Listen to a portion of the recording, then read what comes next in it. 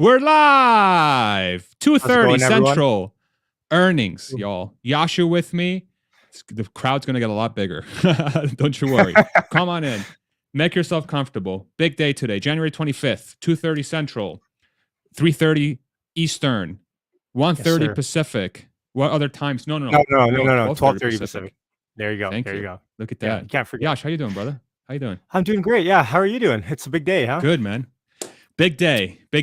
A lot of people are looking forward to this report. We're going to have a lot of people on with us. We have Yashu right now. We're going to have Nico from Hit That, or not Hit That Bit. You're from Hit That Bit, Yash. From Investing Against the Grain, joining us here any minute. We'll have Alexandra Mertz as well joining us. We're going to have Matt Smith joining us a little bit later. We're going to have Ross Gerber joining us around probably half an hour after market closes, because, you know, he's doing his calls and all that stuff because he's out there fighting the FUD, as he said. Ross Gerber is. We may also have Gary Black on at some point. I know he has got a very busy schedule, but he might join us later, as well as Emmett Peppers. He might join us, and then one or two special guests that I'm keeping secret. Shh, don't tell anyone. Elon, star-studded event. Yeah, for sure. It's I was talking. I was saying, and by the way, I see everyone in the chat here on both chats. I actually have all the chats pulled up here, so I see everyone, all the mods, all the members. Shout out to you guys. Let us know where you guys are tuning in from, city, state, country, whatever you guys feel comfortable sharing. Throw it in. I'm watching everything. But I was just saying in our Discord this morning, I was saying this. I'm not sure, and you can debate me on this if you think I'm wrong here, but it feels like this earnings call is probably the least hyped call, I would say, in the last little bit here. Really? And I get it. Dan Ives came out and said, like, this is the most monumental moment in Tesla's history ever, which I found a little bit hyperbolic. But it's, I don't know. At least it is. At least I feel like it's more so like everyone's looking forward to Q1 print when they can see the actual margins from all these discounts and how is demand. It seems like Q4, everyone just kind of got behind them already. Maybe you guys disagree. I don't know. I do feel like there's a lot of hype behind this one, man. I feel like this is the first earnings report since Elon bought Twitter, and since he went on that little tweet skipade of getting everybody pissed at him. And I think we're at the point now where this is the first time we're going to hear from him in like a formal setting, in like a Tesla setting, and then everybody's going to get to ask him all the questions about all the stuff that went wrong or perceived as has gone wrong in the last few weeks. So I think maybe I feel like that because we did because Elon did that Twitter space not too long ago with him talking about everything. How's it going, Nico? What's up? Maybe I feel like that because Elon did that Twitter space where he talked about demand shrinking and center. All good. We're good. with demand shrinking and everyone not worrying and all this stuff, it just feels like maybe at least I feel like I kind of already heard what I needed to hear for Q4. Now it's about a big question about Q1 and kind of where margins sit here now. Okay.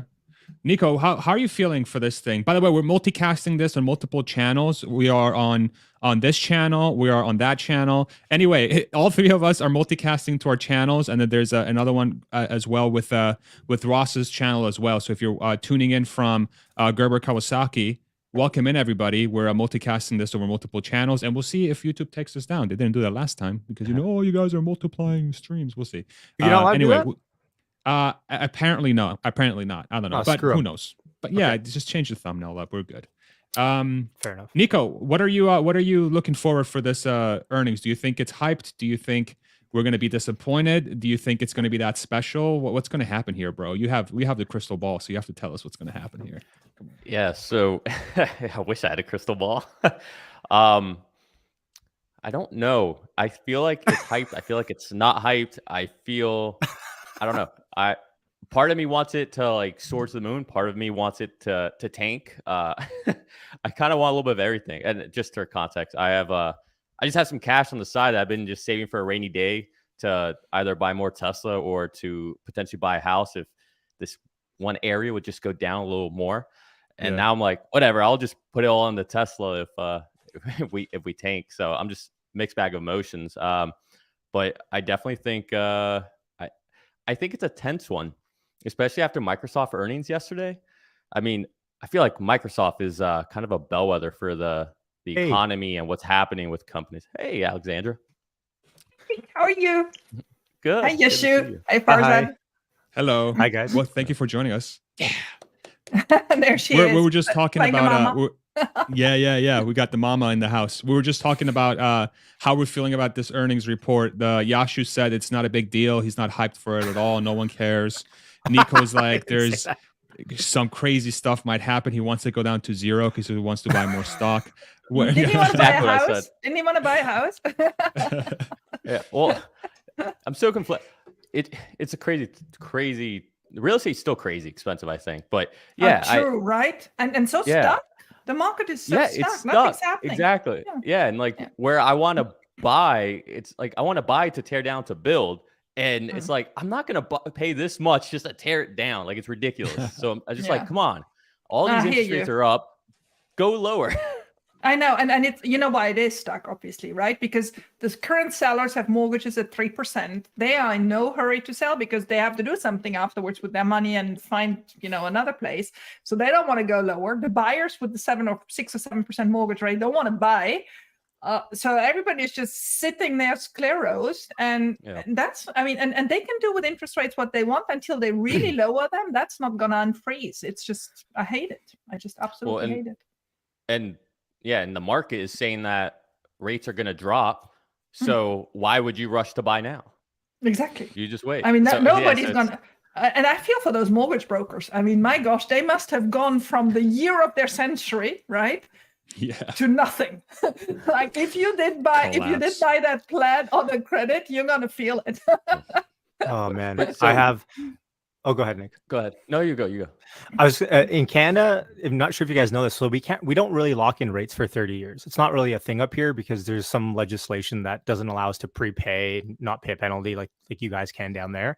So I have a mortgage renewal coming up this month, actually in the next 30 days here.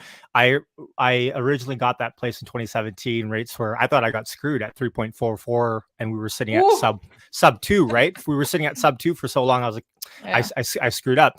And now the rates are at like close to 6%. I have to refi on this. So we have a 5-year term typically. You can go variable as well.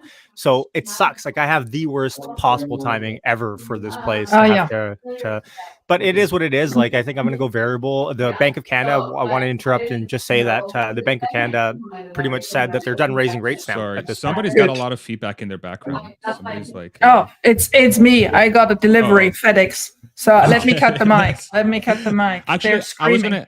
If you're talking, it's actually no feedback. What are you expecting? What are you expecting out of this earnings report? What are you looking for? I mean, I didn't hear what Nick and Yashu said, but I really hope it's absolutely boring, right? Because we've got so much coming. We've got the 1st of March, and I want them to concentrate on products and the vision then.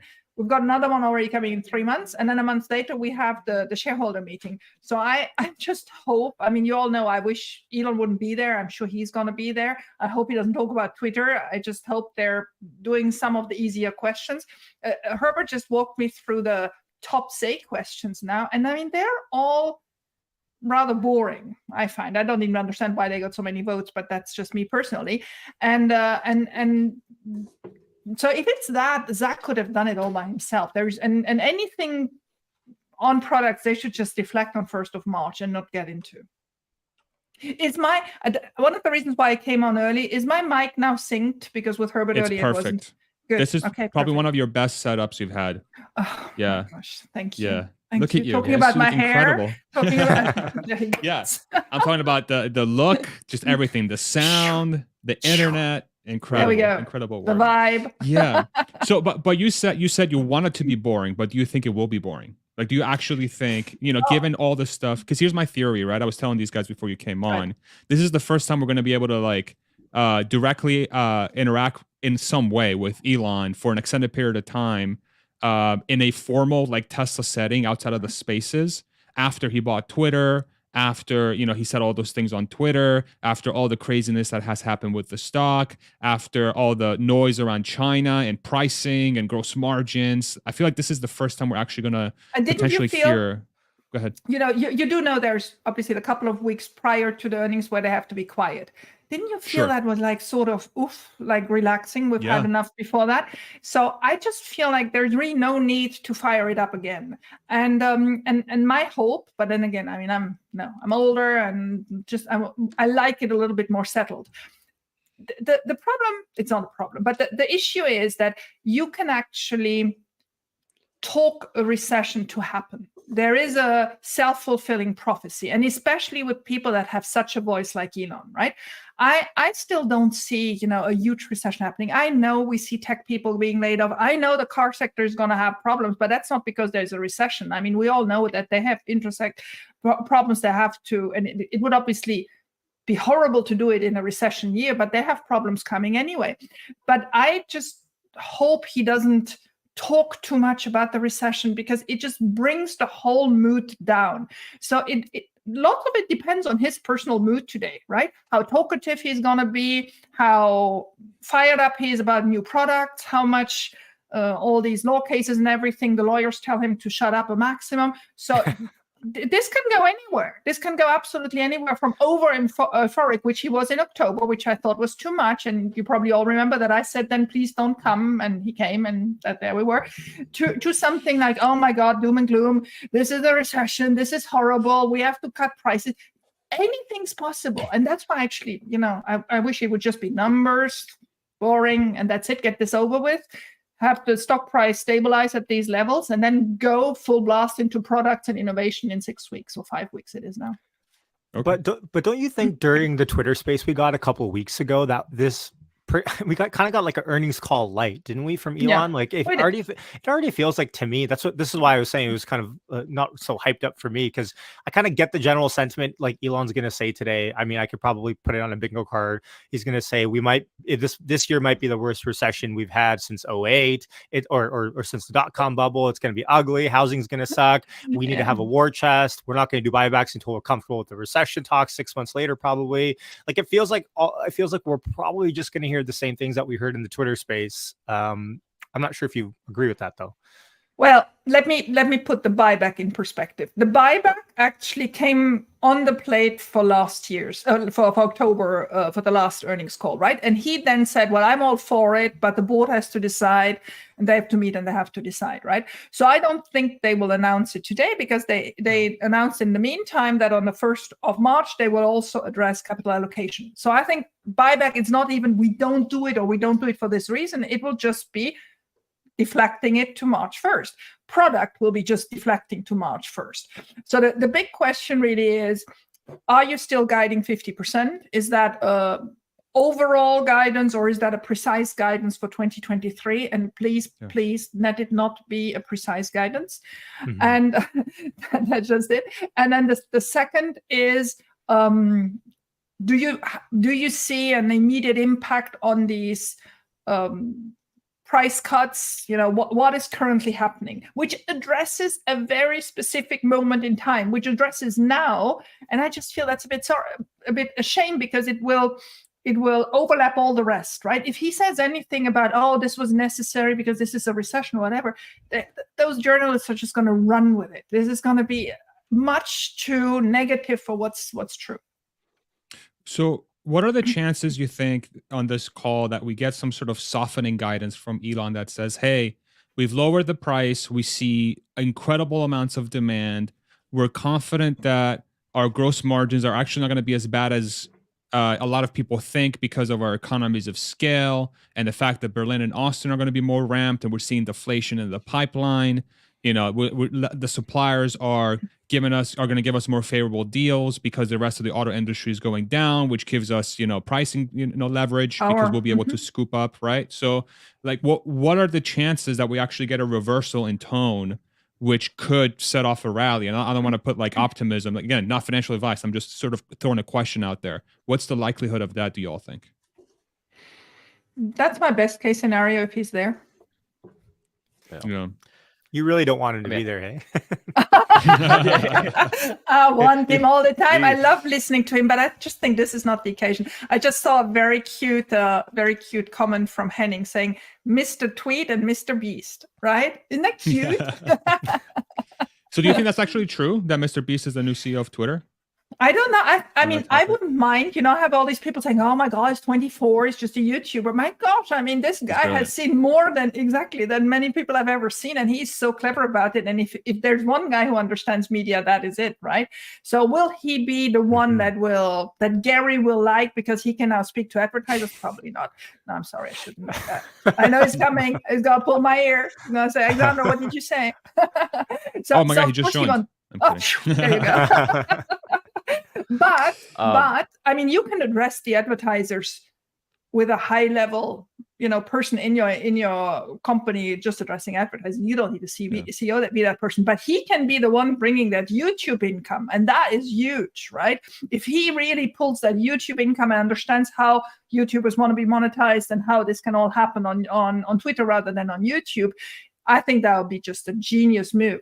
And with Elon in the walls, be it at Neuralink, be it at SpaceX, but even more being at Tesla and at Twitter, any CEO will not be a full-fledged CEO, because who is pulling the strings behind it? It's of course Elon, right? No matter what title you give people. I think these titles in Elon's world mean just so much less than anywhere else. And I just want to get quickly my punt out so that I have it, is I'm currently writing an article on the board of directors, just because I was going mad these last 2 or 3 months about, are they really missing in action? Do we have a board that's as good as this company deserves and whatever? So I did a deep dive on every single one of those 8 and wrote a lengthy article. I'm very sorry for all of your time having to spend to read this, but short answer is, we have some absolutely brilliant people out there that evidently, because I found some old stuff, in the good old days could even talk about Tesla.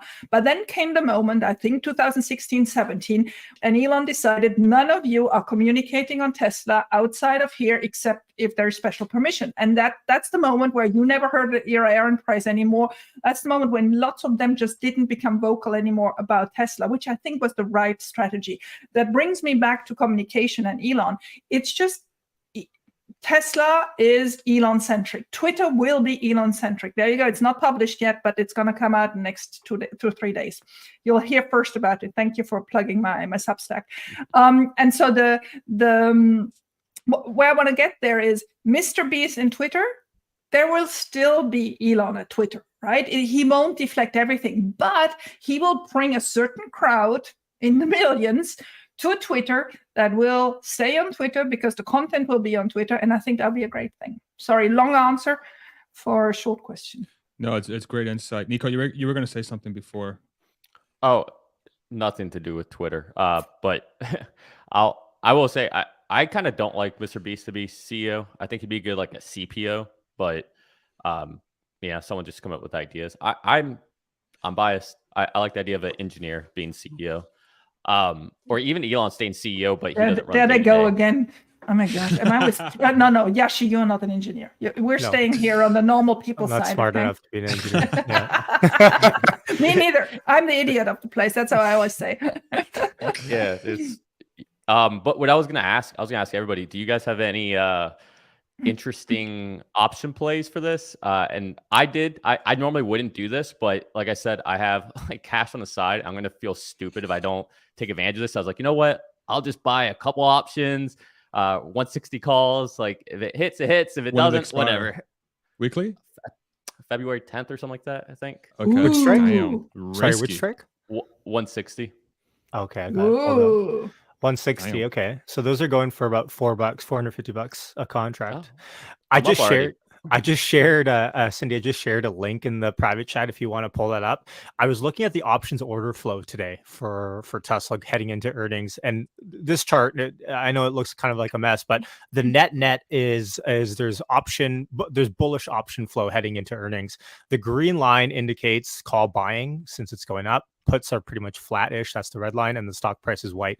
So heading into earnings, what's interesting here is we're seeing continual call buying throughout the day happening, which to my recollection is not really the norm for Tesla heading into earnings. It's usually kind of a nothing burger, if not a lot of hedging going on heading into earnings.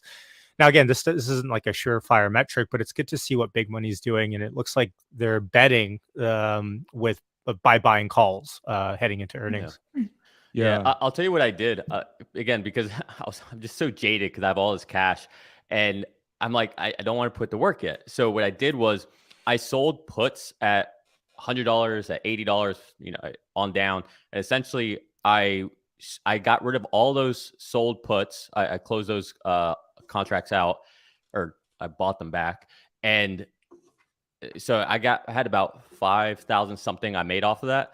And then I just took that and I threw it all into call options. So I was like, I'm kind of protecting myself either way. And this is like the one time I've ever done anything that is working out with options. Normally, I just lose my money. So what's going to happen is if it hits, you're going to feel like a freaking gambler, bro. Yeah. Well, it's going to be amazing. If it hits, great. Like, great. Yeah. That I don't feel bad about not having deployed my cash, right? Because it's almost equivalent. But if it tanks, whatever, that was fake money that wasn't really mine, and now I can buy because we're going down. So sounds like you're justifying this too hard, man. I am. We actually ran a poll here. Let me read the results a little bit after we started the thing. By the way, stick with us. In about 10 minutes, the market's going to close, and then the earnings result will be released here, probably 5 minutes after market closes. And we're going to do a full coverage of the earnings report slide by slide. And then we'll go all the way through until the earnings call. We're going to listen to the call together. And then if people are still willing, we're going to do a post-call reaction with as many people as we possibly can. And I'll be taking notes through the call as well. So we'll have that available for everybody as a service to those that perhaps they want to read along as well. So we ran a poll. Do you think Tesla will beat Wall Street's target of $1.10 EPS? This is adjusted, by the way. They're going to be pulling out stock-based comp, and they're also going to pull out any one-time impact from FSD revenue recognition. 75% of respondents say yes. 24% say no. As usual, our comment section is filled with Tesla bulls. Shout out Tesla bulls. Poll complete, 614 votes, so pretty good sample size. Do y'all have a prediction on what the EPS will come in at? Do you think we'll be over or under 110? Yashu, Nico, and then actually we'll do Alexandra, then Nico, then Yashu. We'll do ladies first. Okay, and before I give my number, I just want to tell you I'm going to log off because I'm just very slow in looking at numbers, and I want to be just by myself at that moment. But I'll be back as soon as I've done my little calculations, because that's my financial analyst going in there, and I just need that little moment. Us three buffoons will try to figure it out. Exactly. You'll come in. Now come back. No, but just want to excuse myself that I'm a slow lady. Of course. I think it's going to come actually considerably above 110. I'm closer to 120, and I don't think anybody expects that. But also don't forget, the market, Wall Street, was at 130 just 3 weeks ago, right? So don't think that they are completely off it. They lowered them significantly, and I do believe, in these moments where you have a price cut in that period where Q4 ends and the earnings call happens, that price cut impacted them. So when they reduced all those earnings, they actually reduced Q4, but that was already over, right? So I actually think they're projecting backwards, which is stupid, but there you go. So mine is close or even a little bit higher than 120. That depends how much they're going to take out as single issues. Okay. Nico? Well, I'm going to say that it's probably going to be like right at 110, 19, 111, something like that. But correct me if I'm wrong. I thought I was watching on Emmett and Matt's stream yesterday, maybe, that they said that FSD wasn't backed out last time. Am I making that up? I don't know. I don't know how this stuff works that well. As far as the recognition that they've done before, that they didn't back it out.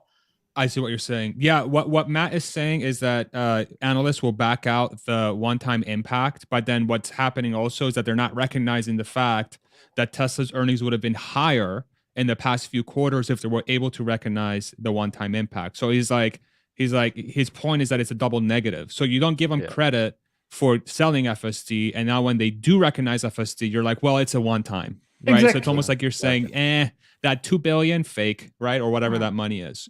Yeah, which makes sense, honestly. That's a phenomenal point.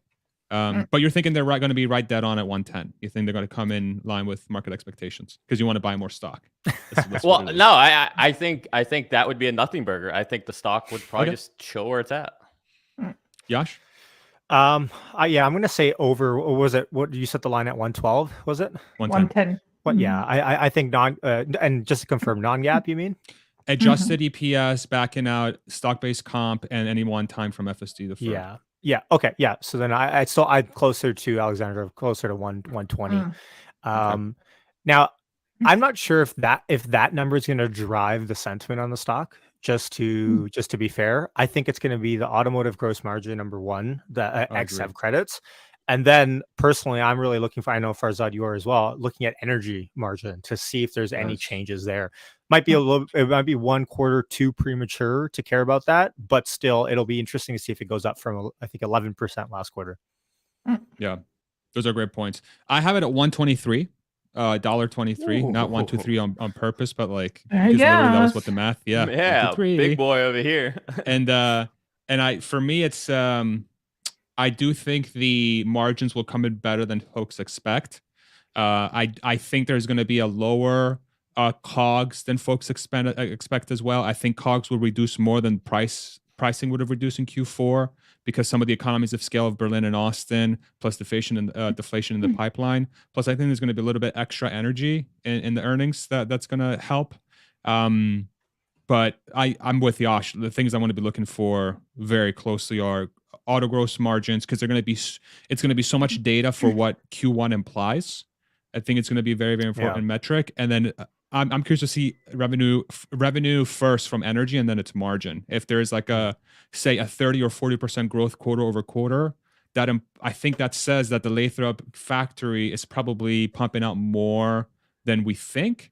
And that could be a pretty big boon for the rest of the year. But it's tough to gauge until we see the numbers here in probably like 5 to 7 minutes here. So I have a question. We're almost there. Do you all think that the announcement of Giga Nevada's expansion is a pure coincidence to be in the 24 hours before the earnings call, or does it have anything to do with it?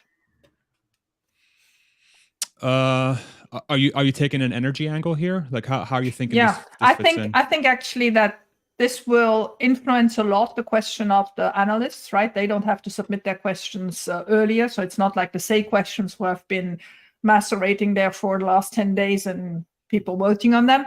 And I think this is throwing a ball to the analysts to ask these questions. What's happening in Nevada? Didn't you say they were difficult to recruit there or whatever?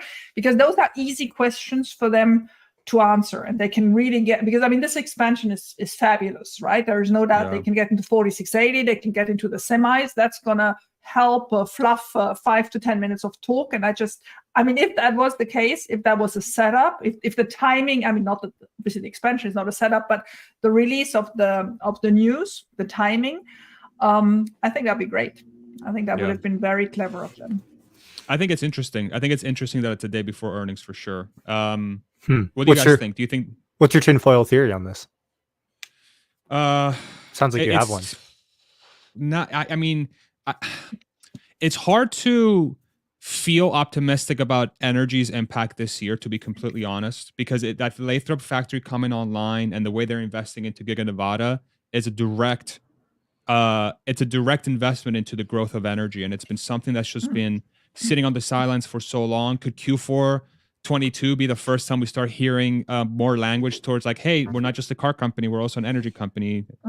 Y'all forgot what's going on here. So I don't know, but that's part of me is like, I just want to wait and see. But I do think it's very interesting timing. And we had an onslaught of really positive news here too in the last 48 hours with the German EV tax credit. You got the numbers coming out of California where Model 3 Y were more than every other EV automaker sold in California combined by a factor of like 4 or something insane, or 3.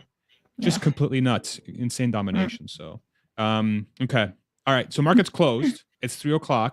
Boom. So now it's time to get serious now, y'all. Okay, no more laughing or smiling. I'm kidding. 144.43. We're closed green, hey? So we closed green on the market. Tesla. Yeah. Come on, Yash. Come on, we gotta get to this. All right.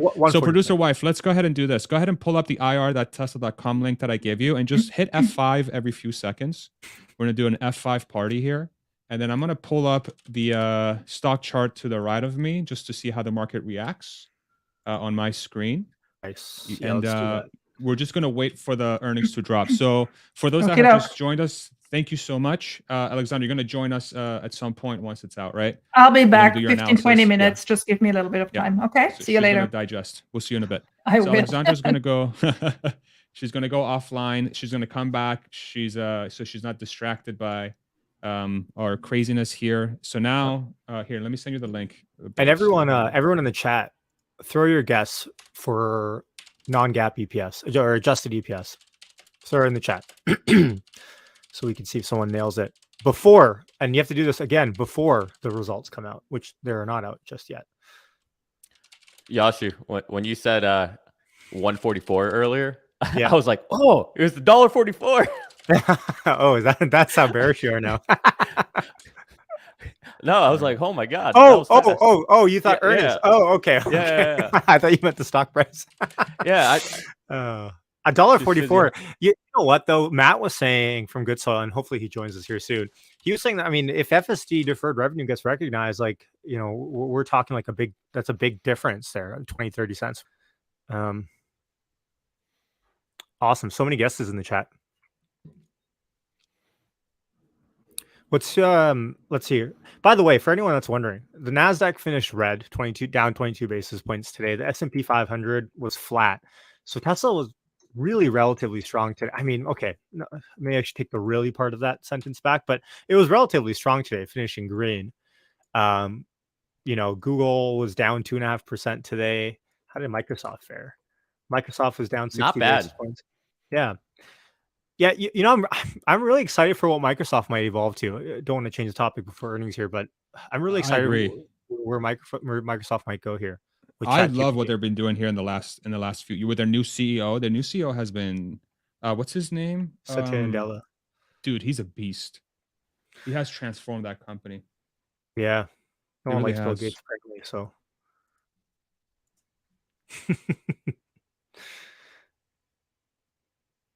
So everyone's pressing refresh on this page. Yeah, I've got Twitter pulled up too, and usually if the wires will pull it up, I'll be able to say it here. Sorry, babe. Click on quarterly disclosure. You're in the wrong tab on the top there under documents and events. Click on quarterly disclosures. Right below in the middle of the screen where it says quarterly disclosures. Right under documents and events. Yeah, you see documents and events in bold to the left. Up. Documents and disclosures up a little bit. There, right there. You've just right there. Perfect. Yeah, go ahead. Nice. This is like, you know what's crazy is like, if you follow on FinTwit, it feels like everyone is following Tesla earnings, not just Tesla folk. It feels like every single FinTwit account out there cares about like we're at the point now where the whole entire market cares about what Tesla reports, which is actually kind of cool to see. Oh, yeah, it's pretty wild. Pretty wild the type of like community that has opened up. Sorry, Nico, go ahead. Yeah, this is wild. One of my brokerages, Fidelity, they sent out a memo that if you're gonna have Tesla, if you're buying Tesla, that now your margin requirement will go from 40% to 50%. Yeah, I saw that. That was last week, right? Yeah. That's because they perceive higher risk for people that are holding the stock. Yeah, I don't remember what it said. I mean, I haven't even actually looked at my message of it. I'm assuming I have one in my inbox, but my buddy also uses Fidelity. He sent it to me. I was like, what the hell? I thought it was fake at first. It's like, there's no way. I mean, I remember back in the day when, what is it, 2018, when there was like ridiculous short interest on the stock. It was like, they were asking a lot from a margin perspective. For those that are just joining us, 3,200 on this channel here. Thank you all very much for joining us. We're just waiting for Tesla's quarterly earnings to drop. It usually comes out about 5 minutes after market close. The stock is up 0.86, 0.95% right now after hours.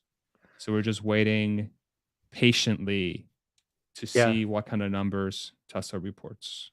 So thank you all very much for joining us. Absolutely. Hit subscribe no matter what stream you're watching on. Yeah. And, like, subscribe, all the buttons. I like that we can do this together as a community, not just us up here, but everyone in the chat as well. Because I would have already been doing this regardless of if there was a community or not. So I was already going to be, I just love how we can all come together and create kind of a hive mind around everything that goes on. I agree. It's like a bunch of nerds uniting to just be members. It's the wildest thing. Is there any other company that this stuff happens for like this? Like, oh, it's out. It's out. It's out. Yep. It just crashed though. It is out though. It is out. Oh, I just see it. Okay, click. Click. There you go. Go ahead. Click on download right there. It says download. It doesn't work though when I click on it. All right. So we might have to keep trying. Oh yes, temporarily. Oh, I got it. Okay, so automotive gross margin quarter 4 2022 25.9%, of which regulatory credits was 460. Let me just do the quick calculation here. Oh, that's with credits. That's with credits. That's with credits. 25.9%. That's low. Minus 467 5055 divided by 21307. So 23.7% is what I think the automotive gross margin is ex ZEV credits, without ZEV credits on it. OpEx is a little bit higher than last quarter, but not by much, maybe by 100 million. Operating margin for this quarter is 16%. Adjusted EBITDA is 5.4 billion. Adjusted EBITDA margin is 22.2%. And EPS diluted is $1.07 and non-GAAP is $1.19. So there's that. Does the 19 include the deferred revenue? I will check. Okay. I finally got it up on my end. You got it? Okay. So EPS $1.19 beats $1.12. A revenue of 24.3 billion beats expectations of 24.1 billion. So $200 million higher than expectations there. We already got that. And let me just look for adjusted FST. Can you share your screen, Yash? Do you have it on your end? Yeah, I'll pull it up. Video. So while he does that, the stock is just kind of oscillating between positive and negative. So far, it's kind of nothing. Flat. Yeah. Maybe our servers in Canada are a little bit faster here. Okay. So revenue was up from growth in vehicle deliveries, up with growth in other parts of the business. So we'll talk about energy here in a second. Increase in ASP year over year, excluding the FX impact, the foreign exchange impact, including favorable impact of model and region mix. The negative on revenue was the negative foreign exchange impact, about 1.4 billion. That's quite big. That is, yeah. So profitability was increased with growth in ASP and vehicle deliveries, despite the margin headwind from underutilization of new factories. Gross profit growth in other parts of the business. So I think that relates to energy that we'll look into here in a second. FSD revenue recognition of $324 million in auto sales. Not all of it. Okay. So by the way, and that footnote says this pertains to the wider release of FSD beta in the US and Canada during the period. Additionally, we expect to recognize nearly $1 billion of deferred revenue that this remains for such customers over time as software updates are delivered. Okay. So another Billy coming down there. So lower stock-based comp and payroll expense because last quarter 4 was Elon's big fat package. Higher raw material and commodity. Oh, sorry. higher raw material, commodity, logistics, and warranty costs. Cost of production ramp of 4680 cells. Negative FX impact. Deliveries. I think we all. You did know that on this. Purpose, didn't you? You son of a bitch. I swear to God, I didn't do that on purpose. I apologize. Okay. So Shanghai, Austin, the Model Y production line in Austin produced over 3,000 vehicles in a week towards the end of quarter 4. In quarter 4, we produced enough in-house 4680s in a single week to make over 1,000 battery packs. We know this. Pilot production of Tesla Semi commenced in Q4. You know that. By the way, Tesla's up over 3% in after hours. I like that. Berlin, Model Y production in Berlin has produced over 3,000 vehicles in a week towards the end of Q4. We've introduced 2 new multi-layer paint colors from our advanced paint shop at Berlin, Quicksilver and Midnight Cherry Red. So that's FSD. I don't think there's anything new there. Battery powertrain. We can go through this with a fine tooth comb later, but let's talk energy. Energy storage deployments increased 152% year over year in Q4 to 2.5 gigawatt hours for a total deployment of 6.5 gigawatt hours in the year 2022. By far the highest level of deployments we've achieved. Demand for our storage product remains in excess of our ability to supply. We are in the process of ramping production at our dedicated 40 gigawatt hour megapack in Lathrop to address the growing demand. This factory should help further accelerate growth of energy storage deployments. Okay, so energy margins are substantially higher, by the way. Are you doing a quick calculation? Do you know what? Yep. Do you know what they are? Yep. 1 second. By the way, outlook as you do that, 12%. Okay, so up about 1% from quarter over 3%. quarter. 3 basis points. It was at 9% Q3. It was at 9%. Okay, so 2%. Volume, by the way, outlook. We are planning to grow production as quickly as possible to remain in alignment with our 50% CAGR target we began guiding in early 2021. In some years, we may grow faster. In some years, we may grow slower, depending on a number of factors. For 2023, we expect to remain ahead of our 50% CAGR with around 1.8 million cars for the year. Wow. So they give guidance. That's surprising. That is surprising. That's surprising. Wow. Cash, of course, everyone knows they have a lot of cash. Profit. While we continue to execute on innovations to reduce the cost of manufacturing over time, we expect our hardware-related profits to be accompanied by acceleration of software-related profits. That's good. We continue to believe that our operating margin will remain the highest among volume OEMs. Cybertruck remains on track to begin production in Gigataxis later this year. Our next-gen vehicle platform is under development. There you go, Farzad, with additional details to be shared March 1. So I guess you're right. So they're hyping it up. Yeah. Real quick, can you go up real quick? Yeah. Just go back to cash. Down. Okay. I think I know where it is. After hours is back to flat. Yeah. So I just want to highlight that last sentence. Furthermore, we will manage the business such that we maintain a strong balance sheet during the uncertain period. I just think that uncertain period is interesting, especially for the buybacks and all that. Yeah. Okay. I think this goes to the recession point. 1.8 though, can we just pause and talk about the 1.8 for a second? That's very specific and not really like Tesla to say, like they usually just leave it out there. So I would say that's kind of a sandbag, is it not? 1.8? Oh, I think sandbag for sure. Yeah, it has to be, right? Because anytime they give yearly, if they're going to give yearly guidance on a uncertain period, why would you give a guidance that you might miss? Like it's a weird context, right? Like we're going to manage our cash in uncertain time. We're going to try to continue growing 50% year over year. By the way, 1.8 million cars. Okay. Kind of ballsy. For sure. Thoughts so far? So I'm digesting. In the comments section, drop your thoughts. Producer wife, if you can pull up some of the highlights, if you don't mind, so we can gauge some of the thoughts from the crowd. Yash, do you mind continue sharing and stuff? Are you okay? Sure. No, not talking, even just sharing your stuff. I mean, whatever. Wondering if you don't mind driving the deck. Because I might point you towards a specific page. Okay. Sounds good. Yeah, I mean, for me, the margin number 25.9 with additional regulatory credits seems low to me. Although the operating margin was still quite strong. So the way I see it is that the margin came down, let's see. The margin came down 2 points, but the operating margin came down 1 point. So they still have very good operating leverage. But the automotive gross margin for Q4, with 467 million in regulatory credits, which is the second highest they received in this year versus Q1. The Q1 margins could be under 20% potentially. I have to sit down and do the math. But free cash the is implications a little bit for Q1. What's free cash at? Let me see. Free cash flow non-GAAP is 1.4 billion. It's kind of low. I was thinking it'd be closer to 4 billion. Well, how much of that is Berlin, Austin, and stuff that they put in? There is about 1.8 worth of capex here.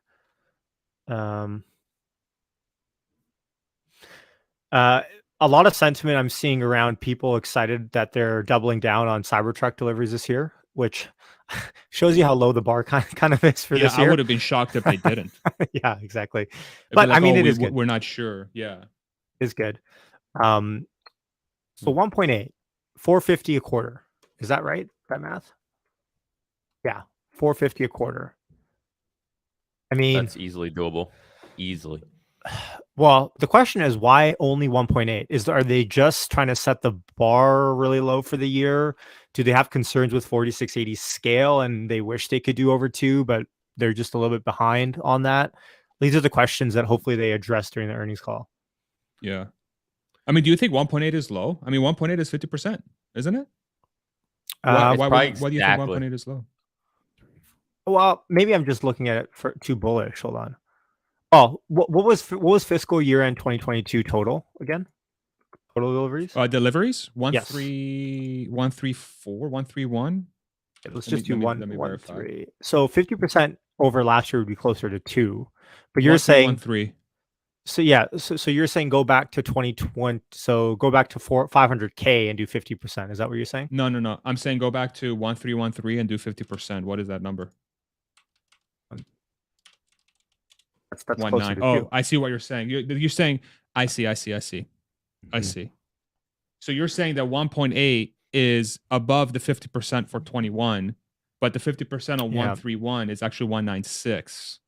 So that's how they're setting. Okay, so that makes sense. Page 26 for Y 1.8. What's in page 26? Yeah. I just pulled it up. There it is. So basically, an argument that hey, we don't care about year-over-year CAGR or year-over-year growth. It's about the long-term CAGR of the deliveries, for sure. But it is interesting to note. Of course, like I'm not trying to set the bar at over 2 million, but it seems like everyone thought over 2 million was in the bag for this year. You know what? It's kind of good. I guess they're resetting the bar and putting it back to where they can really set up themselves to really have a huge beat on, hopefully. Yeah. Okay. So the stock, by the way, up 50 cents after hours. Really not doing much. At least it's not red. Yeah. We got our little boy. Compare contrast. If you look at the last earnings report, they had it for Nevada. They had early production for the semi, and now it says in pilot production. That was a little weird. But that has to do with the new factory announcement, right? That they're. You think so? Well, the semi, yeah. Wasn't that what the takeaway was with their new factory? That's where the semis are going to be built out. Yeah, but why would it go from early production to pilot production? Oh, it seems like that's going backwards. What page is that, Nick? On Q4, it's where you always see like the amount of vehicles that it's. I see. Okay, hold on. Page. What's up, Ross? 9. Hey, how are you? How's it going? I'm in. What are you? Hey, Ross. Yeah, you're in. What are your thoughts? Well, man, this is way better than I expected. Actually, there wasn't really a big hit to margin from the sort of sale at the end of the quarter. They're breaking every record. What really stood out to me was that free cash flow continues to grow. It was impacted a little bit, but and cash now at Tesla's over 22 billion. It's crazy. And on top of energy storage deployment of up 152%. I think we've been talking about that a lot on streams lately about what the potential is for energy storage, and you're starting to see the growth in that business, and people just don't talk about it, but this is a massive market. So once again, Tesla's executing fine, and I think the big question is, how do these price cuts affect margins in Q1? But beyond that, I think Tesla has a phenomenal year in front of them, and it's a very exciting time. Yeah. When I look at the margins, so I did some rough math. It looks like they had additional reg credits in Q4 right. of an additional 150 million, and they also had reduced margin on top of that additional reg credits. How do you view that going into Q1? Do you think that sort of paints an uglier picture for margins in 2023 than maybe some folks may have expected? How do you think about that? I mean, it's hard to predict what they're going to get in reg credits and sort of the jumble of it, but I do consider reg credits as part of their business. So, I don't model it, but it's there every quarter. So I think, Tesla is entering this like new stage of growth right now, kind of like it's so amazing. The similarities 2018, 2019, Elon's in trial for the funding secured right now. And I'm having these flashbacks, and I'm going on CNN tonight to talk about it. And, it's like, it's the same thing, all these distractions that he's created and the Twitter stuff. And in the end, people miss the real story, which is Tesla's on the verge of its next major leg up as a business. And the paradigm will change dramatically as these factories ramp and as the truck business grows. It's an exciting company to own. Yeah. As we were I own Apple. Like I own Apple, and it's like what am I excited about? You know, it's like, oh, the iPad's been updated. Oh, the glasses are postponed again. You know, oh, they take 30% off services. You know, I love Apple, but there's no innovation, you know. Yeah. And I own Microsoft, and I go, oh, you know, they're buying Activision. Okay, that's great. And then they're investing in OpenAI, which is super smart. But I'm like, who made that? Oh, that was Elon, you know. And it's like, so AI is the next big frontier, and boy, we're at the forefront of that at Tesla as well. So I just think when you look at the big cap tech stocks like Google, where what's the story there? They got nothing. You know, they're just getting broken up by the government. So Tesla's the most attractive big cap tech stock in the world, I think. And that's my opinion. Yeah. I agree with you. How do you think about the market response so far? So it seems flat. It's only up 0.25% right That's now great. after hours. I think that's Yeah, a great sign. That's an A. Yeah, that's an A plus. You know, I don't think stock should move that much after hours personally. Like, you know, you have Yeah. all these people pricing a stock every day in the stock market, and these like big moves after hours don't mean much. Microsoft was up $10 after hours yesterday. Now it's down today. You know, it's like it doesn't matter. And so I think you know, Tesla's, I think, a very inexpensive stock relative to its growth rate and its long-term track record, and investors have an opportunity here. It's I mean, if you look at it now, they did over $4 for 2022, and then if you give them, you know, even a 30 or 40 PE, whatever you want to give them, you know, you're looking at around the same price in this price range now. I think the bigger issue is what are they going to earn in 23, and I don't think anybody knows, and everybody's already lowered their expectations substantially. So there's lots of upside to beat for Tesla. So I'm actually happy expectations are so low for Tesla in 23, because if they do like the $5-6 that I still think they might do, you know, and then you put out 30 or 40 on that, you're going to have a great year with Tesla stock. But they got to execute. That's what I'm pushing Elon. He's got to focus. He's got to execute. They never launch a vehicle smoothly. Never. I've done this for too long. So Cybertruck's going to be a bitch, and they better be ready to play ball, you know? Yeah. The one thing we were talking about that came up on the earnings report is that it looks like they are reconfirming that Cybertruck is going to be coming out sometime this year. They're not pegging the actual quarter. They're saying, you know, sometime later this year, which Yashu mentioned, what a low bar that we have now that they have to reconfirm that Cybertruck's coming out. We're like, yay, you're doing what you said. Nobody you know? believes Elon. You know, he said, you know, it's like, oh, it's coming next week. Full self-driving update, 2 weeks. You know, Omar always makes jokes about that. You know, and as I said, I think Elon likes to tell us his goals more than specific, you know, like actualities. But I think Cybertruck should launch this year, and I think they're on track for doing that. And hopefully on March 1st, we'll get a much clearer view of what's going on in Austin. Yeah. There were two things that we were surprised by, and I give the mic to Nick and Yashu as one. Hey, is Alexandra jumping on this call? Did we not get? She's coming up. Yeah, she wanted to step away for 10-15 minutes to digest this and then come back, so we wouldn't distract her because we're just gonna be up here talking shit. And so she's out Gary there today. Is Gary doing networks or something? Gary might come later because I think he's out there doing other stuff, but he might join us later this evening. Yeah. Two things that came up on the deck. They talked about the compact car, whatever that platform is, being unveiled. Oh, there you go. Just speaking of the lady, she just jumped on. Perfect. Okay. What was I going to say? Two things that came up on the deck. You call, here I am. Dude, I'm like, you know, we need some beauty on this call. It can't just be a bunch of guys. Damn, that's a shade to Yashu, bro. Damn. It is. No offense, guys, but a bunch of dudes talking about Tesla. Well, that's all we do. You know, it's like yeah, we need some eye candy on the screen. Eye candy. Very intelligent, capable women to ask tough questions. So you know, it's Alexandra's the best. Yeah, she's awesome. Thank you. Oh man, you forced S&P into like a whole tizzy over the fact they can't upgrade. Yeah, they can't upgrade Tesla for some reason. Two things I want to pick your brain on too, like the compact car, and then Alexander, we'll throw it over to you. The compact car it seems like they are alluding in the deck that it's going to be unveiled in some respects, some additional details on Investor Day, which I think is super exciting. And then they gave us a solid number for 2023, which was 1.8 million cars.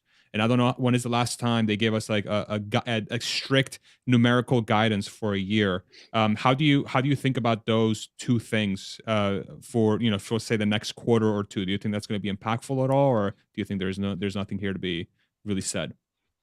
Are you asking me? Yeah, Ross. Sorry. Yeah, I mean, I hope they learn their lesson about under promising, because I think they could do 2 million cars. So if that's the case, I like that number because I want to see them beat numbers, and you set these expectations and Wall Street starts like building models around it. So, I think that's a good number for them to have, but I think they'll beat it. Yeah. Alexandra, what are your thoughts? You stepped away so we wouldn't distract you, and now you've I was in the been middle. able. I was in the middle, and then I You heard read the Russ whole deck, calling right? me, and Every I just, word. No, I was on page 30. I tell you exactly where I was. I was on page 30 in the middle, Damn. where it says Fast reader. purchases of investments. I know, I'm sorry, but I just, I'm doing it at my rhythm. And you see that line absolutely exploded. So you see purchases of investments, who was Page 30. page 30 in the middle. And I was, going through what in the world could have been that in one quarter, in the last quarter, this number exploded from a little billion to more than 4 billion, because that is what I'm missing in my whole cash calculations and all that. Now, by the way, Yashu, who said we're close to 120 and who is at 119? Yashu and Alexandra, right? There we go. We did it. We did. Yeah. But you see those 4.368? You see that number? And could this be bonds? Yeah, I it's don't bonds. know. It's for sure bonds. That's what I'm doing at my firm for tons of companies. I mean, I can earn 4.5% without taking So they any put risk. 4 billion in bonds? Yes, it's smart. Think about that. I They'll think make so. hundreds of millions of dollars guaranteed. I've been doing this for clients all day. So maybe for those that are not familiar with this, can you explain us why this is a good thing to do? Like, what are bonds and why is it beneficial? Well, Tesla has $22 billion in cash. And let's say if you go back a year or two, it earned nothing, right? I mean, even to the point where he bought Bitcoin because it was like, we can't earn anything on this cash, right? So if the Fed's going to jack up interest rates to some ridiculous high that it is today, companies and investors can get a guaranteed rate that's much higher than inflation will be over the next couple of years. So for a company or an individual with cash, keeping your money in a bank earning nothing makes no sense. So you can go out and buy a laddered treasury portfolio. This is exactly what I do at my firm for a lot of people right now, and earn over 4%. Now yields have been coming down, but we were getting as high as 4.6, 4.7. So if you imagine on $20 billion earning 4% on it without taking any risk, you're talking about hundreds of millions of dollars of free cash flow with no risk. And that's exactly what they're doing. Zach's a very smart guy, and why not do that? Do we have any indication how much of the Bitcoin is left in there, or do you just, we just think that was unchanged? It should say under intangible asset, I think it is. Yeah, I didn't find that. And then the other thing I was still exactly that was one thing I really would like them to see. Yeah. It says, is it on there? How much is it? 184 down from 218 previous quarter. Okay. Digital assets, So, page 29. Because obviously we already had the lowest point at 16,000 or something in Q3, so they didn't have to recognize more, so they probably sold some down. And then if you can go to page 25, I'm sorry, I'm actually doing live what I was thinking I would do in my little corner before I went back up live. That's okay. So It's okay. I'm doing it too. I'm thinking and talking at the same time, which is always a catastrophe with me. But you see the average selling price for 2022, despite all this noise of second half of December, is up compared to 2021. You see that on the right? They had higher prices through most of the year. It was only the last 2 weeks. It was nothing. It was a nothing burger. That's why I say all the time, it was nothing. And I think the main thing is, what does it look like in Q1 now with, I don't know, maybe they sell 500,000 cars, but what's margins look like now? And that's, I think, the big question. Exactly. And obviously the revenue goes, and on 24, the graph, the red line, that is the revenue. That's the revenue number. And I had that higher. I thought that wouldn't go down that much. You see Q4, the red line on the left? The revenue growth? Yes. 51%, right? Or something like that? Exactly. Yeah. Still really good. It's still a very good number, no doubt about it. And I guess then the all the discounting they did in the last couple of quarters, that came out in COGS. Then it didn't come out in SG&A after all. Exactly. Okay. That's good. Okay. And I do agree. I think, by the way, I pulled up Elon's old tweet here, if I can. I agree. I think these are probably bonds that they bought because, and I'll pull it up. because I mean, Elon's kind of given us hints of him doing this, right? Like he said, as a bank savings account, interest rise, which are guaranteed, and they start to approach stock market returns, which are not guaranteed, people will increasingly move their money out of stocks into cash, thus causing the stocks to drop. I think Elon's pretty much hinted at this with several tweets, actually. So, yeah, once again, when I'm doing this, like, I can't even tell you how many bonds I've bought in the last 6 months. You know, I think it's a unique opportunity that the Fed is dumb enough to pay people such high interest that we really can't afford as a country, to be honest. And so it's us taxpayer paying you. yeah. It's like, you know, the Fed is so backwards, it's like crazy, you know. Farzad, if you could put up, please, I'm sorry, I'm walking you through my thoughts. Slide 22 in the middle, operating cash flow. And I would like us to compare Yashu's page the one with 22. The keys, by the way. Oh, yeah, sorry. Okay, sorry, Yashu. Okay. So page 22, page 22, you actually see that operating cash flow for Q4 quite lower, right, compared to Q3. But then when you go in the trailing 12 months, which is the slide above, it is not as alarming, because that was my first...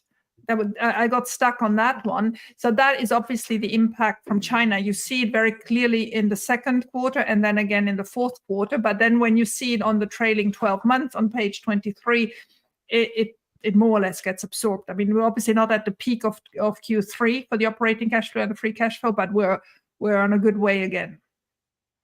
So that's quite reassuring. Yeah, I like these results. I think they're the most boring, good results I wanted. Exactly. That's what I was. Exactly. That's what I was gonna say. It seems like that there's like a collective relief that's being sighed by a lot of people, because it wasn't like crazy one way or the other. It was just kind of well, we still got to listen to the call. We still got a call for sure. Exactly. Yeah, it's too early, I guess. Fireworks haven't started yet. Yeah, I don't want to jinx it. I don't want to jinx it. Yeah. This is the appetizer. Right. Yeah. Exactly. Everybody drink your wine now. It's like, what do you want out of Tesla? I mean, it's like such a difficult operating environment, especially in China.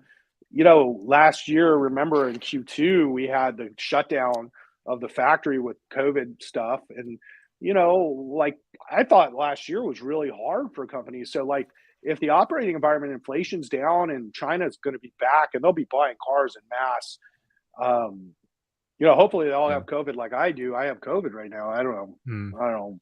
I feel weird, but you're looking sound great. You're looking good, Russ. I worked out this morning, and I worked out this morning. I'm testing, and it's like coming up, and I was like, "What the hell?" You know. So I hope this is the worst of it. But that said, I'm a little tired. But yeah, I can imagine. Now I want to throw in energy storage. I want to throw in energy storage. It will be, and you'll be good. And you were going on for 2 years that you didn't catch it, so finally had to catch I know. I had to go to Vegas and just like hit up every single thing without a mask you could do, you know. I tell you, you don't have the age for that anymore. Exactly. No, let's get back to energy storage. Let's get back to energy storage. You see what their comment on page 11 on the top? So they did 2.5 gigawatt hours in the last quarter. You remember they want to get up to 10. So that's obviously not 10 yet, but it is 38% of what they did last year. They did 38% in one quarter, which is 50% more than the average quarter. So I think they're really on a good way, and it starts slowly, by far not as much as people had hoped for, but it starts slowly to show in the numbers. So that is really encouraging. You see, I mean, if you broke up Tesla and you just like said, okay, it's an energy storage company. Oh, it's a charging company. Oh, it's a EV company. Oh, it's a technology full self-driving company. And you just broke up the parts and tried to figure this out. I mean, each one of those companies is dominant in its own right. Sure. Yeah, and you see they moved from 4,000 units in 2021 to 6,500 now. So that's an increase of 64%. That's page 8. Yeah. In the middle. Yeah, you know, like Twitter Schmitter, like this is a way more exciting business, you know? Like, I don't know what he's doing. Like Tesla's just got a massive future in front of it. And, you know, boy, it seems a little bit like a sideshow what he's dealing with now. No, the one thing that's I don't think so. Go ahead, sorry. I don't think that energy is boring. No, not energy. Twitter. You know, it's like buying Twitter. Like, I'm like, what is this? Like, it's a social media company. Why the hell does this have to do with anything? You know, So I think that this company is extremely consequential to our future and executing excellently. And, really it needs, to really step up, and it will be this multi-trillion-dollar company. I have no doubt. It's just, we got to get from A to B, and it's a little bit of a trek. Yeah. Talking about energy, if you go to slide 28, Farzad, real quick, you can go ahead and you're hiding there. Yeah. I like my beard on Yashu better. If we go to the energy generation and storage line, $1.31 billion in revenue. And then if we look at the energy generation and storage on the cost of revenues, 1151, which is about 12% margin. So this is why I was hoping the number would be bigger, but again, this is just quarter over quarter is not a big deal. They're going towards the right direction. But what I gather from this data set is that their margins went up with a ramping factory in Lathrop. I think that's a big deal. So they went up 300 basis points with a brand new factory that's probably going to be not fully ramped. They have a lot of fixed labor that's hasn't maximized their production line yet. So they had an increase in sales, but they also had an increase in margins. So do we know what the total? Do we know what the total capacity is out of Lathrop? 40. What's the number? 10 gigawatt hours per quarter. Per quarter, so it's 40 per year. Okay. Yes. Okay. So there should be a 4xing in quarterly revenue from energy, right? On revenue, yes. But you have to be careful with the Lathrop numbers, because the prices they currently can get into the numbers are not the prices you see. So this is not yet the sales at 2 million per megapack, because that happened only lately while they're having a lot of backlog. So they're still working on orders that were placed at a lower price. Could be more than 4x. Exactly. Yeah. Could be more than 4x. It's also not clear if they're able to recognize all the revenue as soon as they sell it. So yeah. Got it. Yeah. Okay. I would like to go. I'm sorry that I'm pushing you around again, and I know I've seen the comments yelling at me in the back. I will try to be discreet. So So page six, the financial summary. So you always see some pluses and some minuses in those lists. So let's address the minuses. In the revenue, the foreign exchange had an impact of a negative 1.4 billion. Okay, that's a lot of money. So that is Chinese yen, one, and maybe euro, because euro strengthened. I don't even see how that happened, but obviously that must have been over the whole, that's in Q4. Well, anyway, there we are. And you see the Forex impact as well on profitability. There it's then 300 million, the last line of the middle section. And there you also have two other higher raw material, commodity, logistics, and warranty costs. So that is the impact Elon had described in one of the spaces, that there is a lag between when the prices come down and when they're actually, for them, coming down in the production line, just because you have old contracts, you have still stock of raw material and all that. And then the cost of production ramp of the 4680, which was higher, I don't think it's only the cost, it's also the delay. I guess they just had hoped to be able to use these earlier and not just have to spend money on production so much, right? Yeah. I'm surprised by that 1.4 number, though. Yeah, that's a lot, right? Yep, it's heavy for sure. Because I thought it would have been the other way with like the dollar strengthening. Wouldn't there be a positive 4x impact, right?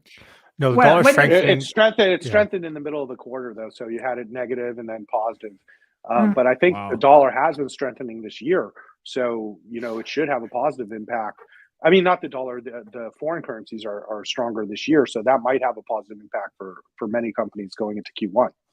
Okay. I look at the little annotation on the bottom. I mean, I'm sorry, I need to put better glasses on, but impact is calculated on a constant currency basis. Actuals are compared against current results converted into US dollars using average exchange rates from Q4 21. So they actually compare it to the fourth quarter the year before. So this is not comparing Q3 and Q4. This is comparing Q4 21 to Q4 2022. That's interesting.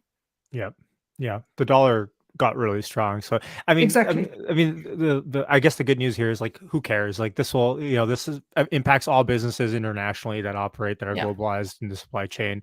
It's not material. I mean, of course, 1.4 billion in and of itself is material, but it's not pertinent to Tesla specifically. It is. So Yeah, it's an accounting thing anyways. Like, you know, they earn the money and then they have to convert it in dollars, but they keep it in China, let's say, anyways, or Europe for those operations. So it's, you know, it is real if you're doing it in dollars, but from a corporate perspective, you know, it is what it is.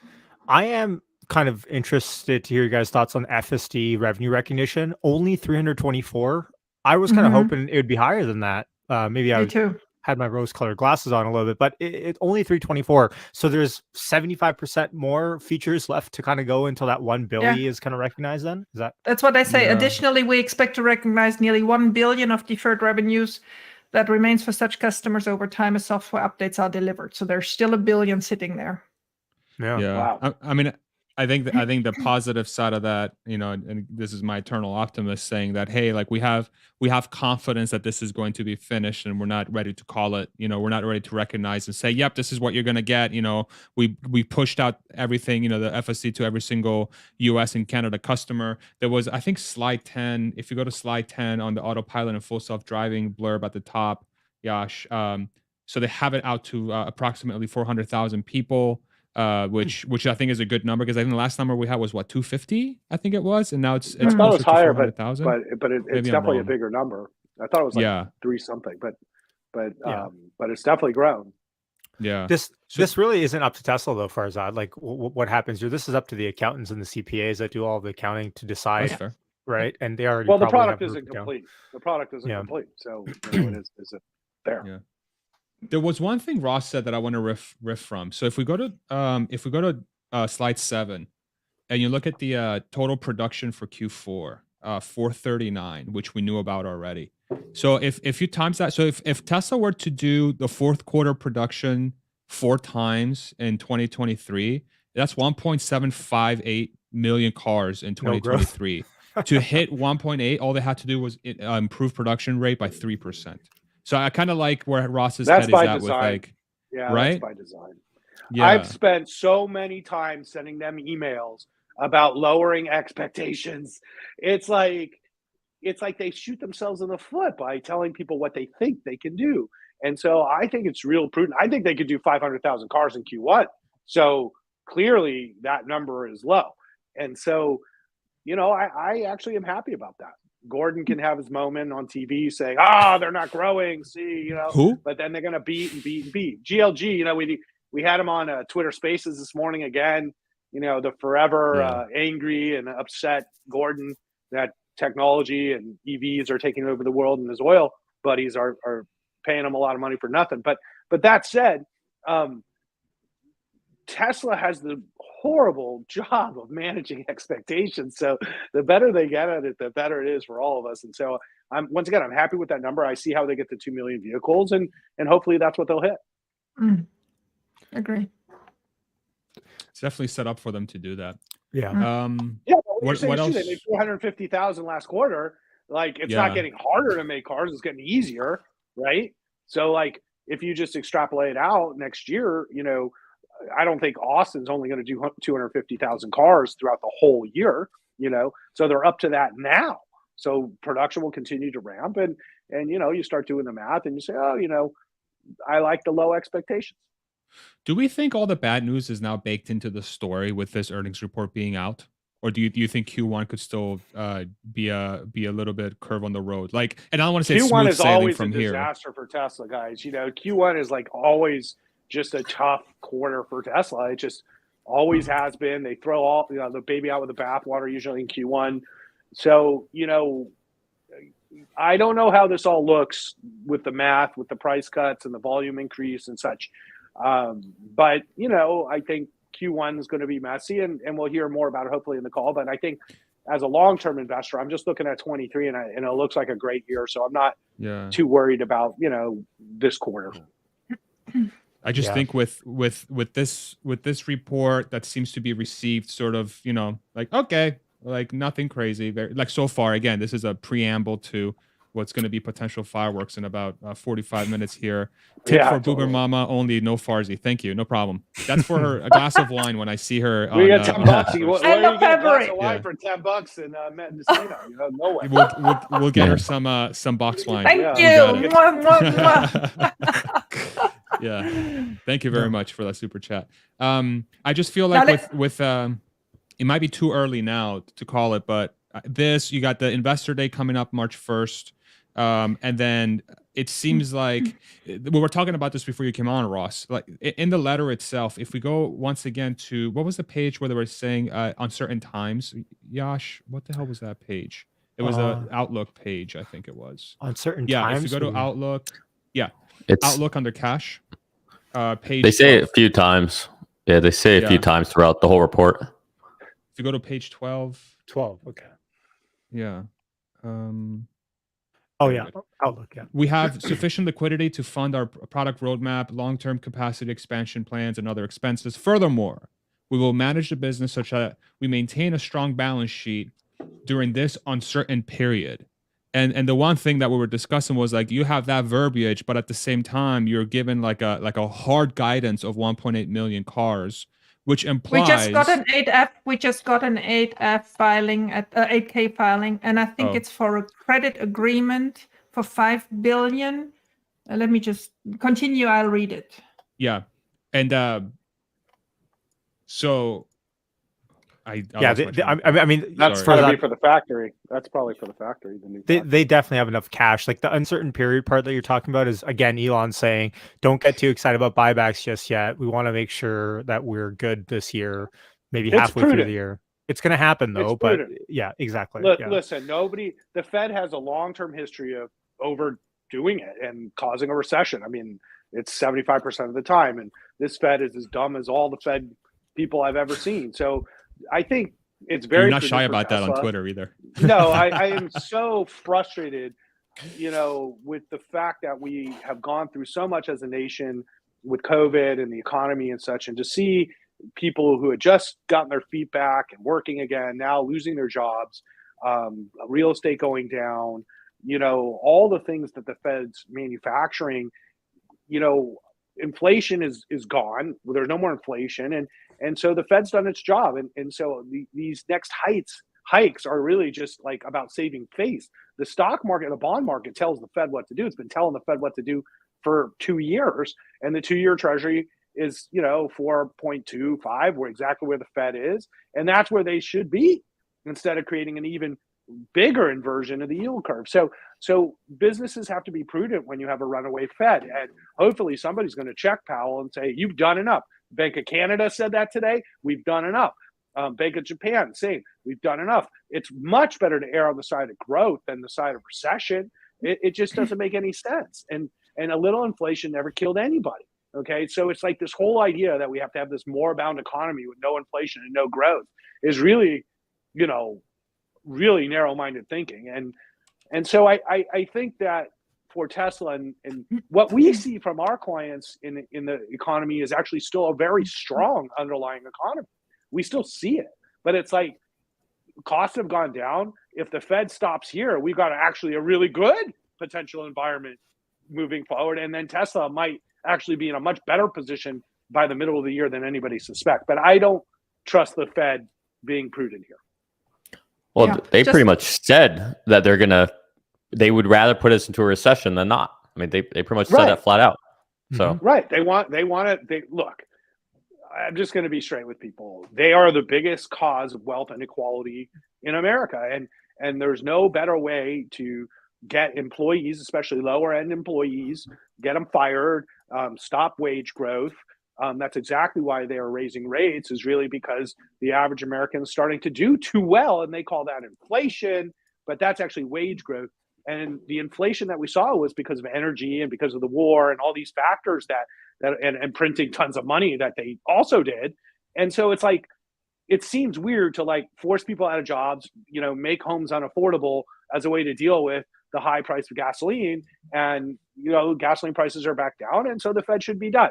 But, I just don't think the academics who run the Fed really talk to like average Americans on a daily basis like I do.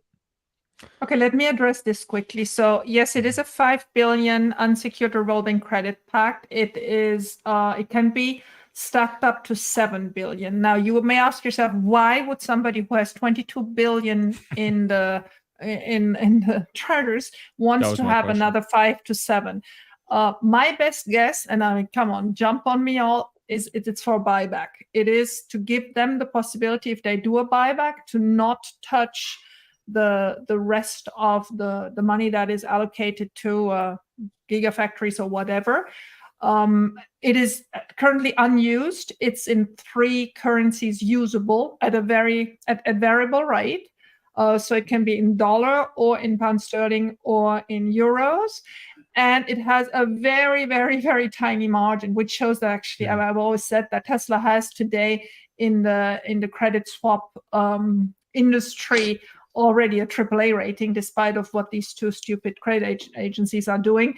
So they only have to pay 0.10%, so 10 basis point over the standard range to pull it. They are not pulling it now. It is a credit facility. They can pull it at any day. They can stack it up from 5 to 7 billion. So that may be the first door to the buybacks. Can I ask you a question? Yeah, I think it's more for the factories personally. They have so much money, Russ. I guess that's true. Why would they? Why wouldn't they use that for buybacks? Why would they take out credit to buy back? Yeah, like why would they? Because that's an arbitrage. Too high. But no. I mean, you don't think that the stock is gonna not go up 5%. It's much easier to opportunistically.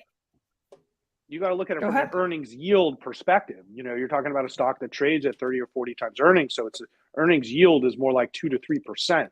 So if they borrow at 7 to 10%, I don't know what their rate is, but that's just a loser. It's variable rate plus 0.1, so it's 5% or whatever. That's not the way to look at it. But go ahead. But I'm just saying it's like it would be a negative arbitrage, assuming the stock would just go up because of buybacks. That I think is a false assumption. Many of the buybacks that most companies do are actually at higher prices than the stocks end up at. So, it's a little bit of a risk buying back your stock. Also, this is an open line of credit, right? So they don't they don't use it, then it's a nothing burger. Yeah. So I think that's right. Like maybe it's like a recession thing. It's just a war chest without having to look at your cash pile, and that's the only thing you got because Tesla really doesn't having a credit card you don't use. Actually, we advise people to do this all the time. It's like you should have several credit cards that you just don't use that have credit, and there's a lot of wisdom to that. Now, also, it helps your credit score actually.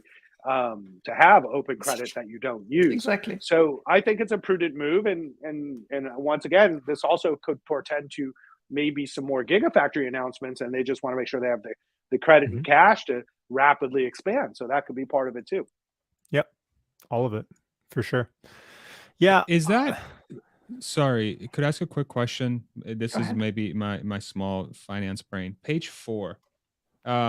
If we go under the operating margin, and I guess down to like the net income, if that foreign exchange impact of 1.4 billion, do we assume that's not going to happen in Q1? Is that how we're thinking about that?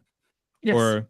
So far, yeah. Would that would that be an additional 1.4 that should be now in Q1 that wasn't in Q4? Is that a good way of thinking about it? No, that's a full year. No, that was the full year impact. And so if you want to do just a quarter impact, it was the 1.4 was full year. Okay, got it. I got it. But I think the important thing is something that's been a headwind to earnings and such. It will not be there anymore. It's turning. Gotcha. Exactly. Yeah. Has turned. And would that fall? That would fall directly for to a lot the of bottom line. Actually, for a lot. Yes, bottom line only. Bottom line only, right? So just be it's like an additional accounting 1.4. It's after operating. Yeah, exactly. Okay. Yeah, I'm quite happy with the 1.8 guidance personally. This might take it might be a 2 or 3 day long news cycle with Tesla lowering expectations and all this stuff. But after this is over, the year is kind of like execution is set on the stage for Tesla here, because 1.8, if you ask any Tesla bull, they'll be like, oh yeah, Tesla should definitely hit the over on that this year. Oh, for sure. Right. For sure. And if you're telling that to the street, they're going to listen to you. They have to. Right. So, I think that's great. 1.8. It might suck for a day or two. I mean, once again, I've been hoping they'd do this for a long time, which is set expectations low and things they can beat, so that all these people like Gordon don't have the field days that they have on Elon every time something is missed. And I think that's the biggest ammunition the Bears have, is that, oh, he lies, And I've been fighting these bears all week last week, and I listened to everything from Jim Chanos to Gordon to everybody. I listen to everything these guys say because I'm waiting for like a real legit argument, And what I really found is that they don't actually know the product that well at all. And they don't actually, the premise of their basic belief is they don't like Elon and they think he's full of crap. And after all these years of delivering, you'd think they learn, I mean, if anybody you don't want to bet against is Elon Musk. And it's still that same denial that Elon's the innovator of our time. There's no doubt in my mind. He's dedicated his life to building huge, important companies. And Tesla is a masterpiece for fighting climate. And so, I think for most people, the short term, we can fight all day over earnings or cash flow or expenses or price cuts. But when you start thinking about 5 years from now, and I was talking about this because I'm old enough now that 5 years seems like it goes by really, really fast. And I try to like slow down time, because it's like, you have this perception your life's just moving faster and faster the older you get. So for me, when I think about 5 years, it's like, that'll be tomorrow, that's like, it's happening so fast. So like, I don't extrapolate out like, oh, what's 2023? I start thinking about 5 years from now and nobody can picture what this company will be because it's massive. This is the only way I look at it. It's massive. And so I think for investors, this is a pivot point for Tesla from sort of stage one now into stage two as a company. This $1 trillion company, which it should be or above, really has this great opportunity over the next 5 years. And we know that EVs are going to be mass adopted, and so with solar and other alternative energies. So it's exciting. I think these are a good report, and the more boring it is, the better in a lot of ways. Real quick, I do want to say that since that announcement came out, it looks like the stock is up 2% in after hours since that credit line announcement. I just want to give you guys a heads up. Yeah, I have to say I've been doing this with Elon for a long time, and I think a lot of people have been sort of don't get why I've been critical of him, but I think people have to understand. I've said this to Omar. You have two types of friends. You have friends that just say you're great all the time, and then you have friends who are like trying to help you be better at what you do or whatever. And I support Elon 100%, but I don't think he's a perfect person, and I think that we all can improve from getting advice, and he does listen actually. And many of and then the conversation we had on Spaces, I felt like he listened, and so I think he's very aware of what people want from him, and I think over time we'll look back on these moments and be, it's sort of like we're a part of it, something that's going to be massive over the next 5 years. Yeah, it's exciting. The one thing that's very encouraging to me is that I agree. I think in the last, call it since the last 4 weeks, ever since his car got attacked almost, remember when that crazy person jumped on his car, there's been a very drastic change. I feel, and I could be 100% wrong, it's like super subjective, but like that there's been some sort of tone shift. Plus, the Tesla community has been very vocal. You've been vocal, I think with valid feedback. Sorry. Yeah. No, please go ahead. No, I think he was listening to us, like on that Twitter Spaces. Like he jumped in on Twitter Spaces. Like, obviously he's a busy guy. He definitely gave us the time to talk, gave me the time to talk, which I super appreciated. And after that, I tweeted, I felt so much more confident with what was going on. And I was really happy he spent the time to talk to us, and that's the way I feel now. And I do think it was a turning point where I think he's listening. I think the messaging at Tesla has gotten much better. They're listening. They need to define themselves as a brand. And I think also Elon is also realizing, hey, I've got all these businesses and I got to make sure that I treat them all sort of this with love so that, all my fans and people who really believe in him don't get hurt in this process. And many have been temporarily, and hopefully will recover value over the next couple of years. And this will be a blip in the chart, Yeah, for sure. We're coming up on 4 o'clock Central, 5 o'clock Eastern. The call should start here in about half an hour. Don't go anywhere. We're going to cover the call as well. We'll do a post-call reaction as well. I did leg day today, and I have a standing desk, but I did bring a chair. I brought a chair so I can sit for a little bit. Thank God. My ass is so... I shouldn't say that. I've got lots of fun killing to do tonight, and my energy level is like kind of weird right now. So I've got... yeah, I know. But I've got CNN and I got CNBC World tonight. And I think one of the things that's also important is the messaging around the world about Tesla. It's actually amazing how many international fans Tesla has across the world. True. And the potential for this brand globally is unlimited. And I think that's another part of the story that we often don't talk about. There's all the countries that have never even gotten a Tesla yet. I have friends in Australia, they want Teslas so bad. It's like, when are they coming? My friends in Thailand, when are they coming? And there are some Teslas there. But boy, we're just at the beginning of a massive shift in the way we do things. And that's why I think it's so important for investors to really focus on the long term, to dollar cost average, invest in, stocks, but also in diversified portfolios and things like that. Lots of good fund managers like me and Gary that, want to own Tesla, but also diversify your portfolio. And then you have, a real opportunity to see the upside of growth of what I consider one of the greatest technological booms we're about to see between AI and full self-driving and electric vehicles and this convergence. Wow. So it's an exciting time, but this is the technology that's really going to shape our next decade. Yeah. And I think investors should be very aware of this. Couldn't agree with you more, for sure. Nico, you were going to say something earlier. So thank you guys for having me, by the way. Oh, yeah. Thank you all Of course. for having me. And yeah, Ross, thank you for making the time. I hope you feel better soon. Yeah, I hope you feel better. I don't feel that bad. My partner's sick. My business partner's sick. I really just hope my family doesn't get sick. They were all sick. Like, I came home, they all had colds. But you do understand, Ross, you jinxed it, right? Last week on your shareholder call, you were like, 2 years, I don't get it. Everybody gets it. For 2 years, listen. Just do 50 push-ups, Ross. 50 push-ups, bro. I literally was diving in the COVID pool this weekend. So, honestly, I was due. So, nevertheless, thank you for your concern, and hopefully this is the worst of it. I'm just a little tired. You'll be fine. You'll You're be fine. a young, strong You're in man. great shape. You'll be fine. Well, yeah, I'm a young, strong man. Thank you, Alexandra. That's why I love you so much. Yeah. I was giving it to you there.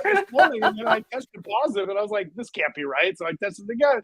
I was like, oh, I'm positive again. I got 17 interviews. I got a full day. I don't know. I feel very fortunate right now. So hopefully this is the worst of it.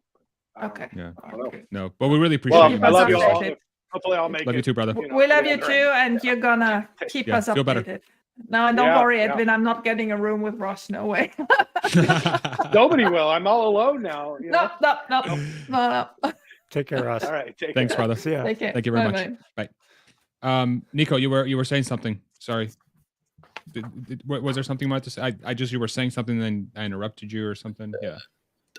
I don't remember anymore, but okay. It's I'll just something. Go ahead.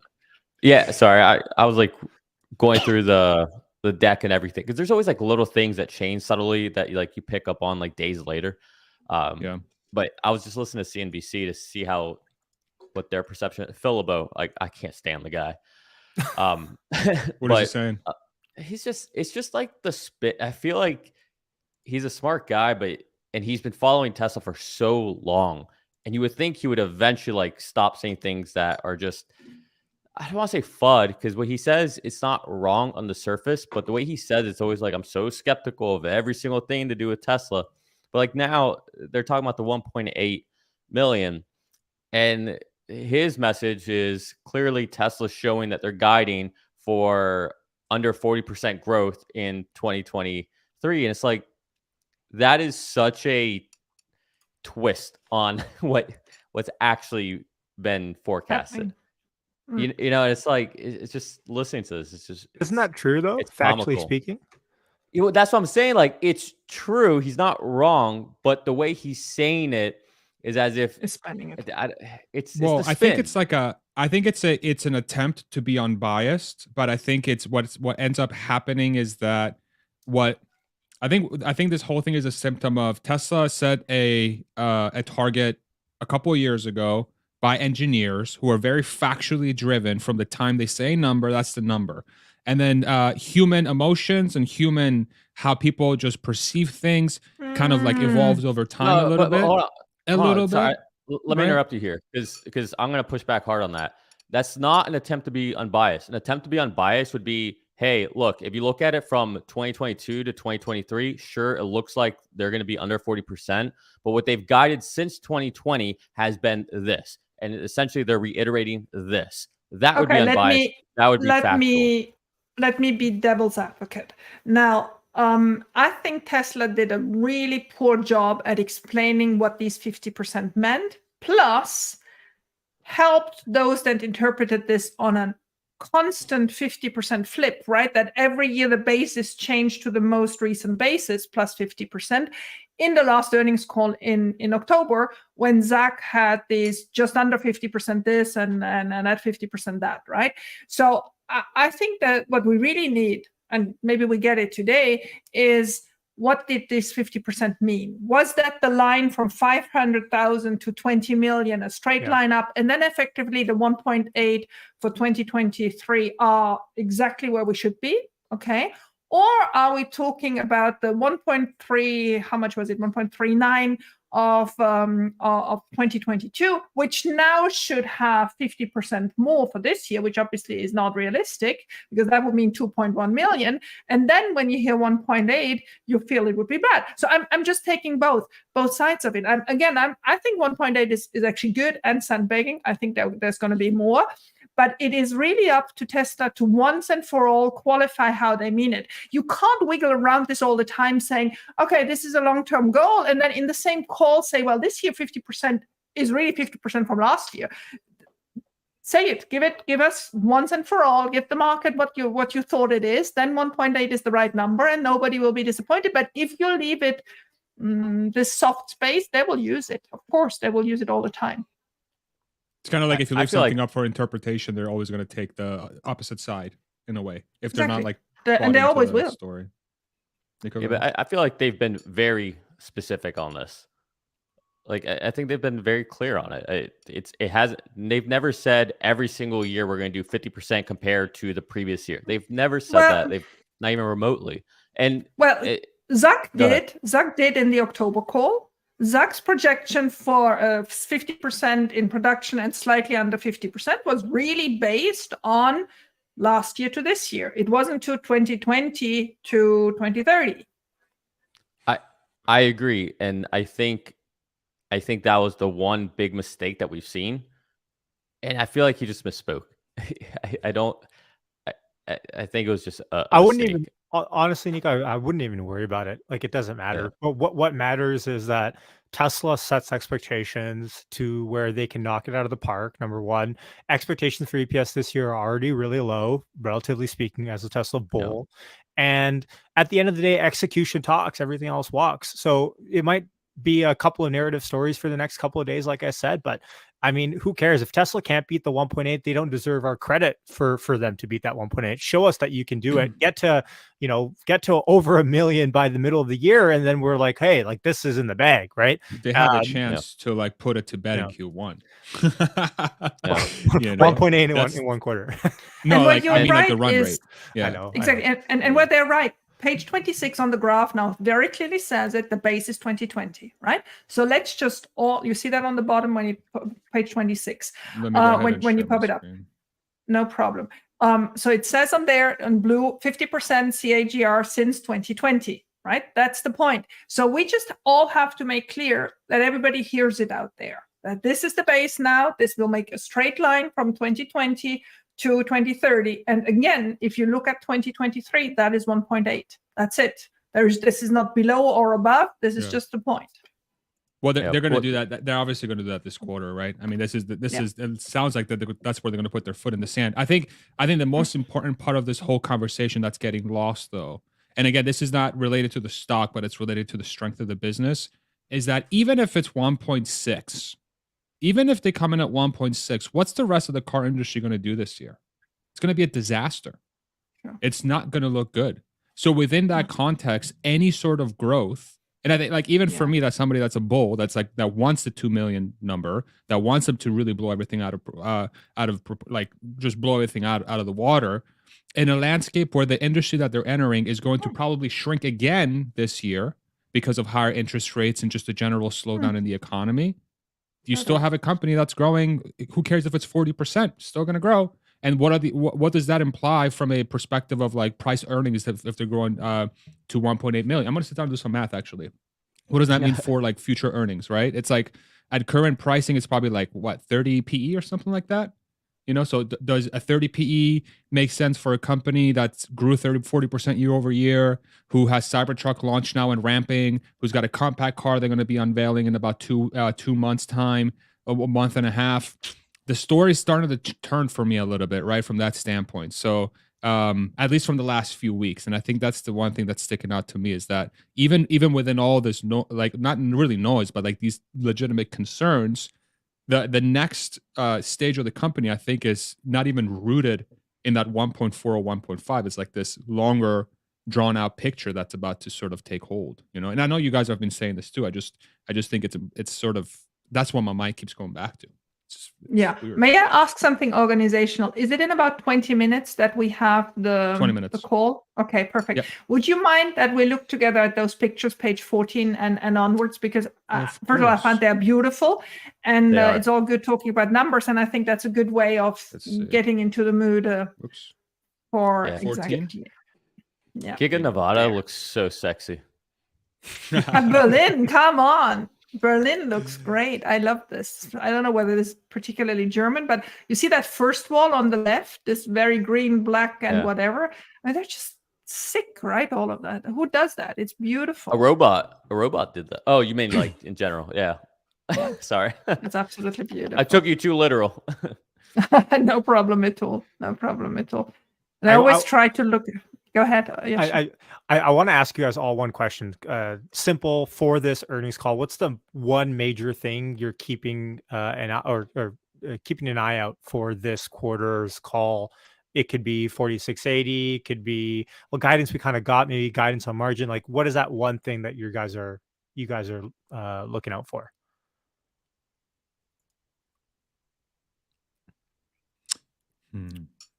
I'll start. You know that. Go ahead. For me, I think I want to hear Drew Baglino talk about 4680 and how the ramp is going to go. Not how it's gone, I think we all know, but how it's going to go and where he sees it by the middle of this year. That's my big one. Okay. Me, you know that I want a boring call. So I wish they just, everything is easy peasy. I was actually wondering, do you think there is a chance they bring Tom Chu on the call? Ooh, March that's 1st? That's interesting. I mean, they might even have him at this call because they have other executives on the earnings call, right? Yeah. Don't boycott my question, though, guys. I want to hear it. $2. Thanks. I get one sip out of Alexandra's wine cup. Just kidding. Thank you so much. You don't. It's all hers. For me, I really do think with the price cuts that happened in the last week or so, I'm really curious to hear if they're going to give us any hints about where they expect margins to fall under this new pricing. So like help us understand how to think about Tesla's margin in 2023 with a much lower ASP relative to last year. And how are your economies of scale going to help you? Like, are you expecting it to be similar margins, or are you expecting it to be lower margins or higher margins? Forget FSD. If I can get some context there, I think it's going to be helpful for me to think about that a little bit. Okay. Yeah, that's my answer. Alexandra? Well, I already said I think it's going to be a boring call, but maybe Tom Chu is going to be there. I mean, obviously I would like to know the energy ramp and all that, but it's too little at the moment to really read much into the tea leaves, right? So I was not excited for today, and I don't think this is going to be a major mover. Okay. Oh, hey, Matt, how's it Mr. going? Energy. Hey, Matt. Mr. Energy. Which is ironic given that I don't sleep with the kids. Sleeping with the kids, I worded that wrong. I want. Can you all please pull up slide? Can you all please put up slide 16 and ask Matt what this is? Because is that what the Megapacks look inside? Oh, sorry, we didn't ask Nick yet for what he's interested in. I want to hear Nick. Yeah, Well, my first comment is Matt just trumped what Yashi said earlier. So Yeah, that's true. that was wild. I didn't think that could be possible. I'll just quickly say, I'll cheat. The one thing is I want to understand the whole FSD take rate because they said 400,000 people now have it, but they stopped telling us the take rate or the amount of people. So I thought that was interesting. But I want to know more about what Elon and the team are seeing for the economy because I'm with Alexandra. I think without a doubt you could speak a recession into fruition. I mean, I'm seeing it everywhere. Everyone's cutting costs. Everyone's slowing down. You saw Microsoft. I think Microsoft is a telltale sign. And then that's from the software side, right? But then you also see it, to hear what Elon and Tesla and them have to say. I don't know. That's what I really want to understand is what they're seeing, how they're interpreting all of this. And I think that could be a good guidance for everything, for the entire economy. Okay. Matt, the question is, what's the one major thing you're keeping an eye on for this earnings call? And then give us your thoughts too on what you thought from the deck. Yeah, so I'm hoping they give some guidance specifically around energy and the IRA. I mean, this is something that we've had a really hard time as a community just trying to wrap our heads around. I mean, there's so many different provisions. There's all these tax credits. Some of them are direct pay. And then there's the introduction of the corporate alternative minimum tax, which could potentially like mitigate or eliminate all of the benefits of this entire kind of IRA tax benefit scheme. But it's really meaningful. I mean, I put out a tweet earlier today that just the credits alone, whenever they scale up to 100 gigawatt hours at this of this new Giga Nevada plant that they were talking about, the credits alone are worth about $5 billion, which is more than the capex of the plant. So you're talking about like a 1-year payback potentially, which is just mind-boggling. That's without taking into account any of the margin from the actual products that they're selling. So it's such an important item to the financials, and the company has been silent on it so far. I mean, this is probably the right venue to talk about it, but they're not going to do this. I'd love like a 20-minute like nerding deep dive into like all the different provisions or something like that. But absent that, at least some sort of guidance on what they expect, the material changes to be going forward, because it's a meaningful amount of money, and I don't think anybody, frankly, has their head around it yet. Matt, since you know that industry so well, would you mind commenting on that page 16? If that is how you imagine the inside of the megapacks to look like? I mean, I know you went there and. Yeah, so I didn't get to go inside the facility, obviously, but I mean, yeah, that looks about like what you would expect, I think. It's pretty clear those are the CATL battery packs, it looks like. So they're essentially just putting them into that huge frame. I'm not sure exactly where the inverters are. There's obviously like the cooling situation up top. But I mean, this looks very similar to a lot of other, kind of energy cabinets that I've opened up in my days. But this just happens to be a lot of batteries all jammed together. So no, I mean, I'm not an expert on the hardware and from an engineering standpoint, but it's not surprising. I mean, it's so simple. That's what's so exciting. Exactly. And the back of the factory, meaning what's behind the Megapack, that it doesn't look optimized at all. It looks like a big workshop where they now have the doors or whatever they're going to put in front of those. Is that how you imagined the inside when you were there last week? Well, I got to say, my biggest takeaway in terms of what surprised me is just how small this site is. I don't have the square footage or anything like that off the top of my head, but this is not a gigafactory.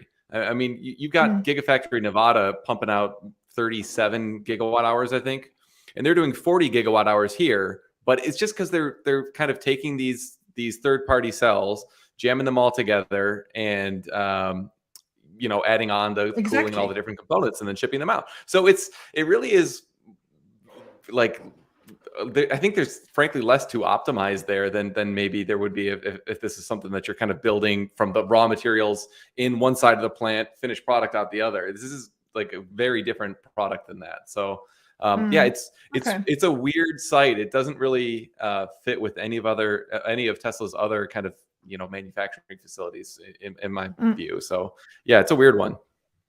Okay, got that. Because I mean, I'm just sitting there, wondering. I'm like, I mean, and we all saw that video a couple of weeks ago, right? Where it looked so automized, and then I see that, I'm like, well, maybe that's just the last step, right? Yeah, I mean, it's not like with a car, what you're pumping one out every 60 seconds, 120 seconds, something 40. like that. Well, No, that's we're across not all at plants, 40. right? So Yeah. but that's so like if you were to just say that the Shanghai, how often are they pumping one of those out? Let's just call it once every minute or something like this. They're pumping one of these out, which is roughly the same size as a car, maybe a little bit bigger, every hour. So I think the benefits that you'd squeeze out from, really shaving every, dime out of the manufacturing process is a little bit smaller, just because the ASP is so much higher, than a car. So to me, it does kind of make sense that this would be a little bit more of a kind of boutique process. This is kind of how I imagine they're assembling semis right now, right? Like that's not an optimized process.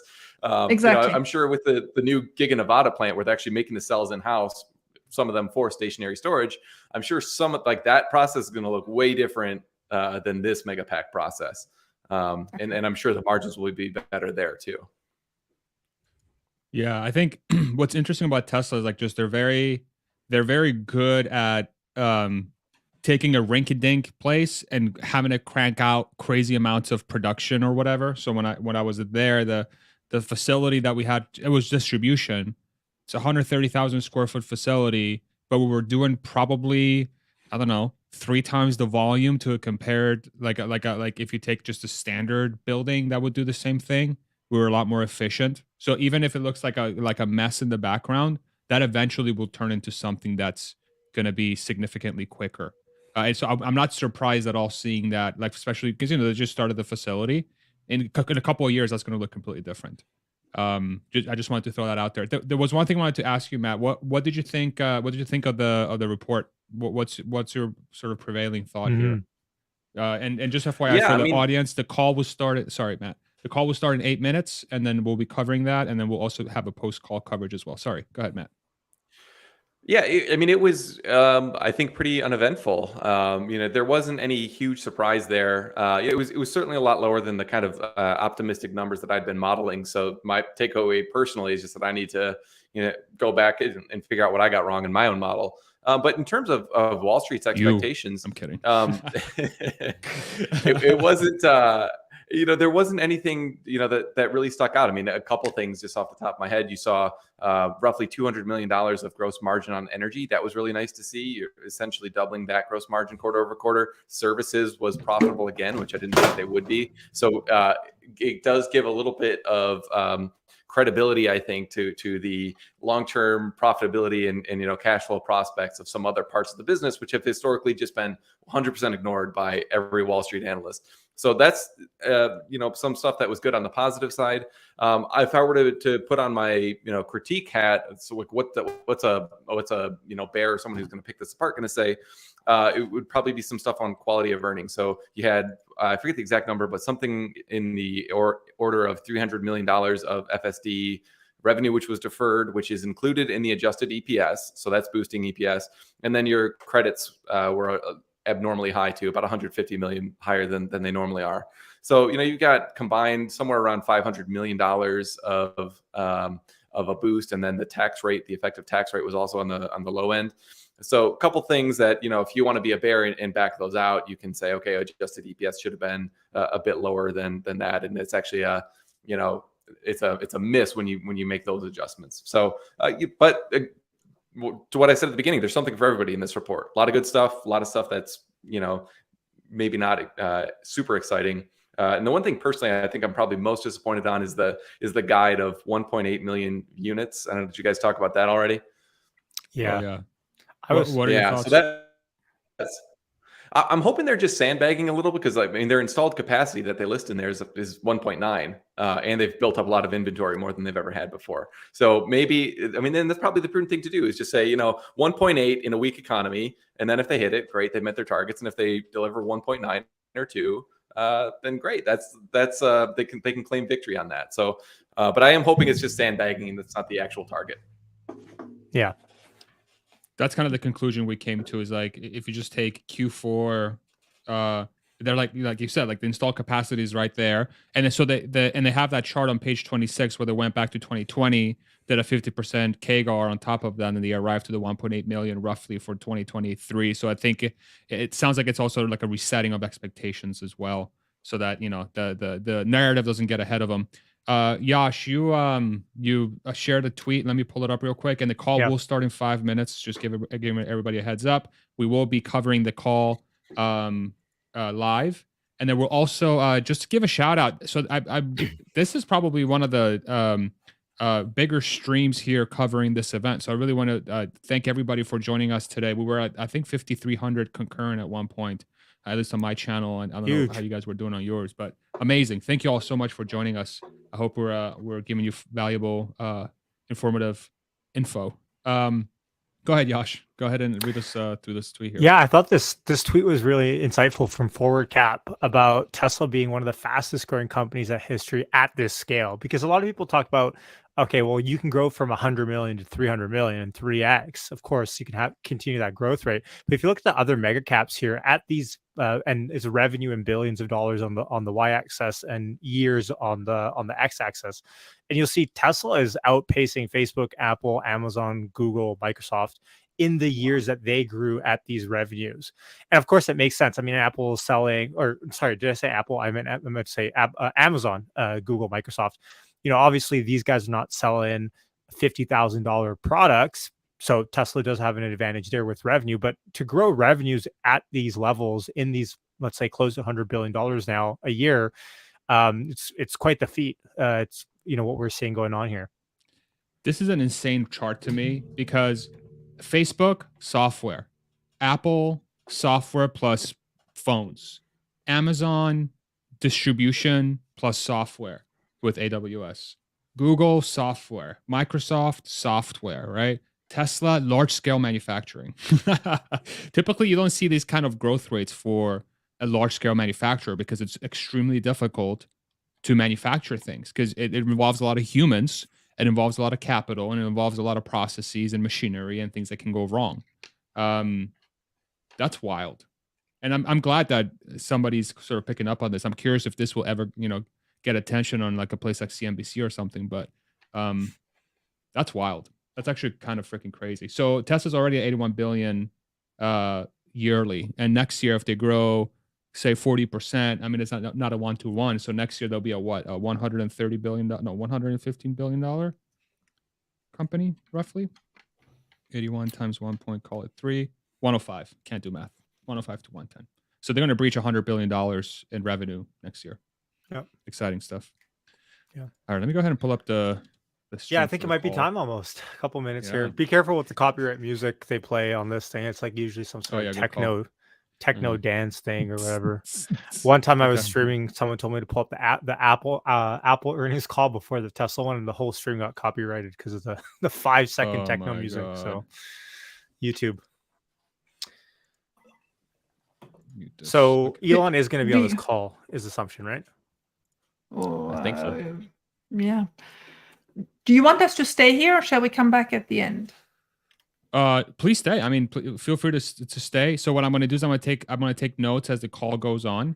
And I'm going to have it on my screen. But yeah, please stay. You can stay. You can just have your thing. I'm just going to keep this the audio in the background. I'll be taking my notes as we go along, and then I'll share a document as well. But I'm going to keep my ears open for this. This shouldn't have any echo. All I ask is that once this goes live, just mute your mic so we don't have echo. And then once the call is done, we'll do a recap and see what people thought. Yeah.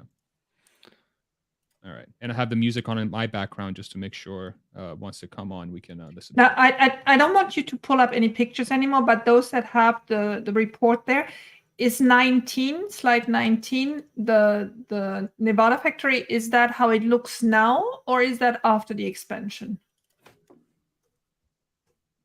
Slide 19. After the expansion. After the expansion, yeah. After. I think so you see, yeah, so you see render. that came out as a press release this morning, and it's already in there. That's why what really gives me this comfort that this was all nicely timed. Yeah, got to be careful looking into these renders too closely. Yeah, that's for sure. Yeah. Someone will inevitably start looking at the parking lot and counting the cars to calculate capacity or something. And the drone. Yeah. And I remember in the original render of Nevada, there were supposed to be wind turbines and stuff installed, and they obviously never did that. They've been really late with solar Yeah. too, so it'll never look exactly the same. Yeah. Just going to go ahead and share the link to the notes. How am I going to do this here? Let's see. I'm going to do it like this. I would just do it after. For everyone, you mean? So people like to kind of like follow along. Notes for Q4 call. You could put it on your you can just tab it because your audio is still going to be on, right? Like you don't need to share. There's no, like we're in 2023. Can they not do video earnings calls now and to like show us their expressions of, when they're laughing at certain statements or something or questions? Like, what are we doing? We're just listening to audio. I think it's for legal liability. I think there is a reason to do it as crappy and as basic as possible.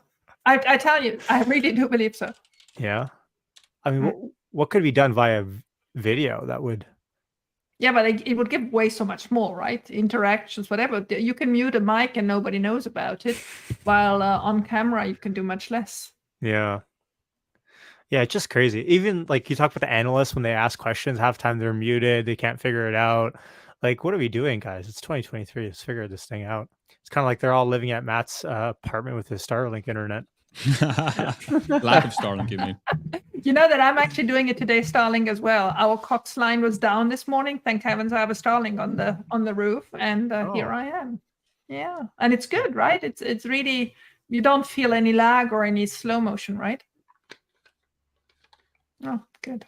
For those that are just joining us, thank you very much. We're just waiting for the earnings call to start. It should start here any second. Just listening to the music, and once the music stops, I'm gonna go ahead and boost the volume so all of us can listen to the call together. Sweet. Yeah, I don't know if this one's gonna be that. I mean, it's after hours and the report. If it's a boring report, boy, are we! I think everybody's gonna be very happy. Watch the first sentence be about Tesla bot.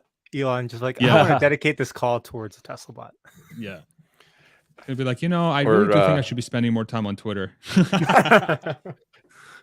Do you guys remember like where you were when you heard Elon say boring, boneheaded questions will not be tolerated or whatever that one time? Yes, I was working. I was at Tesla working. Oh, wow. I was driving and I was just like, I got nervous. I was like, oh man, this is.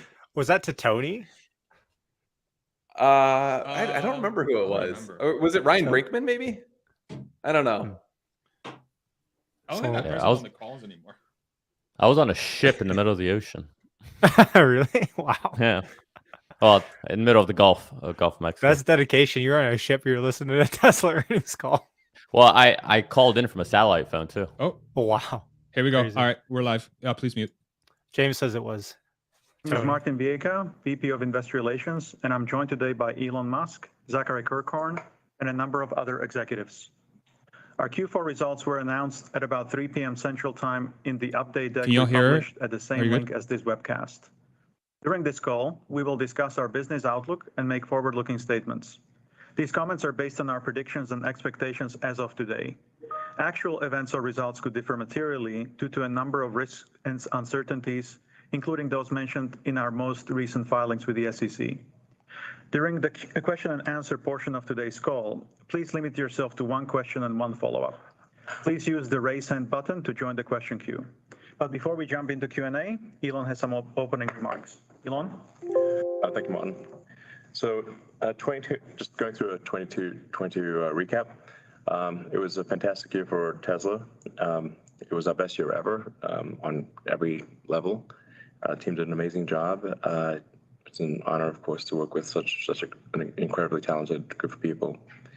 So in 2022, we delivered over 1.3 million cars and achieved a 17% operating margin, the highest among any volume car maker. I think maybe among any car maker.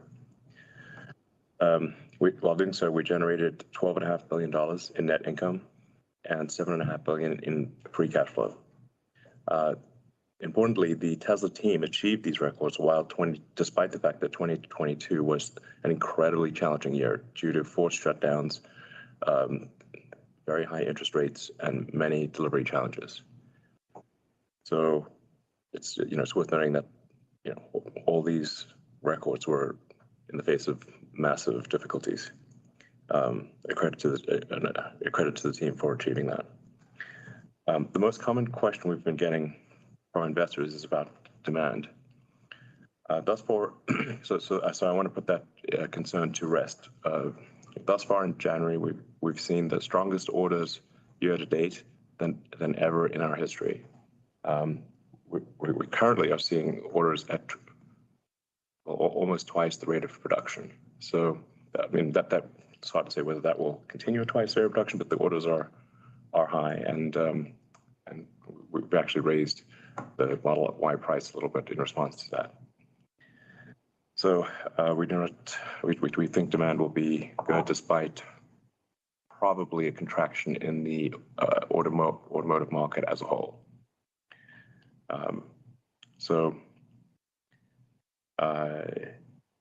Basically, price really matters. I think there's just a vast number of people that want to buy a Tesla car, but can't afford it, and so these price changes really make a difference for the average consumer. It's sometimes for people who are have a lot of money, they sort of forget about how important affordability is. And it's always been our goal at Tesla to make cars that are affordable to as many people as possible. So I'm glad that we're able to do so. So I think it's a good thing, all things considered.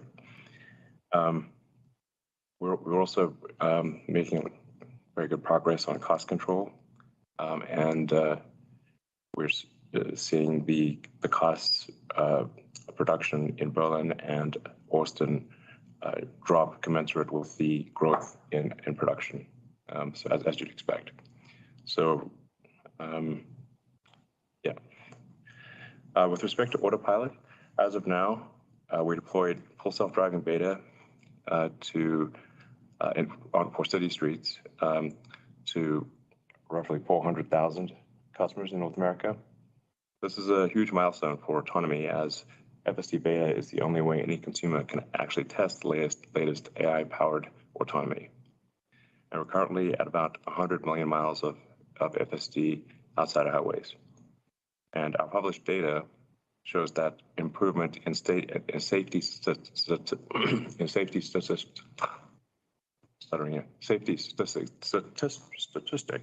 is very clear.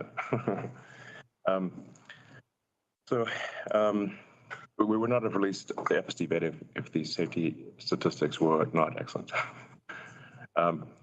Regarding batteries, production rate of 4680 cells reached 1,000 cars a week at the end of last year, and we're increasing capacity for 4680 cells by another 100 gigawatt hours, as announced at Giga Nevada yesterday. Our long-term goal is to get to well in excess of 1,000 gigawatt hours of cells produced internally, and continue to use other cell providers. So to be clear, we will continue to use other cell providers, just that the demand for lithium-ion batteries is quasi-infinite and will be for quite some time.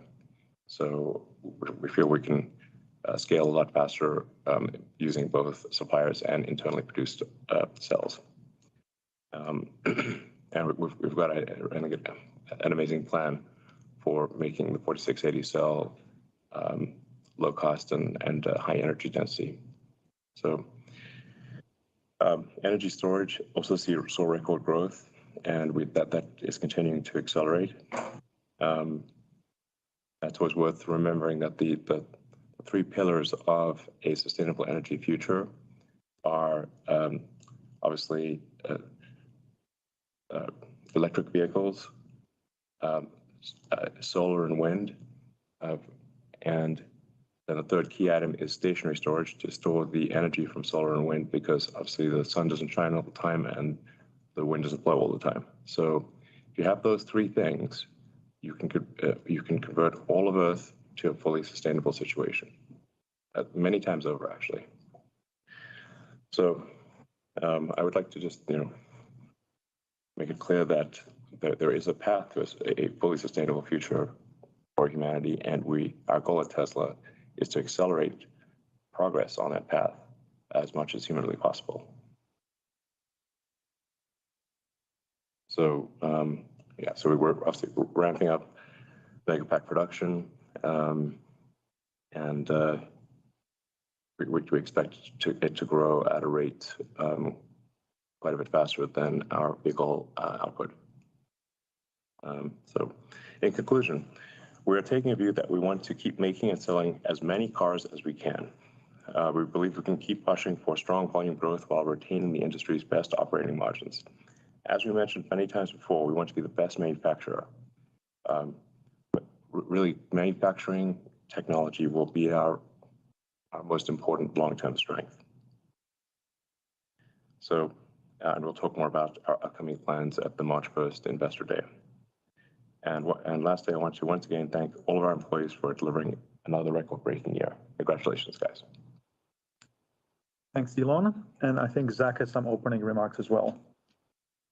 Yeah, thanks, Martin. So as Elon mentioned, 2022 was a terrific year for Tesla. I also want to congratulate the Tesla team and also say a thank you to our suppliers for your support during quite a volatile year. On a full year basis, revenue increased over 50%, operating income doubled, free cash flows increased over 50%, and our margins remained industry leading. Additionally, we continue to make progress on overhead efficiencies as non-GAAP OPEX as a percentage of revenue improved further. For Q4 specifically, sequential and annual margin was impacted by ASP reductions as we were managing through COVID impacts in China, uncertainty around the consumer tax credit in the US, and a rising interest rate environment. Note that in 2022, rising interest rates alone had effectively increased the price of our cars in the US by nearly 10%. Additionally, COGS per unit has increased on a year-over-year basis, driven primarily by three factors. First is raw materials and inflation led by lithium prices and discussed at length in previous calls. Second, we are working through the early ramp of inefficiencies of our Austin and Berlin and in-house cell production factories. Third, our vehicle mix over the last year has moved more heavily towards Model Y, which carries a slight cost premium to Model 3. Partially offsetting these impacts, we've continued to execute on Tesla controllable cost reductions in line with the progress we've made in prior years. These improvements include our continued work to gradually move towards a regionally balanced build of vehicles.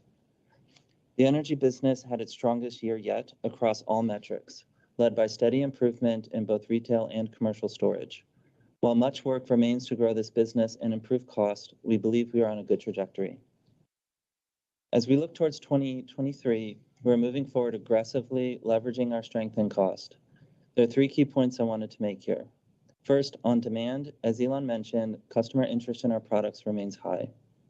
Second, on cost reduction, we're holding steady on our plans to rapidly increase volume while improving overhead efficiency, which is the most effective method to retain strength in our operating margins. In particular, we're accelerating improvements in our new factories in Austin, Berlin, and in-house cells, where inefficiencies are the highest. But we are attacking every other area of cost and unwinding cost increases created from multiple years of COVID-related instability. This includes logistics, expedites, accumulation of material buffers, part premiums, productivity, and overheads, as an example. As the world transitions from an inflationary to deflationary environment, we expect a strong partnership with our suppliers on this journey as well.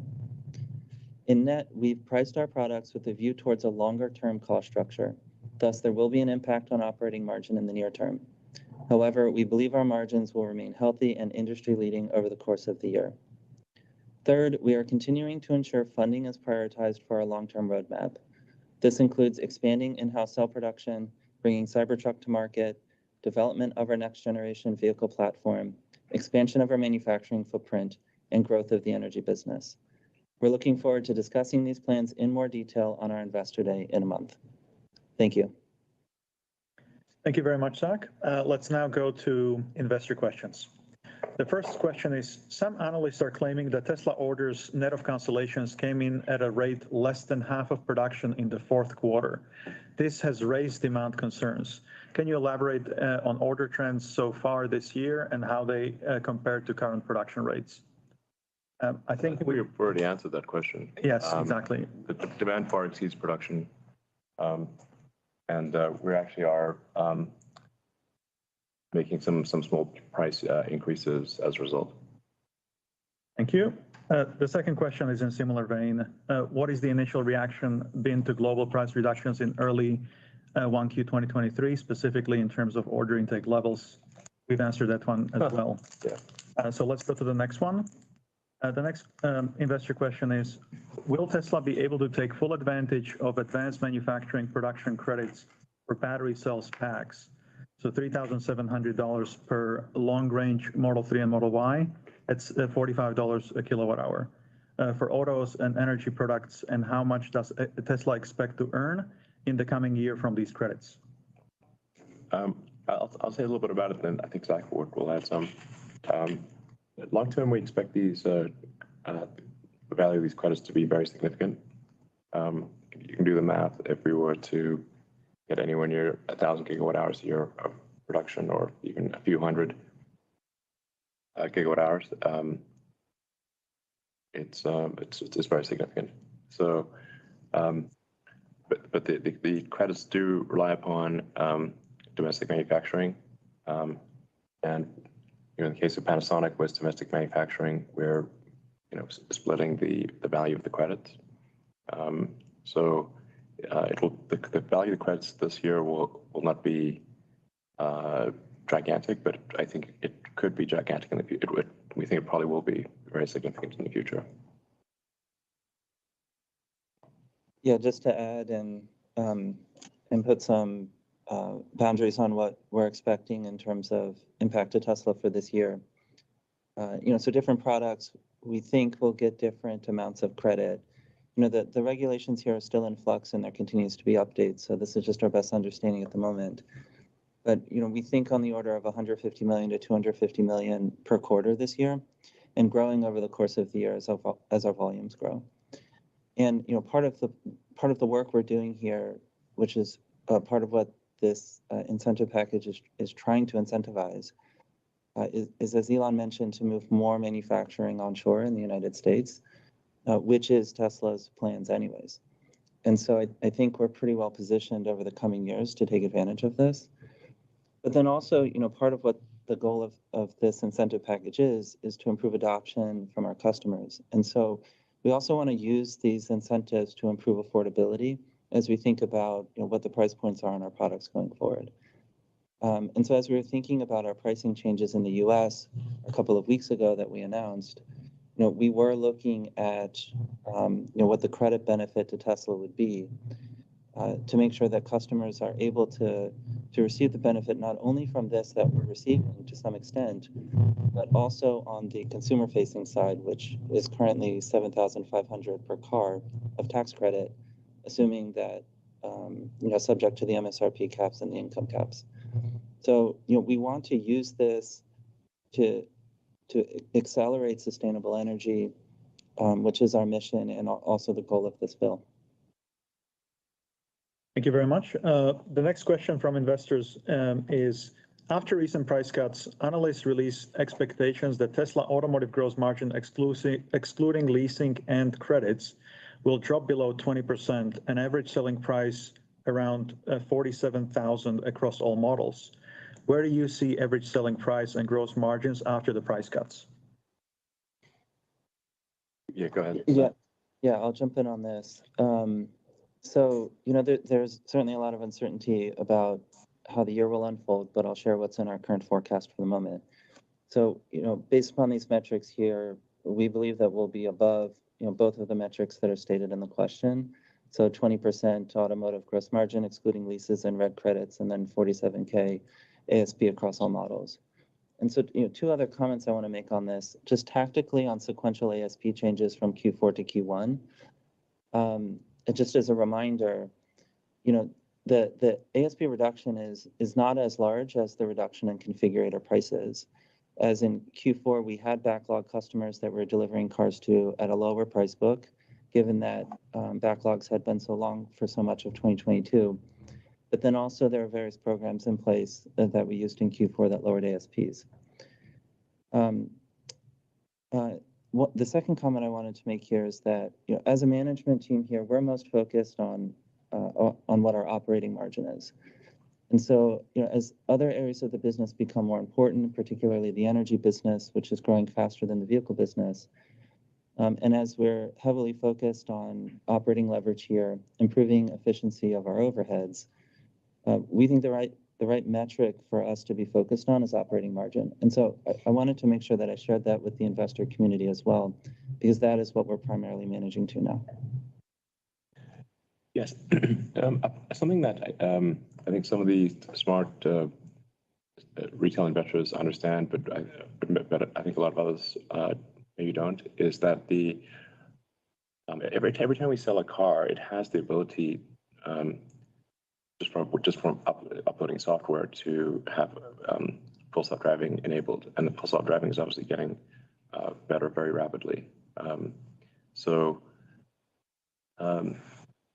That's actually a tremendous upside potential, because all of those cars, with a few exceptions, I mean, only a small percentage of cars don't have hardware 3. So that means that there's millions of cars where full self-driving can be sold at essentially 100% gross margin.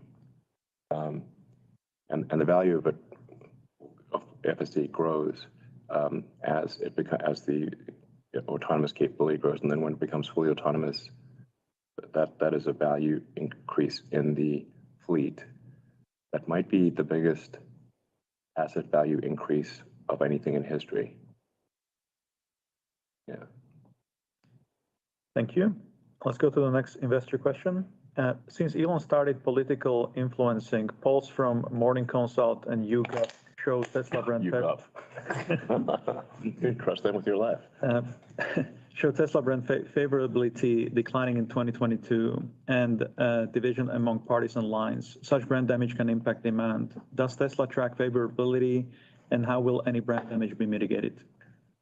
Well, let me check my Twitter account. Okay, so I've got 127 million followers. It continues to grow very rapidly. That suggests that I'm, reasonably popular.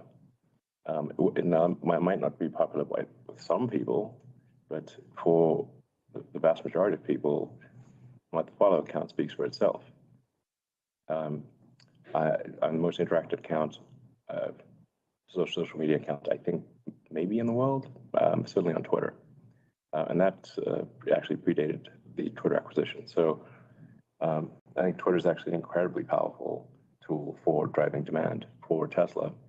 And I would really encourage companies out there of all kinds, automotive or otherwise, to make more use of Twitter, and to use their Twitter accounts in ways that are interesting and informative, entertaining, and it will help them drive sales, just as it has with Tesla. The net value of Twitter, apart from a few people are complaining, is gigantic, obviously. Thank you. Let's go to the next question. Please provide a detailed explanation of where you are on the 4680 ramp. What are the current roadblocks, and when do you expect to scale to 10,000 vehicles a week? Yeah, thanks, Martin. First, I just want to say congrats and thanks to the Tesla 4680 team for achieving 1K a week in Q4. It was no small feat. Definitely a result of, more than a couple of years of hard work. As far as where we stand in Texas, 1 of 4 lines are in production, with the remaining 3 in stages of commissioning and install. Really, our 2023 goal as a 4680 team is to deliver a cost-effective ramp of 4680s well ahead of Cybertruck. Focus areas are dialing in and improving the quality of the high-volume supplied mechanical parts and driving factory process yields up as much as possible. Between the 2 of those things, if we achieve those key goals, we'll be well set up for a major 4680 year in 2024. Thank you. Next investor question is, Elon said previously that FSD Hardware 4 will most likely come first in Cybertruck. Is that still the current plan? Do you expect there to be an upgrade path for Hardware 3 cars to Hardware 4? Yeah, Cybertruck will have hardware 4, and basically, for 2023, Cybertruck will not be, a significant contributor to the bottom line, but it will be in next year. So it's an incredible product. I can't I can't wait to drive it personally. It will be the car that I drive every day. Actually, I'm wearing the T-shirt with the smashed glass.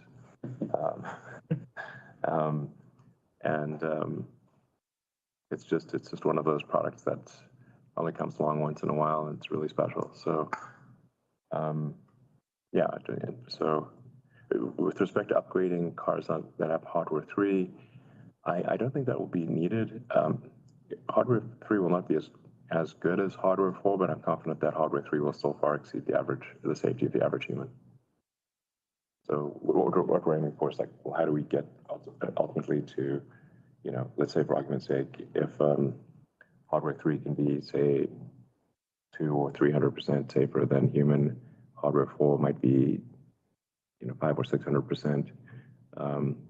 There will be a hardware 5 beyond that. But what really matters is are we improving the average safety on the road? But it is the cost and difficulty of retrofitting hardware 3 with hardware 4 is quite significant. So it would not be, I think, economically feasible to do so. Thank you. The next question is for Zach. Zach, when do you think Tesla Insurance will become big enough revenue source to warrant providing more details in the financials of the business so investors can compare it to other insurance companies? Yeah, I think it's probably going to take some time before this business is large enough for specific financial disclosures. But I'm happy to provide an update on where we stand in the business. So we're currently at a $300 million annual premium run rate as of the end of last year. We're growing 20% a quarter, so it's growing faster than the growth in our vehicle business. And in the states in which we're operating, on average, 17% of the customers in those states are using a Tesla insurance product. So, and that number continues to tick up as we spend more time in markets. And we see most of the adoption occurring when folks take delivery of a new car, as they're setting up insurance for the first time, as opposed to going back and switching when they already have insurance set up. So there's an inherent stickiness in the insurance business. But yeah, sorry, go ahead. No, I was just going to say, just as a broader reminder on kind of the motivation for starting this business, it was to improve, and still is, to improve the total cost of ownership of our cars, given that we're seeing high premiums of insurance from third-party companies. And that remains our priority here. We'll obviously run this as a healthy business, but we want to make sure we keep our costs low and insurance stays affordable to our customers. Yeah, and so there are two really important side benefits for Tesla Insurance that are worth mentioning, one of which Zach alluded to, which is that just by Tesla offering insurance for our cars at a competitive rate, that makes the other car insurance companies offer better rates for Teslas. So it has a bigger effect than you'd think, because it improves total cost of ownership or insurance costs even when they don't use Tesla insurance, because now the Geicos of the world have to compete with Tesla and cannot charge outrageous insurance for Teslas. So it's great. So it has an amplified effect, very important. Then it is also giving us a good feedback loop into minimizing the cost of repair of Teslas for all Teslas worldwide. Because we obviously want to minimize the cost of repairing a Tesla if it's in a collision, and for Tesla insurance. And previously we didn't actually have good insight into that, because the other insurance companies would cover the cost, and actually the costs in some cases were unreasonably high. So we've actually adjusted the design of the car and made changes in the software of the car to minimize the cost of repair. Obviously minimize the best repair is no repair. Avoid the accident entirely, which since every Tesla comes with most advanced active safety in the world. Whether or not you buy Full Self-Driving, you still get the intelligence of Full Self-Driving for active safety, active collision prevention.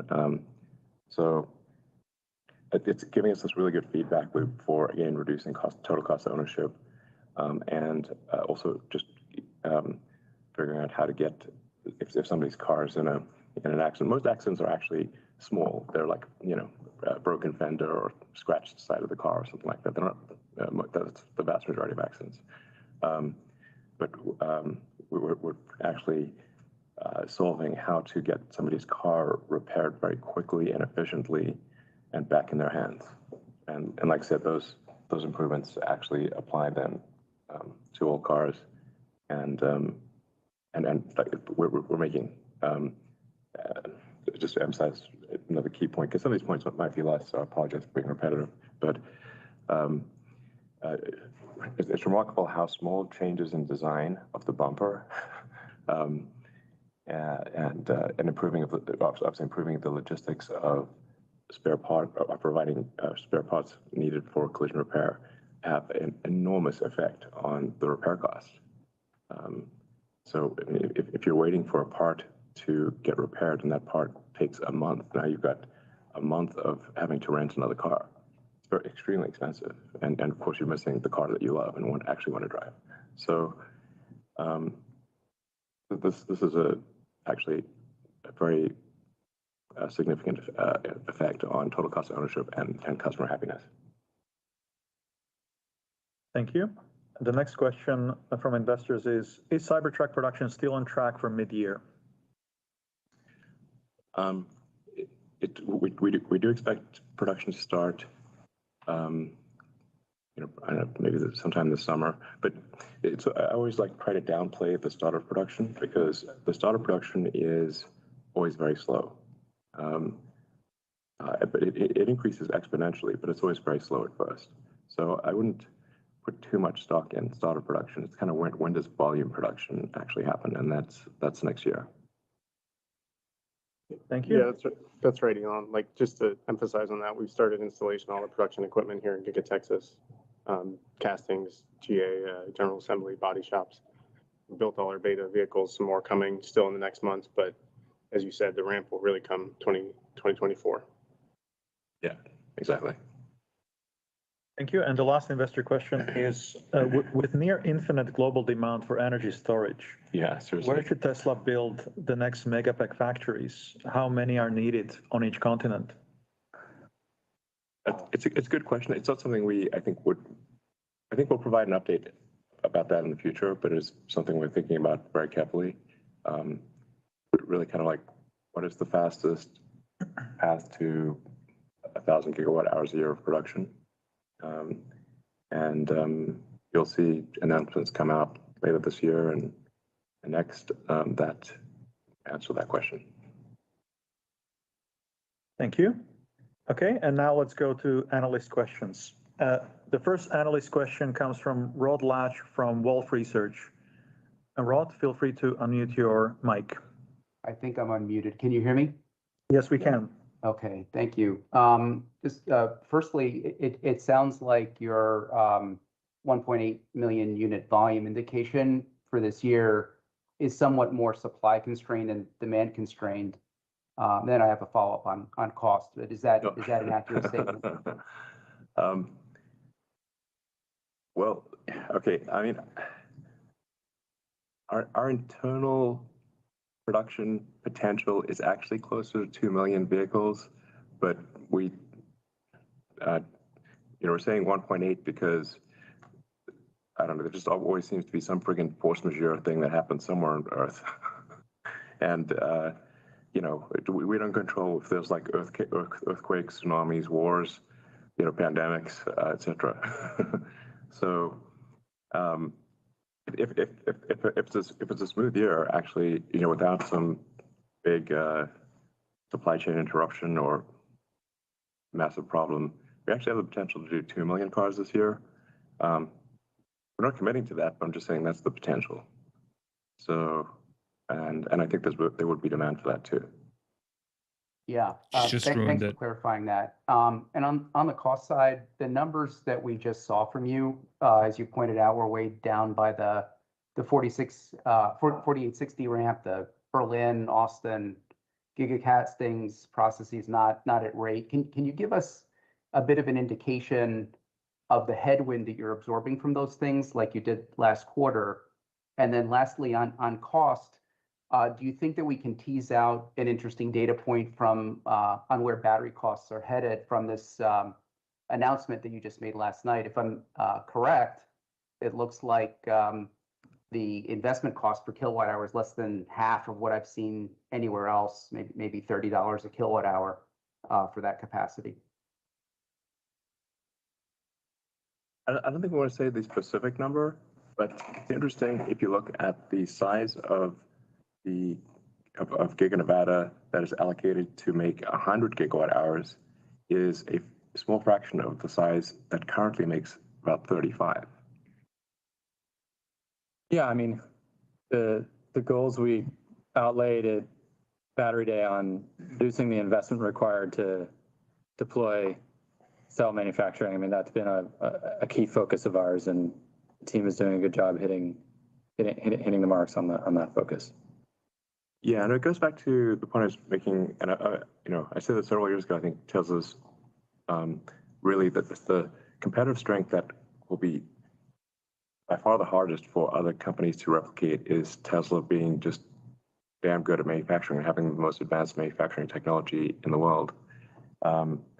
And if you've got that sort of advanced manufacturing toolbox, you can apply it to many things, and we're applying it now to battery cells.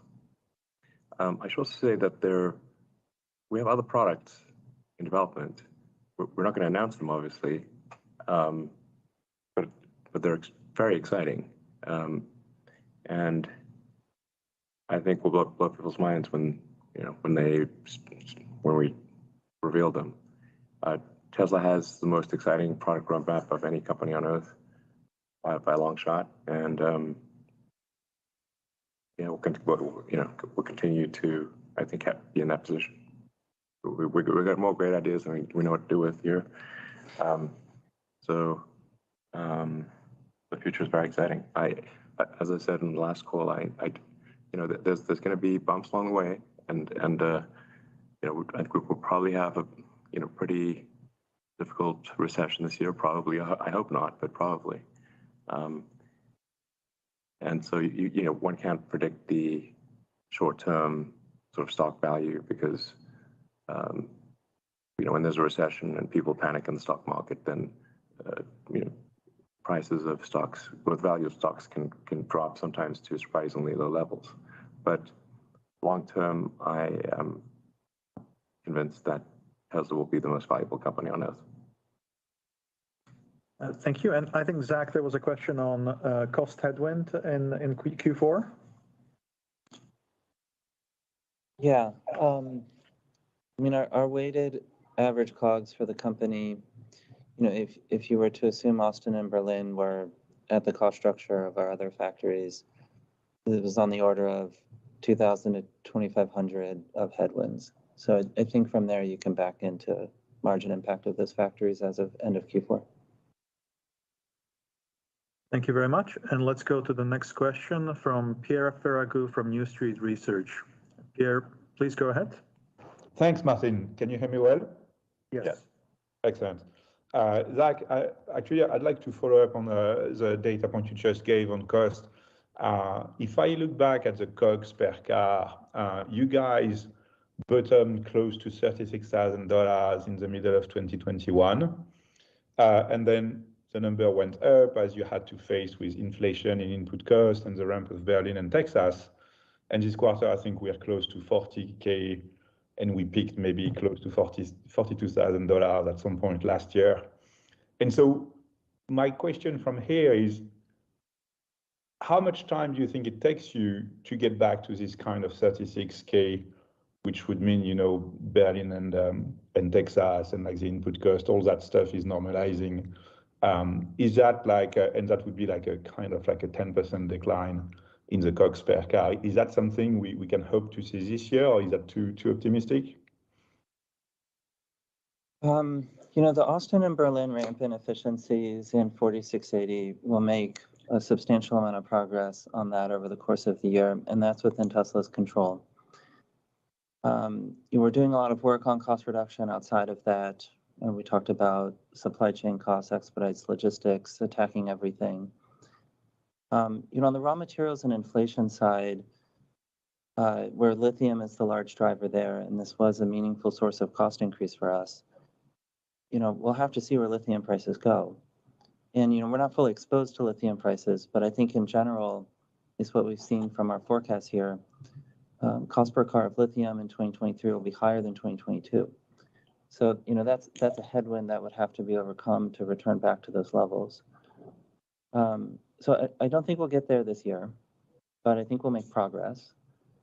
And we'll continue to find ways to offset these raw material costs that we don't have control over.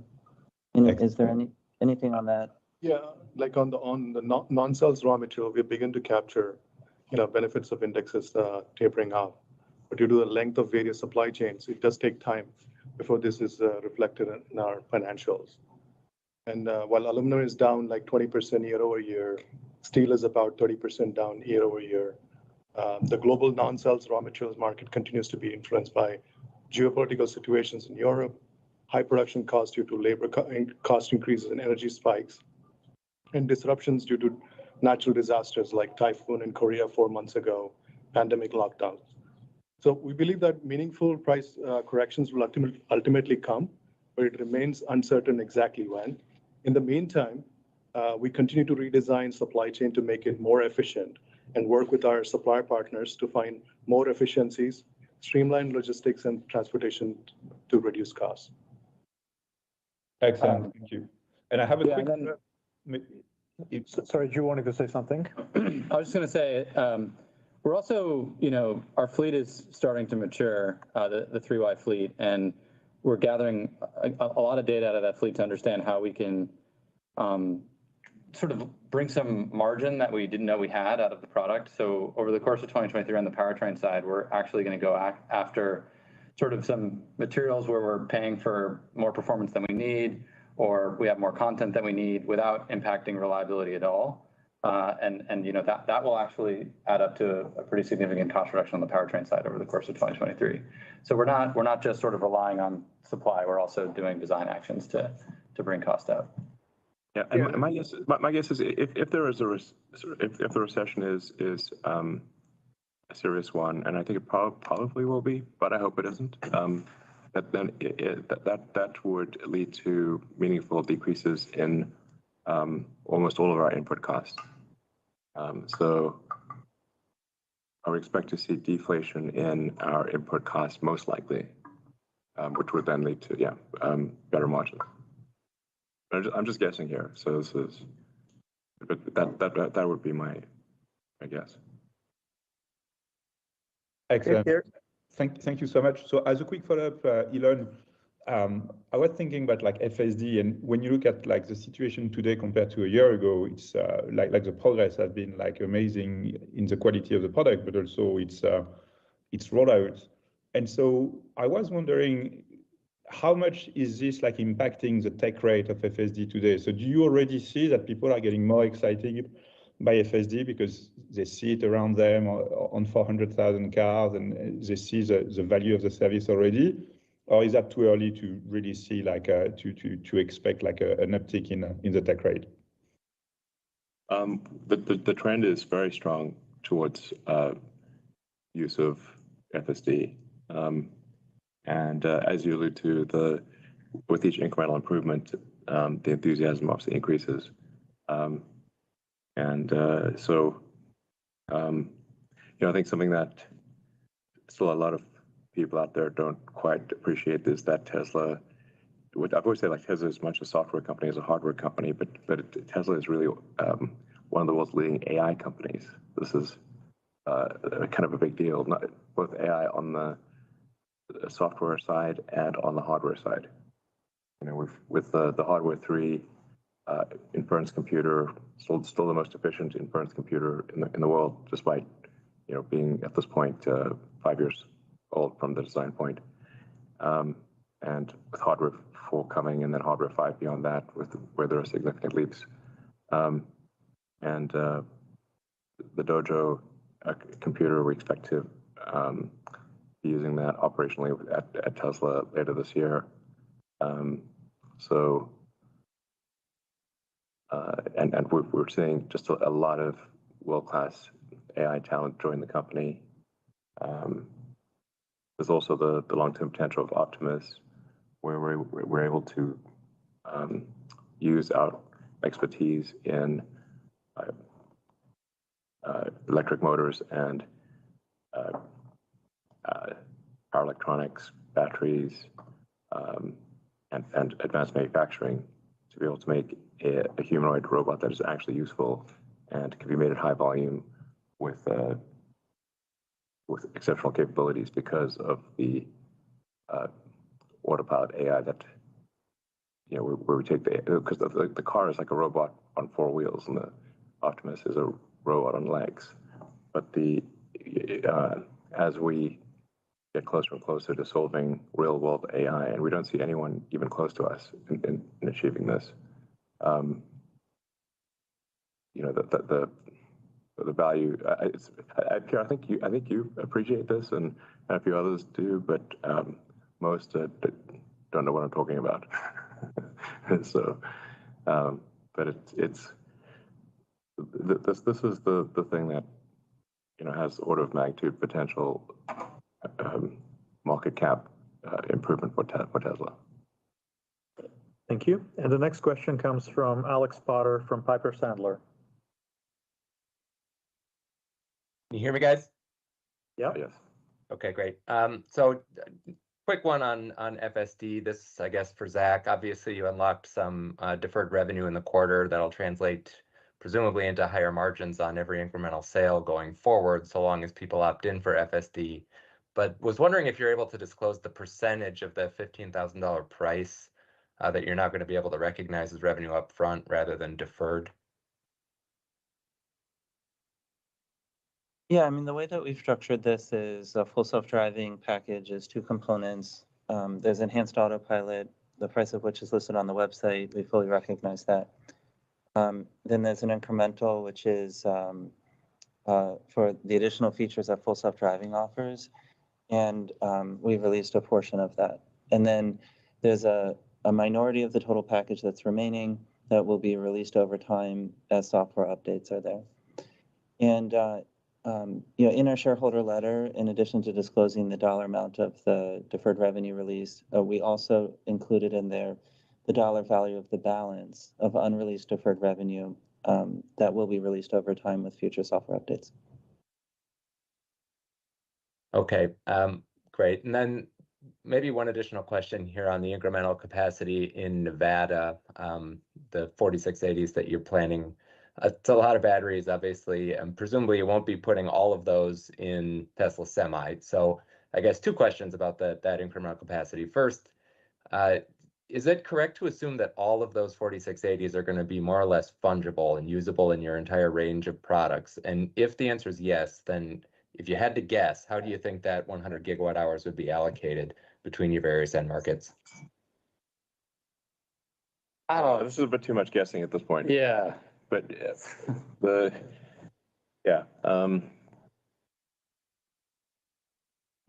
I mean, you're right. Not all of the 100 gigawatt hours are going to go into the semi trucks. That is correct. I mean, we can. Let's say, like we I alluded to, a number of future products. Those future products would use the 4680. Thank you. And the next question comes from George from Canaccord Research. Hi, everyone. Thanks for taking my question. So you recently adjusted prices, and that may have put many of your competitors in the back foot. In addition to that, capital markets have recently gotten a lot tougher. So with those factors in mind, I'm curious how you see the current competitive landscape changing over the next few years and who you see as your chief competitors 5 years from now. Well, 5 years. 5 years is a long time. I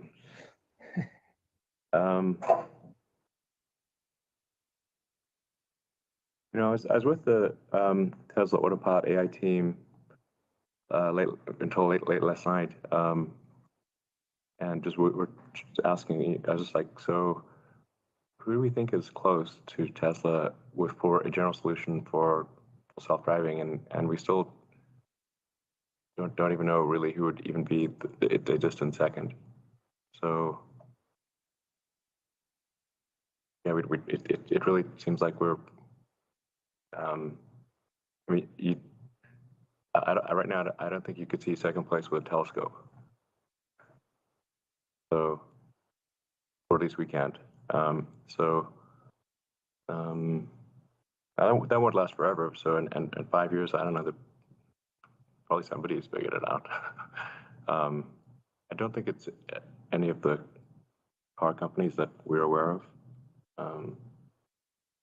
But I'm just guessing that someone might figure it out eventually. So, yeah. I mean, beyond that, Elon, like in the vehicle space, even though the market's shrinking, we're growing, and EVs have doubled almost year over year. So, like, whoever keeps up with the trend of EVs is going to be our competitor. And the Chinese are scary. We always say that. But like, a lot of people always look at the EV market share, but we always look at it as how much of the total vehicle space do we have, and we're just going to keep growing in that space. There's 95% for us to go get. Yeah, and I don't want to say like I think we have a lot of respect for the car companies in China. They are the most competitive in the world. That is our experience, and the Chinese market is the most competitive. They work the hardest and they work the smartest. So a lot of respect for the China car companies that we're competing against. So if I were to guess, it would probably be some company out of China is the most likely, to be second, to Tesla. But we are the Tesla China team is winning in China. And I think we actually are able to attract the best talent in China. So hopefully that continues. So yeah, super fired up about the future, and yeah, well, it's going to be great. Just as a follow-up, the Inflation Reduction Act has created huge tax incentives for commercial vehicles. You mentioned an incredibly interesting product pipeline. Are there maybe some plans to accelerate commercial vehicle form factors outside of the Tesla Semi to help accelerate EV adoption? Well, I was basically saying that, yes, but I'm not going to give you details because this is nice try. Yeah, of course. So, we have to always look at like what is the limiting factor for new vehicles, because if for the longest time we've been constrained on total cell, lithium-ion production output, and so people said like, why not bring this other car to market or that other car to market? Well, it doesn't really help if all you're doing is shuffling around the batteries from one car to another. In fact, it hurts because you add complexity, but you don't add incremental volume. So it's sort of pointless. In fact, counterproductive to add model complexity without solving the availability of lithium-ion batteries. So as we get we want a new product introduction to match where the cells are available for that new product to use those cells without cannibalizing the cells of the other cars. That's the actual limiting factor for new models, not anything else really. Thank you. Let's go to the next question. The next question comes from William Stein from Truist. Great. Thanks for taking my question. Elon, you started to answer this earlier, but I like to ask this question about the AI elements of your business and ask if you could comment on progress around Dojo and Optimus and your anticipation for the likelihood, for example, for the company to disconnect the GPU cluster in favor of Dojo and to have some market achievement in Optimus? Yeah, I mean, obviously, since we're still at the early stages, there are big error bars in any predictions. So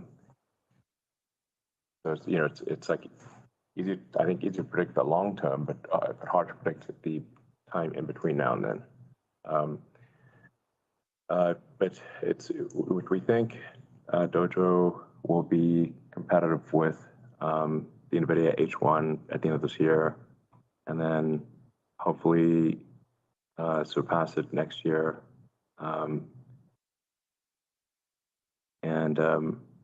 The key there is like I think what's the energy usage required for a given amount of if you're training a frame of video, how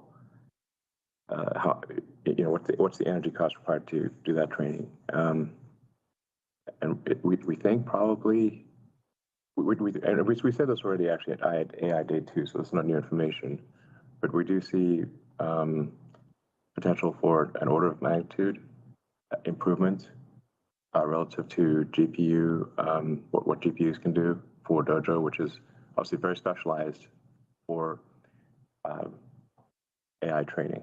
It's hyper specialized for AI training. So wouldn't be great for other things, but it should be extremely good for AI training. So just like if you do an ASIC for something, it's going to be better than a CPU. This is sort of in some ways like a giant ASIC, and we're able to. Since we're operating one of the biggest GPU clusters in the world already, we've got a good sense of how efficient the GPU clusters operate and what Dojo needs to do in order to be competitive. But we think that it does have a fundamental architectural advantage because it's designed not to be the GPU is trying to do many things for many people. They're trying to do graphics, video games. It's doing crypto mining. It's doing a lot of things. Dojo is doing one thing, and that is training. And we're also optimizing the low-level software so that it at a very sort of bare metal level. So it's just insanely good at efficient training. And the intercommunication between the Dojo modules is extremely high. You're not going across an Ethernet cable. It's like so. Anyway, we see a path to an order of magnitude improvement in the energy efficiency per given unit of training. But we also have to achieve that, and so that when will it be achieved? It's hard to say, but we do see a path to get there. And then also in inference, like once you've got something trained, well, if you want to have a product, that's a consequence of that training, and that product may not be anything to do with cars, then the efficiency of inference is extremely important. And we also have by far the most efficient inference computer with the FSD computer in the car. This has potential for products that aren't even really in automotive. Thank you. And William, do you have a follow-up? Yeah, it sounds like the 1.8 million units you expect this year is supply, not demand limited supply. It sounds like by the lithium batteries. If you were to become demand limited, can you talk to us about your propensity to use price, and your relatively high industry margins to grow units and share? Yeah. To be clear, the 1.8 million is not cell supply limited. Yeah, I mean, we did address that number earlier in the call. I don't know if you want to answer. Yeah, it's roughly, a cell supply is roughly matched with that. And this is 1.8 million cars. If we get lucky, it could be more. And then the rest would go into stationary storage, the Powerwall and Megapack. So, yeah, so. Okay, let's have the final question from Adam Jonas. Hi, Elon. First question is it time for Tesla to significantly expand the captive FinCo? I mean, you only have like $4.5 billion of these receivables. It's basically nothing compared to other big auto companies. Then I have a follow-up. Zach, maybe let's press to answer that. Yeah. Yeah, I mean, the way that we've been using captive financing so far is to plug what we believe to be gaps in the market of existing third-party products. And so we have a couple of offerings in Europe. We do loans for our energy business, retail energy business here in the US. We do leasing, and we do a small amount of US loans that are very targeted. And so we're using captives to support market gaps, as I mentioned. So basically as a vehicle to support vehicle sales, make sure customers have access. I do think there's opportunity here to continue to grow this. We are growing it slowly here. It is a consumer of cash, so we're being cautious on how we do that. But you know, the plumbing is in place to do a lot more here. And I think we'll have to see how things unfold over the course of the year and make decisions real time as to how much we ramp it up versus ramp it back. I think if we see a severe recession this year, which, like I said, hopefully we don't, in severe recessions, cash is king big time because it's in such short supply. So we want to be cautious about using cash for loans and that sort of thing for cars. You know, I feel we're in a very strong position to get through a recession because we really don't have any debt, and we've got over $20 billion of cash, which is great. Actually, the cash is earning a ridiculous return, not a good return. So it's like non-trivial. The interest rate actually means the 20 billion is earning like quite a good amount. And I've made this point on Twitter a few times, and I'm sure a lot of people on this call understand the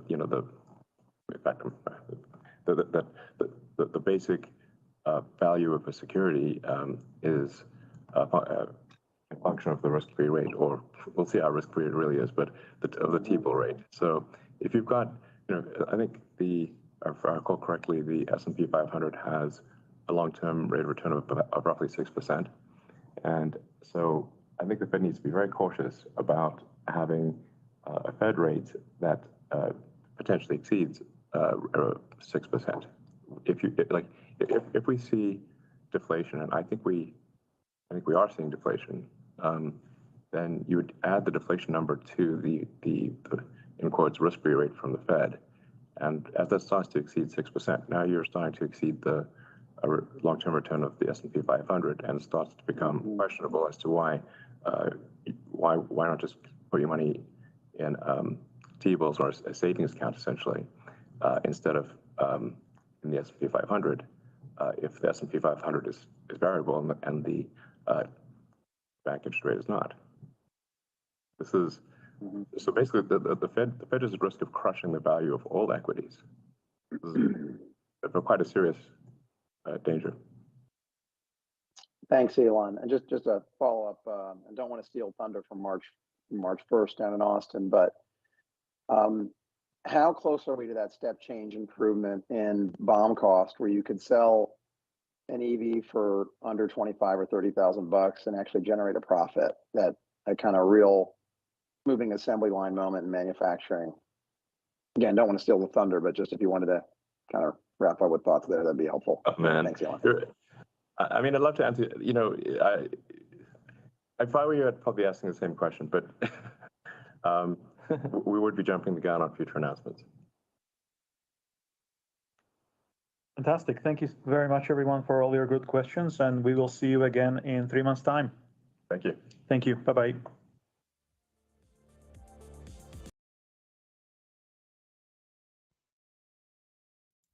Okay. Well. Well done for the typing. Well done for the typing. You were on a roll. My hands are tired. It's those World of Warcraft fingers, man.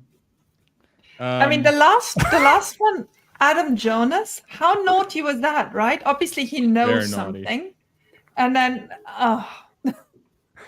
yeah, that was there's a lot to chew on there. I think the biggest thing we got in the first paragraph of the earnings call, and that was we're not demand constrained. Demand is 2 times our current production year to date. We are the 1.8 is not supply. It is not really us worrying about that we can hit 2. That's a big one. And then the 4680 answer I didn't love, but Farzad, why don't you go through what you wanted to go through? No, I mean, I got to format this and make sure it's digestible for people. So I mean, you can if you want to keep riffing, you can. Yeah, I mean, you're sharing this. You're sharing this on Google Sheets. Is that how it works? Yeah. So I'm gonna put it in the comments section. Make sure everybody has access to it. I'm gonna share it on Twitter. I mean, there was a lot here, y'all. There was a lot here. I thought. I mean, it was very I didn't really hear anything that would be construed as like too negative. There was one bit in here that they said they're still confident that they're going to be above 20% margins and the ASP about 47,000, and that, you know, demand is not really a problem. And even in the case of a recession, they're still going to be able to grow the business. They have a good cash balance. So they were really hyping up just how well positioned they are in the call. Was that the kind of vibe you guys were getting as well? I mean, and we can use this to kind of go down. It's up to you guys how you want to review it, but that was my takeaway. What do you guys think? I mean, I agree. I mean, it was. Go ahead. No. I mean, honestly, I didn't find so much of new information. I like the details on insurance. I like the details that they may start financing prudently. I love that one. So there were some rather minor but new announcements. But obviously, the most exciting was Elon. Like, oh, we have so many other products. We even have some that, you know, we won't be able to consider because we have so many of them, but there's a lot coming. And then this Adam Jonas thing saying, when will you get to the moment that you can produce an under $30,000 car and still make a profit? And then Elon obviously telling him off for having said that. The other one moment that I really kept in the mind was that, yeah, we're signaling 1.8, but we're going for 2 million cars this year. Yeah, completely. When he just sandbagged himself. When he unsandbagged himself, he unbagged himself. Yeah. So that were my big ones. Josh. Yeah, I already said my big ones. I think the biggest thing is the demand. I mean, just point people back to specifically what management guided there around demand and it being way higher than production. And then towards the end of saying we're not worried about batteries either with that 2 million, like that, you know, that's not really I think they said that. They said the 4680s are not going to be, or maybe they just said battery. I'm gonna have to go back and listen or read your notes, but that the batteries aren't going to be constraining them either. So I think those go hand in hand, and that's all really I was looking for this call. Okay. Matt?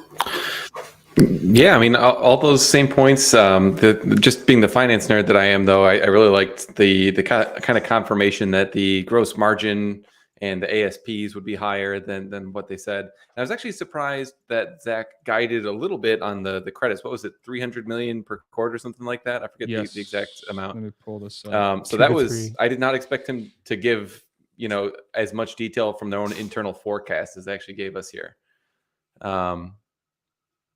So yeah, okay. Trying to find the operating margin above, I think it was 17%, and the gross margins above 20%.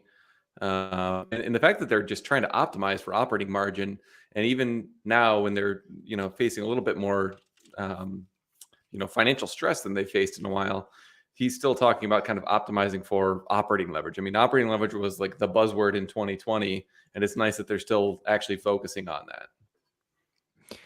Yeah, so 150 to 250 million.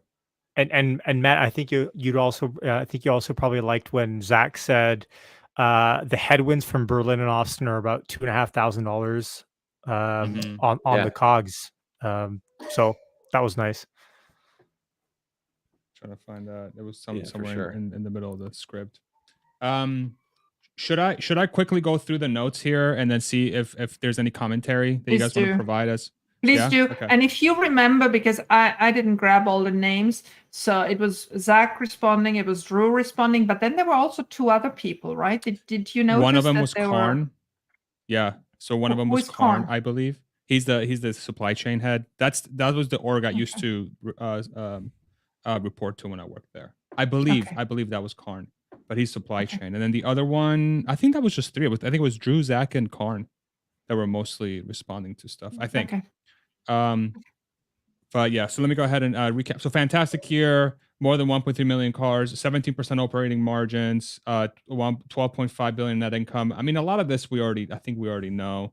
We could probably skip a lot of this, which is just a recap of the deck that we're just kind of just want to add, he obviously had his notes because he was really sticking to it, and I think that was very good of him.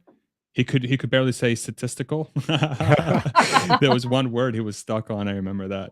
That was pretty funny to listen to.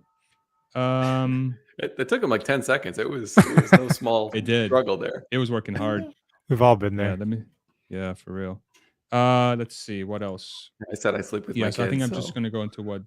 It's all good. Yeah. So Zach kind of had comments around progress on overhead efficiencies. So non-GAAP OPEX improved. Sequential margin impacted by COVID and consumer price credits and rising interest rates. The rising interest rates increased the price of cars, by 10%. And the cost per unit, raw material inflation, in-house ramp of 4680, and shift has been going to Model Y, which I guess is the higher cost cars, some of the impacts that they had from a cost perspective. Storage is growing, good trajectory to improve costs, aggressively leveraging costs to from a demand perspective, trying to customer interest remains high, cost reduction holding steady on rapidly increasing volume on improving overhead efficiency. They're moving from inflation to deflation. Strong partnerships with suppliers important in this case to really make sure they capitalize on the shift. They're prioritizing funding of the expansion of in-house production, Cybertruck coming to market, Model 2, which is, call it the compact car. I called it Model 2 because I just needed something to type quickly. Manufacturing footprint, energy footprint, and then more on Investor Day 3.1. Before I go into questions, did you guys want to highlight anything from the sort of the preamble? Anything you guys wanted to say? No. They started getting into the questions. Order trends, is there a problem? No, demand far exceeds production. So that was kind of the comment that we saw. There was something Elon said, actually, specifically. Thus far in January, strongest orders year to date than ever in our history. Orders almost 2x the rate of production at current pace. Raised Model Y price in response to this. Demand will be good despite probably contraction in auto market as a whole. Price really matters. Vast number of people that want to buy a Tesla car that can't afford it. Price changes really make a difference for average consumer. Affordability is very important. Always Tesla's goal to be affordable to as many people as possible. Elon is glad this is the case. So, this is an open. He's said this already in the Twitter space, but it's basically like, y'all, we're gonna go for maximizing capacity here. So that was my biggest takeaway from that. So, in my little envelope math is, they can produce about 5,000 cars a day, and so they have orders of 10,000 cars a day. Is that how you interpret that? That's how I interpret that. Yeah. Okay. And it'll probably level off. We'll probably come back down at some point. And if it doesn't, then that's a whole different. That's a whole different chaotic scenario. Yeah. Let's see. So it was a question about demand. No problem. What is the initial reaction to price reductions? Good. Will Tesla be able to take full advantage of the EV tax credits at $45 per kilowatt hour? So this was the one thing that Matt wanted to know, and Yasha, you brought up. Long-term expected value of these credits would be very significant, anywhere near 1,000 gigawatt hours of per year. It's a big number. So if you times that by the 45, you can see that's pretty large. Relies on domestic manufacturing. Yep, very good. Good math. Relies on domestic manufacturing, splitting it with Panasonic. So the current domestic they have, they're splitting it with Panasonic, which is a bit of information I don't think we had before. No. I think that's new. Value of credits in 2023 will not be gigantic, but it probably will be in the future. Different products will get different amounts of credits. Regulations are still changing, but for 2023, they're expecting somewhere between $150 to $250 million per quarter of these credits impacting their bottom line, growing year over year. So like reg credits right now from selling cars is like what somewhere between 250 to 450 per quarter. So now you're going to layer on another 150 to 250. So yeah, and if I could just add, like, good way of thinking about that.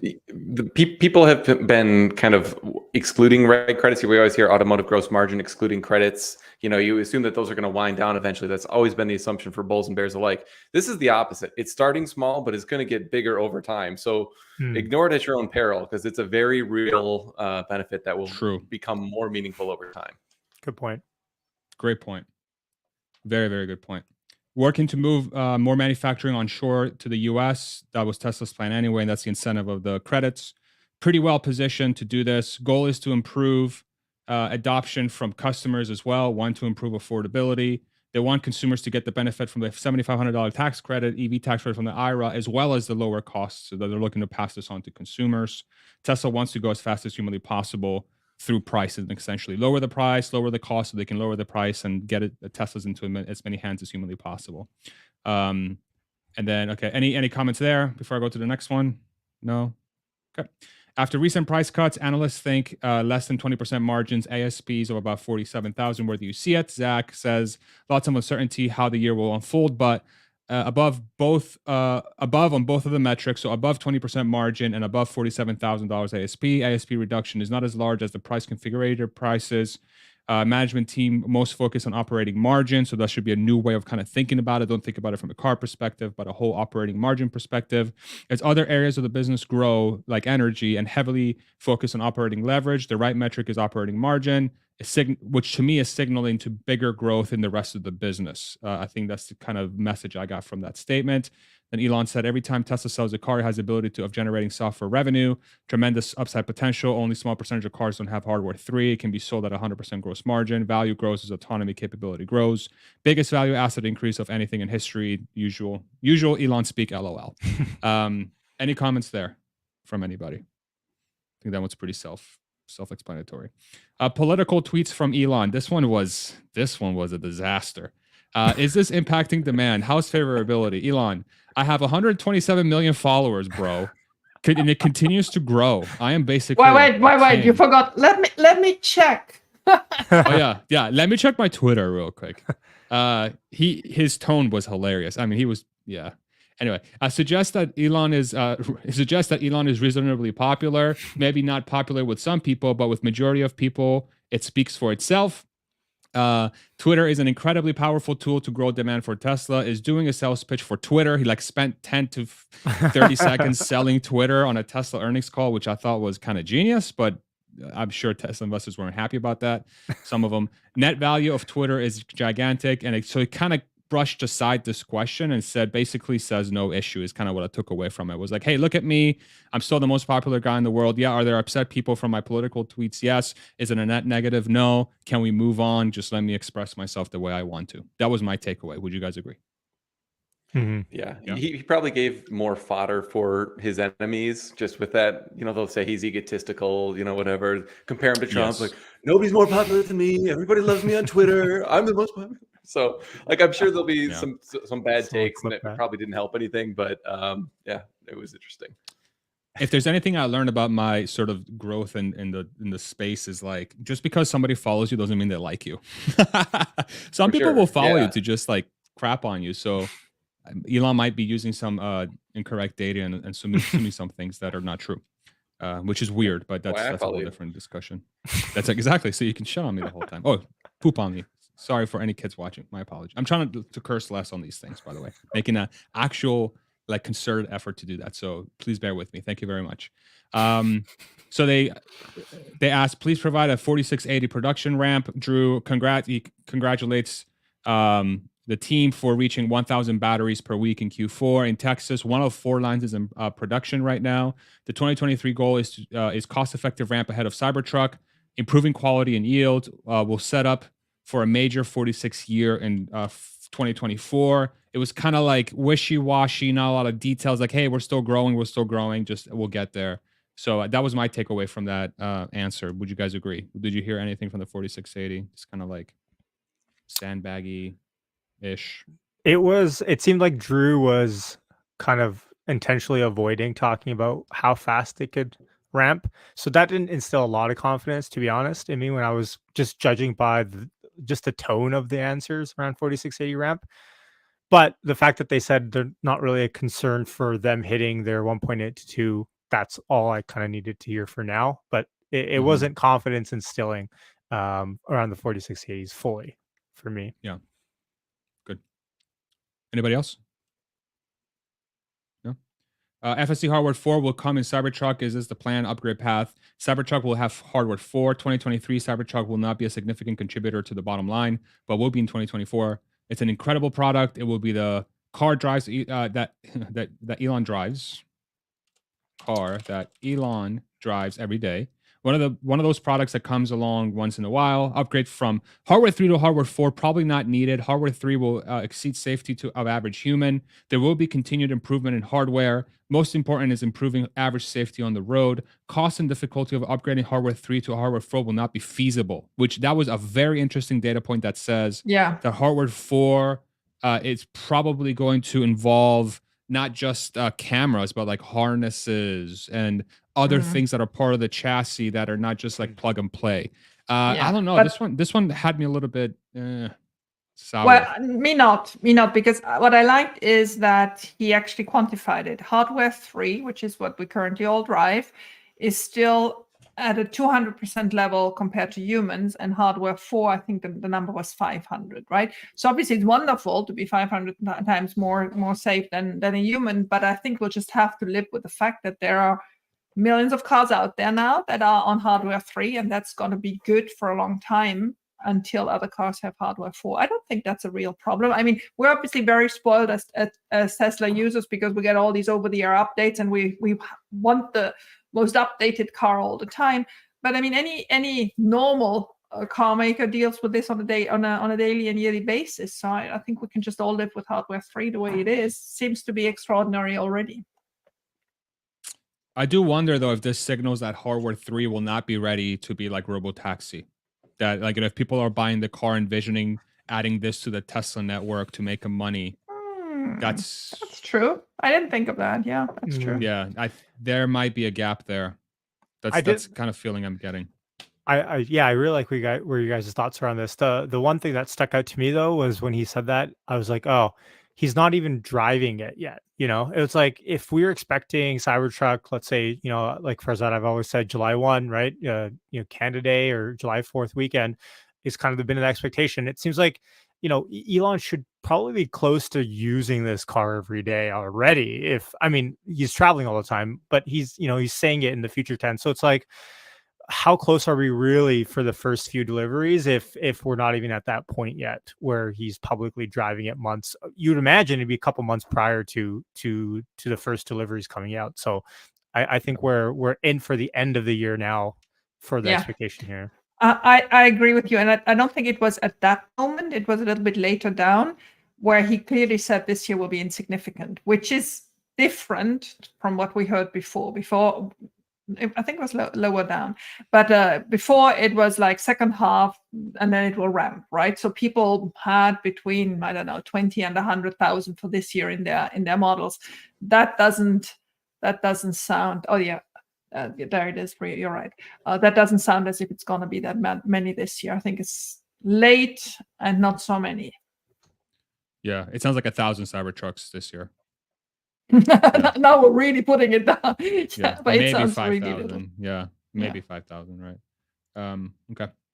Anything else on that point? This one, I just my gut tells me that this one's going to be controversial. It's going to be controversial because better than an average human doesn't seem like better than an average human is not good enough to be a robotaxi.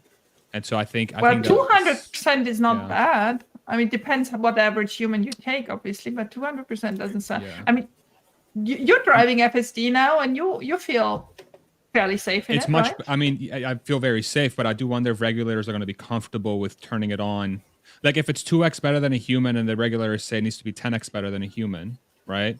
And hardware 3 will never get you there. Like how when people buy full self-driving for their cars, are they buying it thinking that they're going to be able to add this thing to the fleet, right? And if that's not the case, then are they going to have something in their hands in 5 years' time that says, well, this car you bought actually can't because the retrofit is going to be, the retrofit's going to be $10,000 or something. I don't know. But again, if it's going to make them $100,000 in 5 years, maybe who cares? It'll be like, okay, well, screw it, I'll do it. So perhaps it just becomes a math equation. Anyway, I have to think through it more. And I do believe there is a big part in those numbers that are actually not quantifiable. I don't think you can live with something saying it's 5 times safer. I mean, I understand you get to 99.9% of safety, but for a person to feel 5 times safer, I don't think you can quantify it as 5 times safer, right? You can quantify it 5 times faster, but 5 times safer belongs really to everybody's safety needs, right? And so I think that's a very difficult path to quantify. Yeah, it's fair enough. I had the same thought as you, though, Farzad, just in listening to the way that he was describing about that. It was not your Model Y will be able to make you money. It will be safer. So, I think the kind of huge increase in asset value that he talked about, that was originally kind of pitched as a robo-taxi, but now it might just be that you get more utility from your car because maybe you can, on highways, you can like watch a movie or check emails or something like that. But that's the definitely, vibe I think the goalposts have moved for hardware 3. That's the vibe I'm getting. Yeah. Which I think will make many, I don't think it's going to, for the long-term success of the company, I don't think it's a big deal, but I do think it might be like a sticking point for some folks that say, here goes Elon again, sort of, being a fraudster, lying about, and I'm not saying he is, that's not what I'm saying. All I'm saying is that just the way that was worded was a little bit like, okay, I see a risk here, but it's not significant. I just know it's a risk. Potentially, I could be wrong. Yeah, and there could be a lawsuit, but the thing that I think some people have gotten confused on in the past is like they've never promised that when you buy FSD, it'll enable a robo-taxi. They've promised that it will recognize stop signs and follow traffic rules on city streets and that sort of thing. So it doesn't have to hit autonomy in order for them to like avoid lawsuits or that. 100%, 100%, yeah, 100%. And again, I'm not saying, listen, I'm like saying it as if I know how to do this. I have no freaking idea how to solve this. Like the fact that they're trying is incredible. All I'm saying is that there might be a risk in what they said and what it's going to do. That's all I said. And I got to go back and restudy it, but that's all I'm saying. So, okay. Tesla insurance, big enough revenue source to list on statements? ? Zach says, probably going to take some time for specific financial disclosures. 300 million annual premium run rate as of end of 2022, growing 20% per quarter, faster than growth in vehicle business.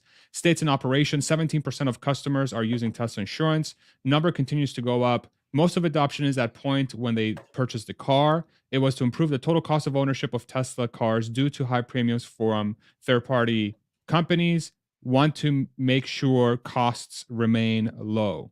And then Elon mentioned 2 side benefits. By offering insurance at a competitive rate, it makes other car insurance companies offer better rates, improves total cost of ownership, even if not using Tesla insurance, have to compete with Tesla. Good feedback loop into minimizing cost of repair of all Teslas worldwide. Want to minimize the cost of repair at Tesla because it'll help with finances. Adjust its design of the car and software to minimize the cost of repair. Most accidents are small, broken fenders, scratches, etc. Solving how to get someone's car fixed quickly and efficiently because of these like data sets they're getting from insurance, which is kind of freaking awesome, to be completely honest. Small changes in design of bumper and improving logistics of spare parts make a huge impact. Anything there? Insurance is small, it's growing, still not big enough. That's kind of what I got out of it. Mm-hmm. Yeah, that's kind of in line with my expectations. There's been some people who've been super optimistic on insurance, but to me, this has been kind of what I was expecting. Yeah. Yeah. Is Cybertruck still on track for mid-year 2023? We expect it to start sometime this summer. Excuse me. Downplaying start of production, always very slow. Volume production starts in 2024. Started equipment installation in Austin. Beta vehicles are built. Ramp will start in 2024. So just kind of like talking more about what they were saying earlier in the call. Yeah. Pushing it up. Yep. Lowering, just maybe setting a realistic expectation. With near infinite demand of storage, how many factories are needed? Elon says, not ready to announce, but will provide an update in the future. Thinking about it very carefully. What is the fastest path to 1,000 gigawatt hours per year rate of production? You'll see announcements come out this year and next that will answer this question. So it may start with Investor Day. We'll see. Okay. Anything else before we go into the analyst questions? No? All right. Rod Latch from Wolf Research. 1.8 million volume for 2023, somewhat more supply constrained. Is it inaccurate? And later in the call, they said it's not really a supply constraint. Is that what they think 1.8 million would be? And this is where freaking Elon sandbagged himself. 1.8 million. Literally the first question. He's like, it's 2 million. 1.8 million for 2023 is somewhat more supply constrained. Is it inaccurate? Elon, our internal production potential is closer to 2 million, but we were saying 1.8 because there's always some weird thing that will make us go slower. That's my word. They say like force majeure and stuff. Those are my words. Potential to be 2 million cars in 2023. Yeah. And I mean, he said clearly, I'm not committing to the 2 million. He wants that 1.8 being the number that's out there, which is clever, much more clever than saying we're doing 2 million, much more clever. Yeah. But now everybody's going to make it 2 million, right? The street is not going to, you don't think so? Okay. We'll see. I think we can probably live with 1.8 for the moment and just repeat 1.8 endlessly. Yeah. Yeah. I'm going to put 1.9 in my model. just to be contrarian, right, Matt? There we are. Yes. Well, no, you split the difference. Like you want to try to get the middle of the road estimate, and if 2 million is if everything goes well, and 1.8 is assuming it doesn't, then split the difference. That's probably I'm gonna go 2-1. A P50 probability of getting it right. I'm gonna go 2-1, y'all. All right. Next thing here is Yaman. Oops, what did I do here? Yeah, Yaman it up, son. Cost side way down by 4680 ramp, Berlin, Austin. Can you give us headwind absorption? Can we tease out interesting data points where battery costs are headed due to Nevada? If correct, investment costs could be half of where it's been anywhere else.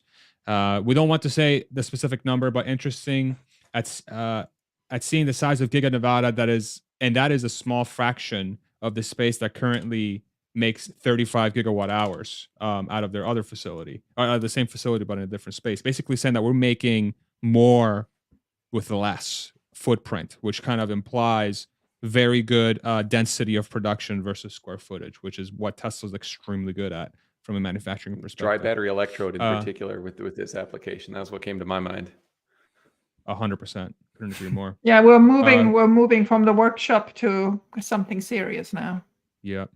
It's going to be fascinating to watch that ramp.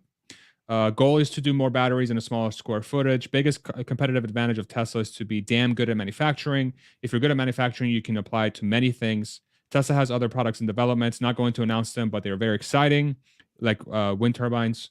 We have more great ideas that we know what to do with. There will be bumps along the way, and it will be a difficult recession in 2023. Probably, not sure. Elon, his usual speak. But one can't predict the long-term stock value because when there's a recession, then people panic. Long-term, Elon is convinced that Tesla will be the most valuable company on earth. But for cost-wet headwinds on Q4, which was the original question, the weighted average is about $2,500 of COGS impact from those variables. Any comments there? So for the new products, I want to have your first thought. I mean, I know Farzad is on wind turbines, so we're going to nail you down on those. Matt and Yashu, what do you think? I actually think he's referencing the compact car, to be completely honest. I actually thought it was the van. Yeah, I thought it was the van. Me too. Me too. And since we're always right, Yashu and me, that's it. It's true. The minivan, come on. Who's not going to buy that? Yeah. And I mean, it will have a commercial use. It will have a commercial use, and it will have a normal retail client use. Yeah. Matt, you need a van, right? Yeah, I for years I've been requesting an 8-passenger full-size SUV or big van because my family can't fit in any EV out there. So 6 kids and 2 adults, we need something bigger. Look at this headline, by the way, from Reuters. Right away. Yeah.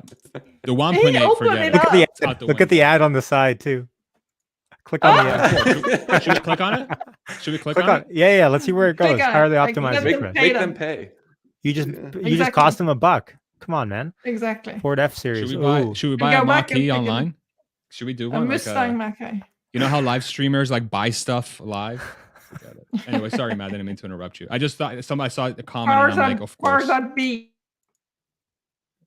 Go ahead, Matt. Was this was it a different question where he said that they can release like their kind of software dojo kind of stuff on other product applications, or was that this question? Yeah, it was one of the last ones. Okay, because I think here. with that one, I started thinking like that doesn't sound like just another car, like the van or the semi. So I was wondering, like HVAC and the VTOL plane were the two things that kind of came to my mind off the bat. Which I've given both of those like approximately zero thought in the last year. But so it's kind of interesting that they're starting to get stuff in the skunk works again. So. But yeah, I think in the short term, it's like it's going to be like the robo taxi vehicle. That seems to be very clearly something that that they're working on, and then maybe some other form factor. Like Elon even mentioned the minivan before, so maybe that's it. Yeah, but these feel way out. I mean, until they get the battery production to where it needs to be. I mean, none of these are real. I mean, they can barely get the Cybertruck out this year. So like a compact car, we know for a fact is going to be the next one. So that's probably going to be 2024, 2025. And that one's going to eat up God knows how many batteries because, everybody's going to want that thing. So like when do we realistically expect a van or anything else? It's probably going to be like 2026, 2027, right? Yeah. So realistically speaking. I mean, just look at the lag from Cybertruck announcement to 2024 is going to be the volume production year. You're talking about 5 years now. So like, I think whenever we hear something, maybe it'll be 4 years or something like that, because it's going to take some time. Yeah. Look at us being all realistic. Don't call us hyperboles, y'all. Come on now. Just call me a hyperbole. Let's see. You're a wind turbine maxi. Where was I with this? Yeah, I'm a what? You're a wind turbine maxi. Wait, okay. Wind I can't help to. I can't help maximalist? I have to ask. I have to ask. Is this a Canadian thing? We call it wind turbine. Yeah, so I've heard it both ways. When a lot of the guys in Texas call them turbines, so I think I kind of inherited that. But it sounds like the thing that you wear on your head. You better watch it. I'm about to get you. I'm about to get you banned. I thought it was just the accent. Farzad's going to cancel you. No, I've heard it both ways, but most people that I worked with called them turbines. But turbine is probably the more accurate pronunciation. Keep going, Matt. Keep going. That's all right. I won't cancel you. Don't worry, bro. You got two brown guys on the live stream. It's better than windmills. Fair enough. No, I'm just smacking. Well, I love Matt. He's my boy. But you did think it was windmill, right, Farzad, this morning? I did. Until I actually typed. Okay, let's move on. Pierre Figaro or Ferragu, whatever. Ferragu.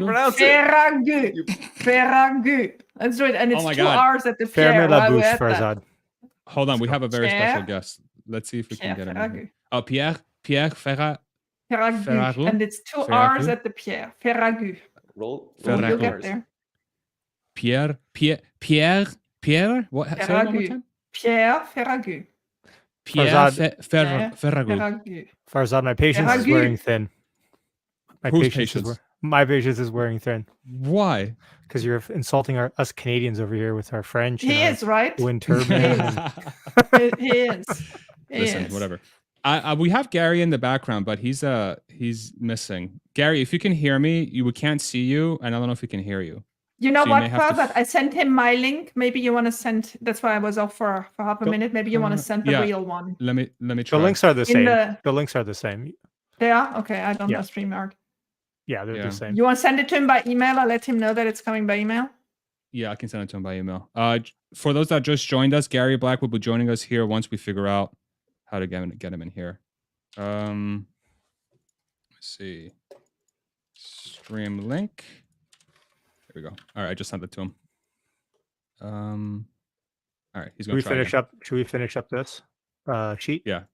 So Pierre Ferragu, COGS per car close to 36,000 in middle of 2021, peaked at 42,000 in 2022. How much time does it get to get back to 36,000? Could we see this in 2023? Austin, Berlin, 4680 cost and efficiencies. Tesla will make big improvements on this in 2023. Raw materials and inflation. This was a meaningful source of cost increases. Need to see where lithium prices go. What? I don't know what I meant to write here. Something per car of lithium in 2020. Cost maybe. Cost per car of lithium in 2023 will be higher than 2022. Headwind needs to be overcome to return back to 36,000 in 2023. Tesla will make progress. We continue to find ways to offset those cost increases. There are some improvements in the supply chain that need to work its way through the system, like energy spikes, war, natural disasters, pandemic lockdowns were some of the things that impacted those increases. So the decreases need time to work through the system. Meaningful price corrections will ultimately come, but uncertain when. Continue to redesign supply chain to be more efficient and streamline logistics transportation to reduce costs. Fleet is starting to mature in the 3 and Y, and they're gathering feedback to bring out margin from those improvements. After materials in the drivetrain, let me see, to take costs down, there's design actions and improvements in supply. If there's a serious recession, probably will be, according to Elon, that would lead to meaningful decreases to all of Tesla's input costs. Expect to see deflation in input costs, which would lead to better margin.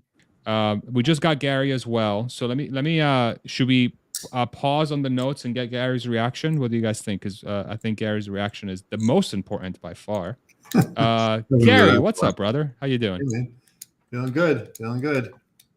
Tell us, what are you thinking? So this is volumes, and you know what the street's going to have to realize. And I think there was a couple of ahas in the conference call because the numbers themselves weren't spectacular. They were kind of ho-hum when you back out the one-time deferred revenue recognition and a low tax rate. So I was like, okay, well, the gross margin was 24 and people look for 26. So I thought, you know, at best the stock might be flat.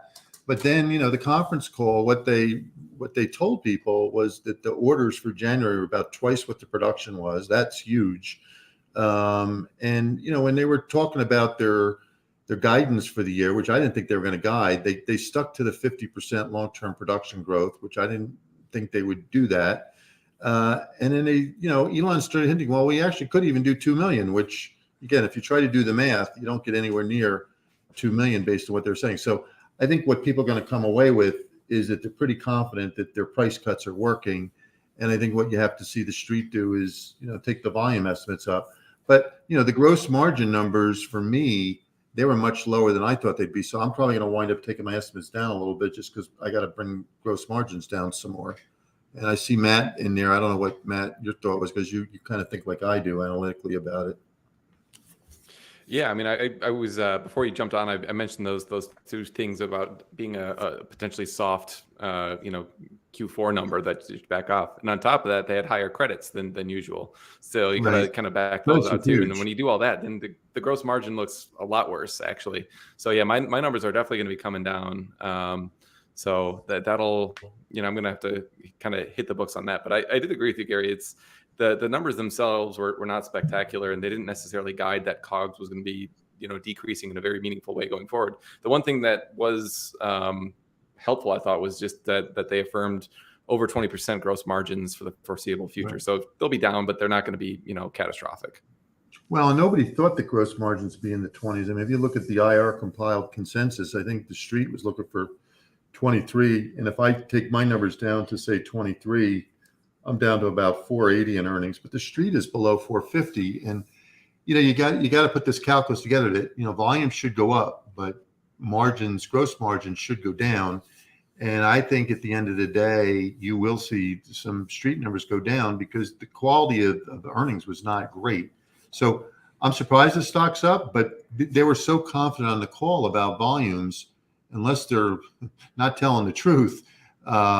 You know, it came off as a pretty good call. I mean, my partner said to me, you know, he saved it because the numbers were not anything to write home about, but he was so confident about volumes that I think everybody said, wow, that must be pretty good if they actually think there's a chance they could get 2 million in volume in 2023. Because I don't have a number anywhere close to that. I know the street's at like 185. I mean, everything about the actual earnings release itself was kind of mediocre to even slightly negative. But, you know, the conference call was really good, even though Elon, you know, stumbled around a little bit. When is the last time we saw an earnings release kind of give a ho-hum after hours results, and then the conference call actually boosts the stock price? I can't remember the last time that's happened.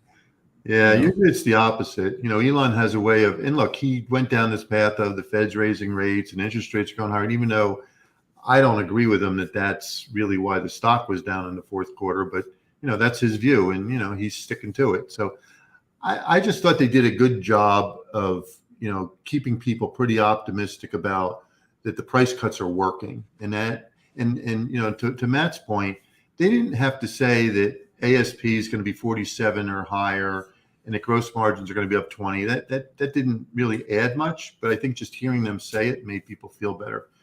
And like even with Megapacks, they didn't really go much into detail. You could see that there's some optimism there, but you didn't see it in the fourth quarter numbers. I didn't expect it to be. And look, they punted a lot of things they said, look, Investor Day is March 1st. We'll answer the question about Megapacks there. So I liked also that they reconfirmed that 50% production growth is still their long-term goal. They could have taken that number down.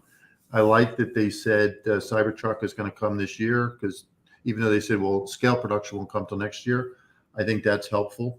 But I'm surprised the stock is up as much as it is, and we'll see what happens tomorrow morning. Do you think that implies that sorry, Matt, no, please. Oh, I was just going to ask on the Megapack side. I was actually modestly encouraged by the fact that the gross margin improved so much, and they went from roughly 100 million to roughly 200 million quarter over quarter in gross margin. Scaled up revenues a little bit and incremental improvements on gross margin percent. So to me, that was like exactly the kind of scale step change of like incremental profitability that I would have expected. So to me, that was a good sign. Yeah, the gross margin on, to your point, on the energy side went from 9.3 to 12.1, and that was a good number. So it'll be interesting to see if they can revenue base. On a higher revenue base. So this was negative 11.7 in first quarter, and now it's positive 12.1. So that to me, maybe that's another thing that was positive. But to your point, the deferred revenue recognition was a big number that inflated things. The EV credits were 467 million. That was a big number. The tax rate was only 6.9. So if you're trying to assess earnings quality, it was not great quality. They made the number, but they made it because of reg credits, low tax rate, and this deferred revenue recognition. And so going into the call, I was kind of like, well, stock's been beat up. All the bad news should be in the stock. But on the other hand, the numbers themselves were just, I call it mediocre. But their optimism about volumes, I think, is what is going to make the stock go up tomorrow. And I don't know if it'll be up 5%, but it'll be up probably. Yash or Alexander, did you guys have anything you wanted to hit? Yeah, I wanted to ask Gary, how did you like his teasing around new products coming and all that? Van or energy products, anything you got out of there, or we just have to wait for Investor Day? Or I think you got to wait. I think, he did tease, for lack of a better word. And when Elon teases, I've learned don't take him too literally, because, he tends to overpromise. So I'm going to just kind of keep that one on the back burner and hear what happens on Investor Day. I mean, there could be some other things, but I've learned with him, don't get too carried away when he starts teasing. It's just not a good thing. And that last question by Jonas, do you think he has some information and try to package it into a question, or was that just him playing smart? What's your his question was, when will you announce the $30,000 car on which you can make a profit? And then Elon said, well, you're just going to have to wait for that one. Yeah. I wouldn't do that. I mean, to me, you're just going to cannibalize Model 3 if you announce it prematurely. I would wait till you're almost ready to launch it, and then, maybe a month or two before you announce it. But I don't see any good in launching it or announcing it now and have people not buy Model 3 because they're waiting for a smaller car, especially when you can't even see what it's going to look like. So I just think that would be dumb to announce that this early, because it doesn't sound like it's very. And look, Cybertruck should be what they focus on. Cybertruck has the potential to be like Model Y was in 2020. People were skeptical. I remember having fights with people on Twitter, mostly bears. People say, well, Model Y is just a big Model 3 and it's just going to cannibalize Model 3. And it wasn't, because it brought them into, the CUV segment, which is huge. That's a 40% segment of the business. Cybertruck is going into a 20% segment of the business. There's going to be no cannibalization. I think it has the potential, if they can execute, meaning get scale production on it, to be like Model Y. It's going to be there aren't that many EV pickup trucks out there with any production scale. So I think that's like the most important thing over the next year or two. And a $25,000 to $30,000 vehicle, look, when it comes, I'm sure it'll be good. But right now, I wouldn't get too excited about it because I don't think it's till 2025. How did you interpret what they said about the Cybertruck? Is your estimate for 2023 still 50,000? No, I'm using 10 now in my 2023 number. I don't know. I maybe it was a month ago I was at 50, but now I brought it down to 10. And I think, based on what I heard today, it sounds like they're going to try to get it out by the end of the year and scale it up in 2024. So I think keeping it at 10 is probably a good thing. Be conservative. Yeah. Well, Gary, curious to get your thoughts on 4680. Right. Drew said, kind of punted the question around, okay, well, how do you look at scale? And then they talked about 2024 being like the first big year of like 4680 production, and then we heard about Panasonic and Tesla splitting the credits too, which I think was new information. But how do you look at the 4680? Because if you look at the bare thesis, that's the crux of it. It's this thing is not going to work without DBE and the dry battery electrode process, and without that, it's not going to work, and it's not going to scale up. But do you kind of get the sense from Drew that he kind of didn't want to front that question just yet? That's kind of the sense I got. Well, they've been late, right? They were promising 4680 at the beginning of 2022, and it just didn't happen. So in order to get Cybertruck to really scale, you got to have 4680. And I just didn't get the sense they're willing to, stick their neck out on it yet. And maybe it was because they just missed last year, So I think that's why Drew was kind of, hedging a little bit. And, look, I'm always trying to lower expectations with Tesla. I just see Elon, push expectations too high, and then there's a problem. And maybe, and Zach's the opposite. Zach tries to bring everybody in, and that's always my goal. And to me, 4680,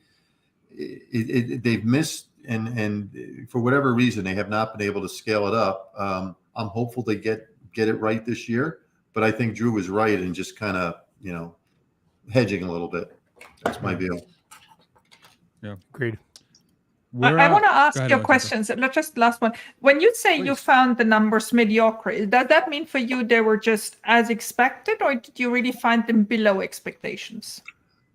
Look, the stock was down 55% in the fourth quarter. NASDAQ was flat. As everybody brought down numbers have been coming down since October 1st. So, and then they started a price war, right? So I think the numbers are already pretty low. So look, you buy growth stocks when the numbers stop falling, and that's where I think we're at. I think the numbers have stopped falling. They're at about 450 for 2023. I'll probably bring my numbers down to about 480 or so.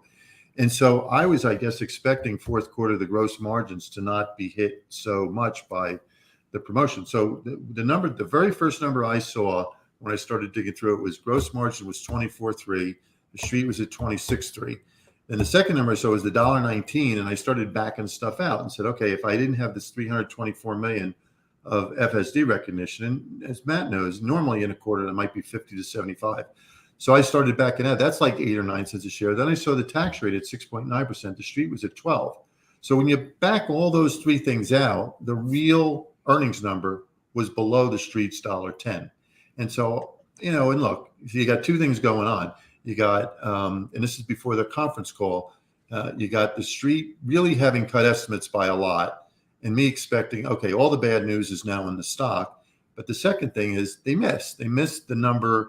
If they didn't have that big revenue recognition number, which you have to back that out, if they didn't have the low tax rate and they didn't have the high reg credit. So, to me, from a quality of earnings standpoint, the number was, good 10 cents less than what I was expecting it to be. Now, do people care? Its stock is so cheap at, let's call it 32 times earnings. Maybe people say, you know what, doesn't matter. And as long as they can deliver on the volumes in 2023, stock will go up. I mean, this stock has always been a volume stock more than a gross margin stock. So I guess to answer your question, I was disappointed that the earnings number was light, and that's kind of what I tweeted out. But then once the conference call started and you realized that they were pretty optimistic about volume, you notice in the conference call, the stock didn't start moving up until Elon started talking about January orders being twice what production was. And that's when the stock really started moving. So to me, that was like, okay, that's really good, because nobody was expecting that type of response to the price cuts. And he hedged a little. He said, that may change, that may slow down. But that's why I think the stock is up. So I'll be interested to see what happens tomorrow morning. I think it'll be interesting to see what the street publishes overnight. And you'll have the bears, find all the negative stuff, and the bulls will find the positive stuff, and there'll be this tug of war tomorrow morning. But I do think that the volumes are too low right now for 2023. The street's at 185, and what you had Elon do was set the bar at 1.8, but then he said, well, it could be as high as 2 million, which I don't know why he did that. I mean, I would have just let the bar stay at 1.8, Yeah. Anything else before we wrap up the notes? So Gary, we're just going through the notes we took for the call. If anything that jumps out, I don't know how much time you have, but I'm guessing we're probably going to be on for another 10 minutes or so. We're almost done with the notes. But who did the notes? I did. I just did them through the. Oh wow, you're quick. You're pretty efficient. Oh, and you missed Ross. Ross has COVID. So he was here for a while, but then he had to leave because he was going on CNN. You see, from us to CNN. Wow, very good for us. Farzad, I actually have to drop off now, unfortunately. I got some kids going to bed, so thanks for hosting this. This was great. Terrible excuse. Terrible excuse. Yeah. Choosing your kids over this. Enjoy the kids. Screaming in the background for a good chunk of this, so sorry I was gone for a bit. It's all good, brother. Thank you very much for joining us, Matt. Take care, y'all. Thank you. Wind turbines. Full self-driving today versus a year ago. Oh, Yashu won as well. Okay. All right. Bye, Yash. Just the two of us. Just the three of us. We'll do it. FSD today versus a year ago. Progress has been amazing. How much is this impacting the take rate of FSD? Are people more excited? The trend is very strong towards the use of FSD. With each improvement, the enthusiasm increases. A lot of people still don't appreciate that Tesla is just as much a software company as a hardware company, world-leading AI company, kind of a big deal. Dojo operational later this year in 2023. Seeing a lot of world-class AI talent joining the company. Long-term potential for Optimus is big, I think is what they said. As getting closer to solving real-world AI, value will go up, which is good for market cap. Anything there that y'all took away from the call? I would like to see take rate actually go up, because Elon's been predicting it for a while, and a lot of the bull sell side people have been saying, as we get closer to having a full launch of FSD beta, you'll see, because then people can buy it and they can actually use it. I'm still skeptical because it's $15,000. And so until it can drive itself, I struggle with the take rate's going to suddenly miraculously go to 20%. So I'm keeping my take rate right down at about 10%. And that's how I model it. So I would love to see the take rate go up, but it just hasn't done so. It keeps, dropping. Yeah. Alexandra? Yeah, and I mean, we still have no numbers on whether they're really monthly subscriptions or not. We just have to wait, I guess, until we have a better grip on that, because I mean, that's what he's been saying now for years, and we understand that, and I'm pleased this is still in place, but there's no numbers really supporting that the monthly subscription model has improved. Yeah, I'm not, until the car can literally drive itself and not be a driver assist product, be like a true full self-driving product, I would not count on, that take rate jumping up into the 20s or 30s or 40s. I know that's what Tesla believes, and I know Elon believes that, but we haven't seen that. And look, FSD is, getting much better. Everybody says that, but I just would not want to be that aggressive at modeling, that type of take rate. That's a big number. And we had a discussion earlier on hardware 3 and hardware 4. And I wasn't actually thinking of that earlier, but Farzad and Yashu and Matt were very good on that, saying the fact that they don't upgrade hardware 3 could be a sign that everything that's hardware 3, meaning everything that's in the roads now, will never become a robotaxi. That robotaxi is really on that new hardware that is so much different that it's not worth upgrading hardware 3. And that's obviously a new element, because that's something that was never out there spoken, that there would be now such an upgrade that the current versions will be limited or could be limited at one point. How much do you think that people are getting excited about Investor Day, that, he's talking about, new hardware. He's talking about, next generation. I mean, could the investor day, most of these times when they have a big event, they disappoint. Do you think it could actually be a big event, March 1st? I do, and I think it's actually a bigger event than usual because it's not for the nerds that they want to recruit in AI or in battery or whatever, but this is for investors, right? So they're going to lay out the vision, the product vision, and for once I should be able to understand something, I hope. So because I listen to AI Day, but it goes right over my head. I'm impressed, but by my non-knowledge. So in Investor Day, I really hope I understand it because we'll see the production line, we'll see the vision of the products that they want to roll out. We're going to talk capital allocation. That's my language. So I hope that we will get their stuff that is tangible for a larger group than just the engineers. We all going to get golden tickets? Try to get one. We're still crying for them, right? We'll all try. I think the fact that Elon has been sort of not harping on it, but keeps pushing this new platform to Investor Day and keeps framing it around Investor Day, I think implies that there's going to be some sort of reveal that says, hey, this is what we're actually working on. This is what it's going to be able to do. But I'm not so sure they're actually going to announce the actual vehicle. What they'll say is this is what the platform is going to look like. This is the kind of cost savings we're going to be able to get. Our plan is to start in these markets first. And then I think, to the point you brought up earlier, Gary, I think if they do unveil a compact car now and it's slated to come out late 2024 or sometime in 2024, I think that kills Model 3. I think they stop selling Model 3 entirely. Model Y will be fine, but that's how I think about it. Look, I think this new, we'll call it subcompact, is going to be very different looking than Model 3. So I think of a smart car where it's, like a hatchback and it's just real tiny. It might literally hold two people. And then, you might be able to put two little kids in the back if you're lucky, but, adults can't sit there. I think it has to be very differentiated from the Model 3. Otherwise you're going to have people who would normally order a Model 3. They'll say, hey, I could save 20 grand because the Model 3 starts at, let's say, 43. Go and buy this thing. And that's not good. So it's got to be very, very differentiated from a quality and size standpoint from the Model 3.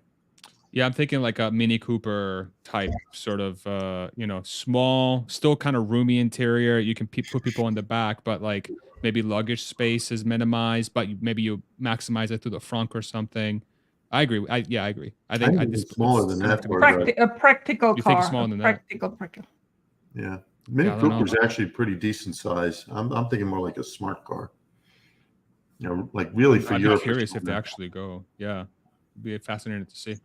If that's the case, then that platform is going to be tiny. That'll be a small platform if that's the case.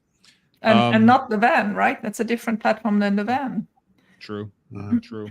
Look, I'm most excited about Cybertruck because it's going to be higher priced. They have an $80,000 limit.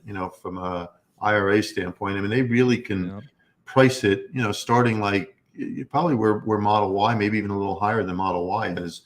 And I think I hope from a margin standpoint, there's not a big ramp up because it's a new product type, right? It's stainless steel. But I just think that could be so exciting if they could get that thing out there this year. And that would cause people to take estimates up with no margin hit because it's a higher mix type of vehicle than, say, the $25,000 vehicle is. That's a great point. Let's do, let's finish up here. So Alex Potter, full self-driving, unlocked deferred revenue, which means higher revenue rate moving forward. What's the percentage of that, of what Tesla will be able to recognize up front? The upfront cost plus the incremental. The answer is released a portion of that minority of the total package that will be released over time. So refer to the deck. They had more numbers there, so they kept pushing Alex to go back to the deck. And then there's $1 billion left to recognize, which they always say that every quarter in the 10Q. So they just put it in the deck this time. Yeah. Incremental capacity in Nevada for the 4680. There's a lot of battery. That's a lot of batteries, 100 gigawatt hours per year. Presumably that's not all Tesla Semi. Is it correct to assume all those cells will be more or less usable anywhere? Where would you put it? The answer was too much guessing at this point, but you were right that not all 100 gigawatt hours will be going into the Semi. And then Elon alluding to future products using the 4680 which I'm thinking has to be the compact car, but there could be like a van or something in there that might be part of it. Any sort of comments there? Anything that's coming to mind? Yeah, no, that was all good. That was actually a spoiled question I found. Usually Alex Potter is going more for more precise stuff. Yeah. Yeah. George from Canaccord, adjusted prices, which may have put a lot of competitors in the back foot earlier this year. Capital markets are getting tighter. How do you see the competitive landscape? Who is your chief competitor for 5 years? And this was like a fascinating answer because they basically said there's zero competition anywhere. So 5 years is a long time. Tesla AI team asking, who do we think is the closest to a general solution for self-driving? So he framed it around the self-driving equation, not so much like from a pure car perspective. Can't see a second place with a telescope. Won't last forever. Could change in 5 years. Doesn't think it's any of the car companies that they're aware of. Whoever keeps up with the trend of EVs will be competitors. That somebody else, I think Drew answered that. Aside from Elon, we have a lot of respect for car companies in China. Chinese work the hardest and the smartest. Lots of respect. If there were to guess, it'll be some sort of Chinese company that will most likely be second to Tesla. And I put shots fired because I thought that was a fascinating little comment. Tesla China team is winning in China, able to attract the best talent in China. Super fired up about the future. Any thoughts about that specific commentary? No. I mean, he was very clever to pull it to FSD, right? Sorry, go ahead. No, that is true, and I think he always brings FSD into it, and he needs to, because that's probably the weak link in the what most institutions think. They don't really put much value in, we'll call it robo-taxi. So he always does that, and that's good. I was laughing because Elon is the master at just promising and really getting everybody excited to close a conference call. So I liked it, but I always worry about the expectations now are too high going forward. So like I'm worried about volume for first quarter. I hope people don't take volumes up to 500. I know Farzad, you've talked about that. If they did 450, that's higher than where the street is. That's worth a lot if they do 450 instead of, I think the street's at 428 or something like that. I think you're right. And I think Troy's at 430 or something, 435. Yeah. I don't want a 500 type number out there. That's too high. Yeah. Sorry, Alexandra, did you want to say something? No, that's fine. Sorry. Inflation Reduction Act has created huge incentives for commercial vehicles. Are there any plans to accelerate commercial vehicles outside of Tesla Semi? Basically saying yes, but won't give details. For the longest time, constraint on lithium-ion output. Counterproductive, adding complexity unless you get batteries solved. Will optimize product release based on where the batteries are available, which was fast. And this is kind of like the van discussion a little bit. Exactly. And I think that means also batteries are available in the US, because they said earlier they're going to onshore whatever they can for battery production. So I do believe that means the van production will be in the US. It makes sense. Gary, anything there? No. Okay. William Stein from Truist Financial. I spelled it Stein, SCHS, whatever I spelled it. It was Stein. Guy said Stein. I thought he said, I guess I don't know how to spell it. Comment on progress around Dojo and Optimus. Anticipation for likely for the company likely disconnecting. I gotta fix the freaking grammar here. It's a disaster. The GPU cluster in favor of Dojo. There are big error bars with any predictions. We think Dojo will be competitive with NVIDIA's H1 by the end of 2023, surpassing it in 2024. And what's the energy cost required to train a frame of video? Said it already on AI Day 2, but they see an order of magnitude improvement related to what the GPUs can do. It's specialized for AI training, like a giant ASIC. More AI Day 2 info. He just rehashed a lot of the information. It has the potential for products that aren't even in automotive, which was a pretty fascinating comment. Anything there? Any thought process? Nope. And then 1.8 million units was the follow-up. 1.8 million units this year is supply limited. Again, not demand was the question. If you were to become demand limited, what would be the propensity to use price and relatively high industry margins to grow units and share? Answer was 1.8 million is not really cell supply limited. Cell supply is roughly matched with current demand. Rest will go into stationary storage, Powerwall, and Megapack, which was kind of a continuation of what was being said earlier in the call. Anything there from y'all? No, I just think it's interesting that they keep saying that they're capacity constrained, where the rest of the world worries more about the demand side of it. It's just interesting that they just see the world differently. Yeah. I feel like they just it's just they really view it from the span in their head. I feel like they know that if they get the price low enough, people will buy. Like That's they're fair. convinced that, And that's fair. That's fair. It's just yeah. You got to make money for as a firm. And look, you could bring Model Y down to 30,000 and sell every single vehicle, but that isn't going to make sense. Yeah. So I get their point. I get their point. And then last question from Adam Jonas. Is it time for Tesla to expand the captive financing? And then Zach answered this. Using it to plug the gaps from third-party products like leasing and loaning. Using captives to support vehicle sales, make sure customers have access, but do think there's an opportunity to grow it. It's a consumer of cash, so being cautious, but plumbing is in place to do a lot more. We'll see how it unfolds through the year. If they see a severe recession, cash is king. Want to be cautious for using cash on loans for cars, but still in a very strong position to get through a recession. Over $20 billion in cash. The $20 billion is earning quite a good amount of interest. S&P rated returns is 6%, and so the Fed should be very cautious that it doesn't exceed 6% when they're thinking about increasing rates. If we see deflation, Elon thinks we are, then we add the deflation to the risk-free rate from the Fed, which could exceed the long-term return of the S&P 500, which makes investing in stocks questionable due to cash being so good at returning. Any questions? Any sort of? No, I mean, I obviously love spaces, this. right? Yeah, I love this, and I just want to have Gary's input on the revolving credit line that they're now set up with Citi for 5 plus 2 billion. What did you think about that? I didn't think much of it. I just hate when Elon goes down this path of he's not accurate. It's people don't think of the risk-free rate as the treasury bill rate. They think of the treasury bond rate. So when he starts going down this path, I just think that's not the way any investor I know thinks about the world. But it plays into his narrative because that's what's gone up so much is the short-term rates, but long-term rates really have not gone up much. So I just get annoyed when he goes down this path and starts, yelling about the Fed. And I listen to lots of companies and nobody else. Look, we all hate what the Fed's doing, but don't blame your business on the Fed. That's just not right. So I don't know. But did you feel that on that question that Jonas asked, they are going to start opening financing to their clients rather than just giving it to third party? They might. I was interested in how do you think about that versus say buybacks or something? And it just sounded like, well, we have to conserve our cash because we're going to go into recession and the Fed is doing the wrong thing and we don't know how deep the recession is. So it just felt to me like they really didn't want to answer the question, and I would not go down that path. I would rather they buy back stock than, expand credit to their customers. That's me. There we go. Yeah. There we go. And then the last question of Jonas, you want to get into that one, even though it was only rhetorical? Sure. Here we go. March 1st, how close are we to the close? How close are we to the step change improvement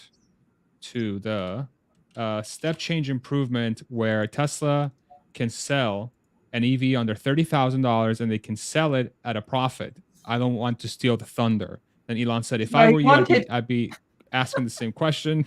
Good question, but you shouldn't answer it. But we'd be jumping the gun in future announcements, which implies that they have this figured out. They just need to sort of show the world. So, yeah. Thoughts there? Well, he wanted to steal the thunder. He did it. Well, again, you don't want to announce it because you don't want to cannibalize Model 3. So I think it's the right answer. We don't want to steal the thunder. And I hope on March 1st, that's not like the star of the show, some 25,000, unless they're ready to launch it this year, which I don't get that sense. You guys? Yeah. No way. No, given how slow it goes on the Cybertruck, I would be highly surprised that somehow now a ramp of a small car would already be ready. I couldn't imagine where. Berlin took much longer than we thought. Austin is getting there now.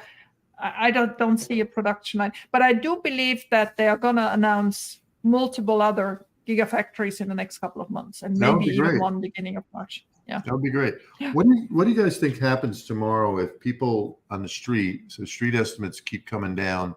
So because they didn't really, other than the volume, they said, well, 1.8, and then Elon says, well, it could be as high as 2.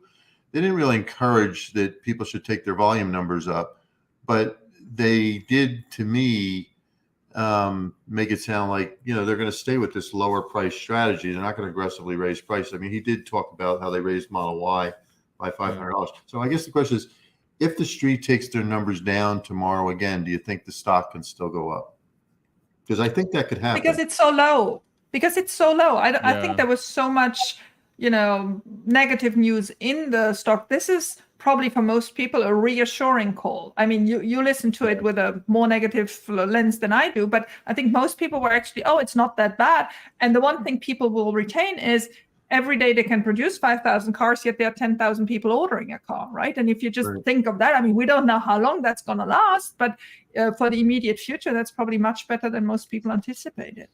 Yeah. I mean, the way I look at it is they still basically, I mean, they think, Zach said this on the call, that they're still going to be above 20% margins and above 47,000 ASPs. And to your point, they're going to be releasing the Cybertruck later this year. So for 2024, you're going to have a car that should be additive to margins plus growth in energy, which they talked about as, you know, the best way to think about Tesla is from an operating margin perspective, not necessarily the car business. So I think that they're sending a lot of nuggets that say, hey guys, like, this is still a growth story, but it's also going to be making a giant amount of money, and our car margins shouldn't go below 20%. So model accordingly. Yeah. And we will figure out how to get the cars out there at the lowest cost possible with the EV credits, both on the consumer side and the production side, so that as many people as humanly possible can buy Teslas, and we'll still give you guys great returns as a business. That's the message I got from this call, like overall.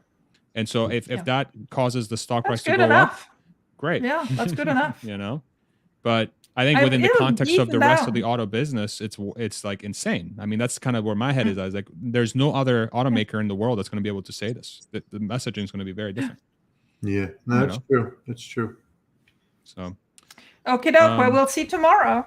Okay. 4 hours We'll in. see what happens How's tomorrow. that? My gosh. 4 hours and I don't know how 15 you're doing minutes. it. I don't know how you do it. God bless you guys. My legs are tired. I can But imagine. thank you guys so much. Thank you everybody tuning in. See you soon. Yeah. See you guys. Thank you all very much. Bye-bye. Everybody. Love you guys. Bye-bye. It's just me now.